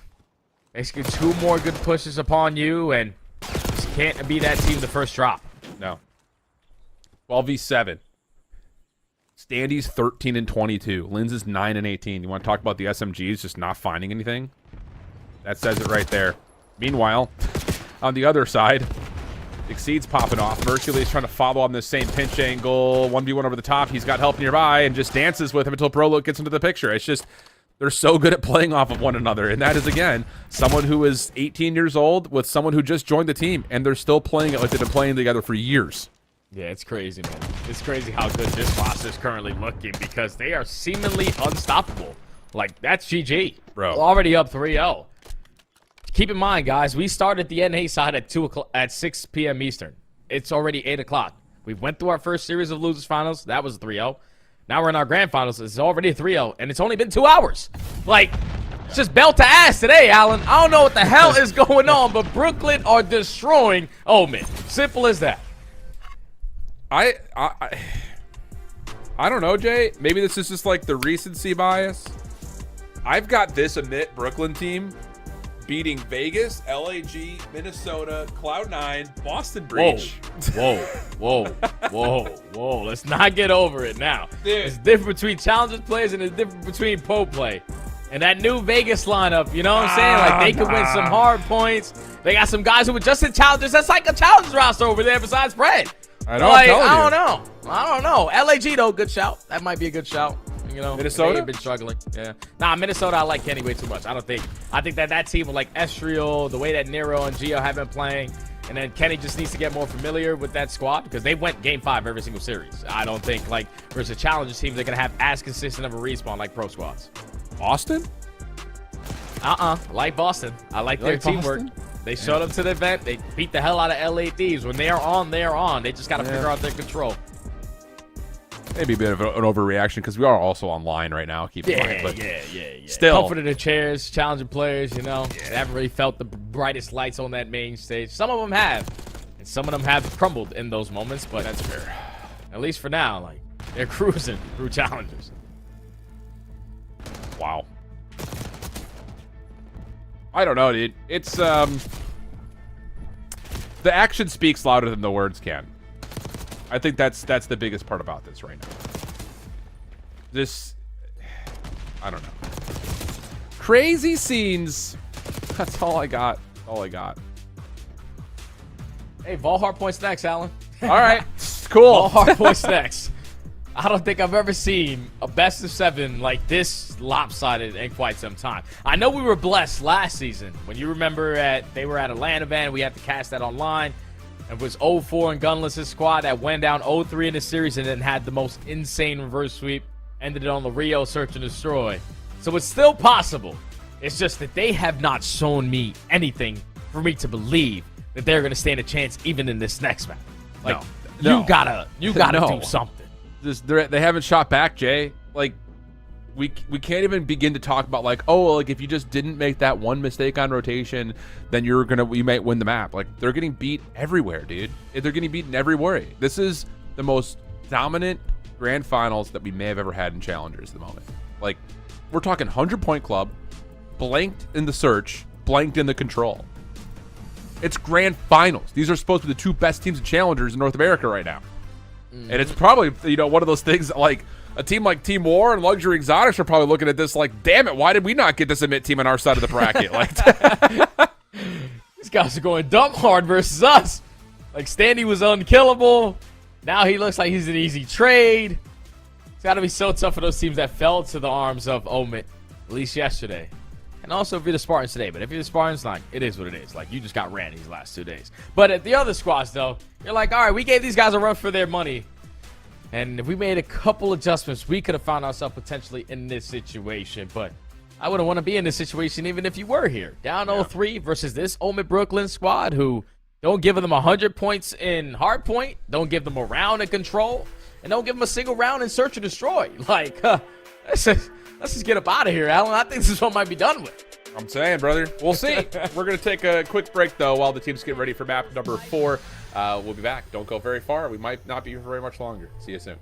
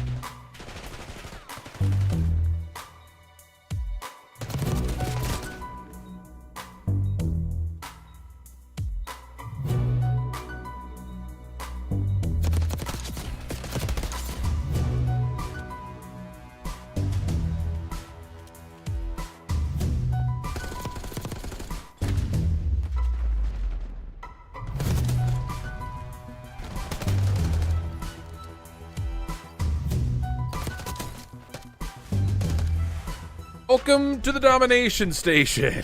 3-0 are up right now. Are the Emit Brooklyn champions? We'll call it that. At the moment, they're looking like it. Vault Hardpoint coming up from map number 4. And Emit Brooklyn, again, the question at the beginning of this broadcast is, would they be able to do the unthinkable? The organization being able to win 3 and every single one of the elites on the year with 3 very different rosters. And the opening it looks pretty good as they're able to get a couple from Craze and get on some early time at P1. That's a good start there from Brooklyn, but now Omit have the reinforcements and the numbers to fight their way back on through. Effective trades on from Linz, but now you make it a one-on-one. It's still a mixy fight. Exceed now back into play. Give me number 2, and Brooklyn are right back in, and they haven't been able to flip the spawn. So that's the massive part, is that Brooklyn aren't getting too aggressive over towards line, keeping everything in front of them. Yep. Hercules now into the hard point, trying to finish off this last 13 seconds, not losing gunfights. And now Craze stuns, pushes up, denied by Standy, but Mercury's off the regen, has now 2 weapons to work with. It's a little bit more fodder contributed to the fight, but not much else behind that, as Exceed now has to worry about this pressure starting to amount forward. And a good moment here for Emit, as the only one really left to contest this is Craze, and he does get pro spawn with him and Exceed as well, so maybe a chance to still fight this. Yeah, now Omit are trapped. Like, you're not expecting to have pressure on both sides, because Mercury's the entire time the only player who spawned out has an angle from the front. So the pinch is beautiful with Craze just playing his life towards the backside, allows those swans to come in for his teammates. And now Omit are all the way across the map, trying to break through the front. Brack trying to contest it. He gets cut down. 30 seconds still to fight for. You can't give up this time. You got to get in. It's just one of those things, like another kind of astonishing fact about this Emit Brooklyn team is how they're able to create something out of nothing. Like, even in that moment right there, didn't look that they had any business even getting back to the hard point, and they still do for about 10-15 seconds of mid-hard point time. But now, with spawns starting to look more like a trap, Emit Brooklyn going to start working on routes, but not before sending a couple members to play for the exit. And again, it's just every single level of what they do is so well calculated, so well thought out, and they're always fighting the war on 2 fronts and looking pretty good at it. Yeah, and now Exceed in the power position. Craze here to assist them. You want to make sure you're holding down to this hard control while your teammates are applying the pressure through the middle of the map. You've already been able to lose at least 1 player. Standy trying to make a big time play over towards the yard side. Is going to get sniffed out and not get anything for the route. And now Brooklyn have control of the spawn, have control of the map, and now they're soaking up time here at P3. Next play for Emit, trying to develop through the middle. Opportunity for a pinch from Standy, not initially being watched, but dealt with as Mercules will find the trade plus another. And Spart, why? Oh, man! Why are we even bothering trying to chow that when 2 teammates have already fallen cleanly? You'll never know. Follow up still, looking decent as Mercules continues to pump damage down B Street, but spawns are up, and with 10 seconds remaining, Emit Brooklyn know they need to put themselves in a spot to deal with this play that's inevitably coming from the front. Yeah, you're not reading this. Like, there's no way you're going to check this corner, working in towards bottom arch. So Craze starts off the gunfight, Succeed there for the trade. Your window rotation over towards the money hill. Currently no one in it, but you're more focused on accounting for everyone, not allowing anyone to slip on by. Now that leads to a clean 4 dead. Craze is pushed out towards the left side street. All your focus is on the side door, and they have everything cut off, but Spark finding a double gives them a chance. Yep, from the front, they're going to find the break. Pro loot. No, nothing there. So, okay, this will work out. Emit making sure they've got spawns now going back into the hard point. And the read for Spart is that, yep, it's all coming along this long route on the extension. Brack there to also assist on this, but just as soon as you think it's a play towards Art, nope, it's a cut right back over to Lion. And we still have 20 seconds to fight for here. Kills are looking good for Emit Brooklyn. Standy trying to hold on inside the hard point, but overwhelmed. And that's just another one of those calls that Spart says, help, I got 3 players pushing me. And then all of a sudden, nope, they hit their different route, cut into the cross, and they're in for the scrap. And the biggest thing about that situation is that Brooklyn don't allow them to get a trade there. Like, if you get a trade, you keep your teammates spawning on the backside of Art. But since they just value their life so well, once they found that opening kill, they also find the second. They just stayed in their positions until those 2 guys came off spawn. Because at that point, there's only 2 guys on this side of the map left for Omit. We can isolate them and trade it out to soak up that final 15 to 20 seconds. So perfectly played again from Brooklyn. Back over to the P1 we go. Exceed, timing this pinch perfectly, but Craze steals the shine as he walks right through the front to steal away 2. No, there's no such thing as stealing the spotlight when all 4 players are shining like this. I mean, it's just, again, we're just throwing words on this from what it looks like, what it feels like. But it just feels so selfless for Emit Brooklyn. Not something you often see in the challenger space. Usually, a lot of the teams that find potency in the space are ones that just have 4 incredibly individual talent, and sometimes they run through teams. This is different, though. This is all 4 members buying in, drinking the Kool-Aid, no matter what color it is that we talked about from earlier. Yeah. And just dominating. It's crazy that, like, it truly is about the system that Brooklyn have been able to develop here. I'm pretty sure in our last Elite, when Brooklyn were playing against whoever the hell it was, I'm pretty sure it was the Spartans. They only won 1 map. Nobody got 4-0. The one previous of Elite Stage 1, they only lost 1 map in that grand final. So, it's like when they put themselves in this position, they make the most of it, and they see now taking over with the SMG. Another double kill. Leads to the break here at P2. So 30 seconds to fight for it. Omid just continuously playing catch up. You are never in the play when you initially need to be. No, never. 23 seconds remaining. A team nade comes out, so there may be still a chance for Prolud and Craze to team work out some of the scratch time. And actually, because of that team nade, Amit actually don't get any time on that mid-hill break. Brack denied over through palms, and you can see that Amit are giving up at this hard point to set up for new. But chasing shadows and chasing dots right now are Amit Brooklyn on their rotation, trying to get over to 3 as fast as humanly possible as the game gets to an 80-point affair. Yeah, this is the only way they get themselves back into this game. Like, it needs to be some good time soaked up at P3, a lot of kills starting to go your way, and you have a flawless hold at the Money Hill in P4. It all starts by just playing keep away. Craze through double doors, effective onto Standy. Brack trying to fill the gap, standing on the pillars to soak up time here. Almost lines up a double. If you're Brooklyn, you're just playing keep away. You already have a player on the pitch. He does get shut down, but I'm more than happy to just soak up time. Good for Standy, or Sparty rather. Able to find himself too. Lynn's behind over towards Street, and this is another one of those moments. Dude, that's a 4v2. And Brooklyn still come away with 2 kills and get the hardpoint time. It's just, how does that happen? Like, I don't, it's just, that is one that just baffles. Man, Craig's gonna shut down the pinch. Yeah.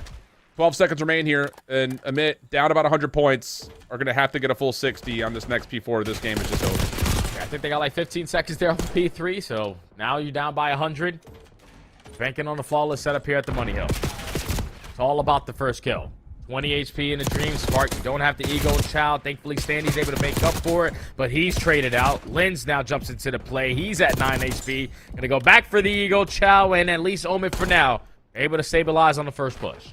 Look at the focus for Amit. All of it going over towards the distraction that Prelude has created, and Exceed's already at the front door. Okay. Shut down by Brack. That's helpful. Prelude along the back, not able to win, even though the spawns had moved. Craze had to fight from inside the hard point, and he doesn't have much besides just the AR and nade to come through. He's able to find 1 plus the damage onto another, but a bit will hold on, and it looks like Brooklyn may chalk this back 20, especially with that follow-up kill from Linz. Yeah, they're just going to give this up. Great hold there for a moment, sort of get themselves back into the game. The AR starting to click a little bit on their easy kills on the crosses. But this is where Omid don't truly make mistakes, which is around that P1. They don't like to flip these spawns. They account for everyone. Try to not allow anyone to slip behind enemy lines. But that spawn coming in from Exceed, everyone should be on their toes because someone's definitely behind you. So far, Omid found every single kill through the middle of the map. All right, here's a spark for Amit. 4-man feed. They're trying to predict the spawns. They've guessed incorrectly on it for now, but the realization will come through. Especially now that the pitch has started to develop, but it may have came through a little bit too late. Amit Brooklyn find the first 3 kills. Make it all 4. That is one of the moments, though, I will say, like, as much as Amit Brooklyn have dominated, that's a moment where that's not on Amit Brooklyn. That's just on Amit not reading spawns correctly. Yep, not reading spawns correctly and not watching the proper angle. It's only allowing one player to sit in towards that hard point. He just gets overwhelmed and then everyone drops around him, but thankfully they're able to stabilize. After that, kills go their way. Still 20 seconds here at P1. You're in control of the spawns for now. Linz with a big one-on-one is going to get double chow, but now you got Spark filling in that gap to just simply watch the cross. Loses the one-on-one, so Mercules is here to contest off the rotation, but it's only him. Yep, but trying to kill noise, trying to kill some time. Finds himself an elimination, predicts the backdoor play while his teammates clean up the front. Mercules off the regen. Nade, it looked like, actually landed on the Brack of the back door. So now you've got help immediately at the front side of this hard point for Amit Brooklyn. Exceed, route, denied, and that's going to be 3 straight kills. It'll be Mercules by himself, and there's nothing he can do from inside the hot tub. Amit get a break, but again, lots of work to be done here. Yeah, but this is a good time to get yourself back to this game. A good 40. You already have players getting aggressive up through Cat and through Palms, and the kills are starting to go your way. Now this flank from Craze has to be minimized, and thankfully he's not able to find that opening kill, so Omid starting to show a little fight here. 40-point Challenge. difference. It'd be great if you can walk away with this final 20, but they just get overwhelmed, and Brooklyn still walk away with this final 15. They can't peek anything, Jay. Like, legitimately, like, if you were just to take a screenshot before that break starts to come through, both ARs are watching the long angles. It allows the SMGs to keep all of their focus on what's happening inside the hill. Nades and stuns are landing. And then as soon as you know that your outside lanes are locked, the SMGs run in, and Emit cannot challenge it. They cannot peek. It's just unbelievable in terms of how you set up a break. And again, minimize and mitigate the time that Emit can find after what looked to be a pretty solid setup. See what we get here. 219 to 177. T3 open and currently uncontested or unowned by anybody. Yeah, your job, though, if you're Brooklyn, is just play keep away. Don't allow them to get to 190. They have the power spots for Art, but now Craze is here to contest them. Kills also going your way, and now Spawn's starting to flip. You get some assistance there from Pro Loot. You still know there's one player sitting in towards top Art, but you can still win it here. So this player in Art needs to make a big play and make it quick because the flank is already there, and now Spawn's flip. Yeah, Spartus, again, has no ability to peek. He's trying to play incognito and try to set up timing where he can peek with his teammates hitting from the front. Doesn't work out in Pro Loot. An impressive double from the side door, almost able to find the third with the pistol, but the damage is followed up by Craze. 33 and 29, top KD leader, at least based on his team. Danny's trying to hang at 33 and 26 at the same front, but again, P4 is open. Emit Brooklyn are there, and they just need 10 more seconds to put this thing to bed. And Spart, if he gets in, maybe there's a chance, but no, that's going to be it. No way he hits from the back door. Lins does get 2 from the front, but will not be able to touch. And the 3-peat is secured. Emit Brooklyn, doesn't matter what names are on the page, they're going to win. And they proved that they can do that all year long. Congratulations to Brooklyn, man, because that is just a brutal beatdown. It doesn't get any better than that. Everything that you have worked on in the last 4 days, ever since Pro Loot has entered the lineup, has worked out to perfection. You're probably not even getting S&D reps. You're just more focused on, we're going to be pretty good at respawns. We stand a pretty good chance at winning. But then when you're walking away with Search and Destroys, with clean 6 hoes, you're winning basically every power rotation towards all the money hills. Control was a smoke show. From start to finish of the series, it was a slammage. Like, shout out to Brooklyn, because they truly do deserve it. As an organization, 3 in a row in the Elite. I don't think that's ever been done before. I don't think as so. for Craze, as a player, 3 in a row in the Elite. I don't think that that's ever been done before, because after you win 1 or 2, you're thinking, all right, I should get the call into the big leagues. But now everybody's going to have their eyes on this kid, because he just had a phenomenal Elite stage from the beginning with rosters that were in and out. Like, he's never had the same lineup for more than 2 months, and he's consistently making it work, man. So big shout out to my son in Call of Duty and Young Craze on winning this again for Omid Brooklyn, and also the rest of the Omid Brooklyn squad, because see, like I said earlier, he was gonna quit, and now he's a champion. Pro Loot didn't even make the Elite, and now he's a champion. And Mercury's in his first season competing officially in the Elite, is able to host a trophy in the final Elite of the season. That is unbelievable from Omid Brooklyn, as they were just the best team without question.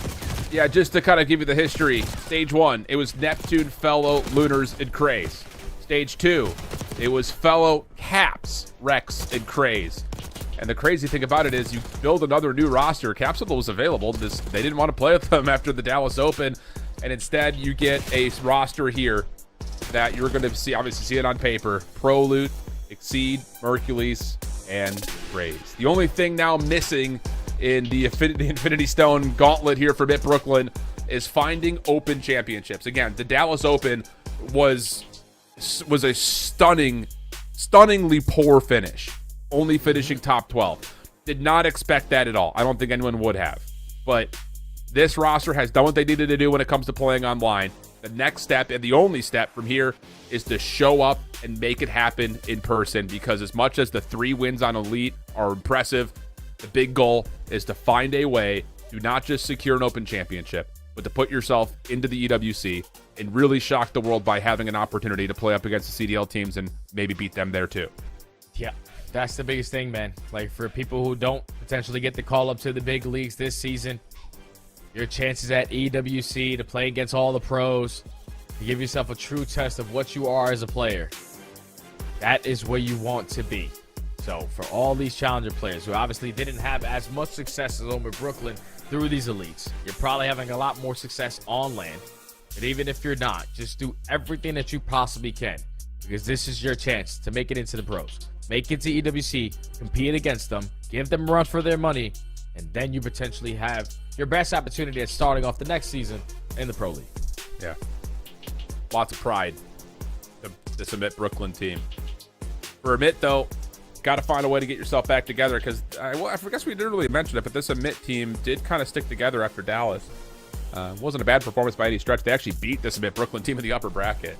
So they definitely have something that I'm sure they're going to be trusting in terms of their ability to get things going, on land. Which again, like the crazy thing about this is the elite seasons they're done. That was it. It's April 17th. We still have 2.5 more months worth of CDL. We're going to have no more challengers outside of what happens in person. And the looks that we're going to get are going to be minimal, just based on the fact that the broadcast has to try to cover 128 sometimes teams at these opens. So it's just, again, it's luck of the draw if we get a chance to watch some of these guys as they play on land from here on out. So, we kind of came into this year. I know there's been a lot of conversation about, especially going to this stage, like there just isn't enough talent to cultivate another competitive team in the CDL. And Amit Brooklyn said, screw that noise. We are them. So again, that's a massive congratulations to this Amit Brooklyn team on the championship, but also to the support staff and the management staff for 3 straight wins. It's never been done before by an organization, never been done by even one collective roster moving teams. It's never been done before. So history has been made with Amit Brooklyn taking 3 in a row, Jay. Yeah, man, just big shout out to them, man. I'm super proud of my young boy Craze because I've been teaching that COD Call of Duty since he was 13. So to see him at this level, just so close to becoming pro, I know that that's his dream. But then for other players alongside of him, like Mercules, you're very, very young. This is your first year actually competing at the highest level, and you made the most of it in the final elite. So your name is going to start ringing bells around these streets, and everybody else alongside that squad. Like we even talked about it, Pro Luke last stage, where he was one of the top players that we thought in that elite stage. And then on the opposite side, like it's just a squad that is unbelievable. The fact that you're able to walk in with a new roster every single week, the system is perfect, coaching staff is perfect, owning staff is perfect. Just big shout out to Omen because both squads were in the finals. Just one team was just way better. It's a pivotal point in this year. It's another chapter that comes to a conclusion, owned by Amit Brooklyn.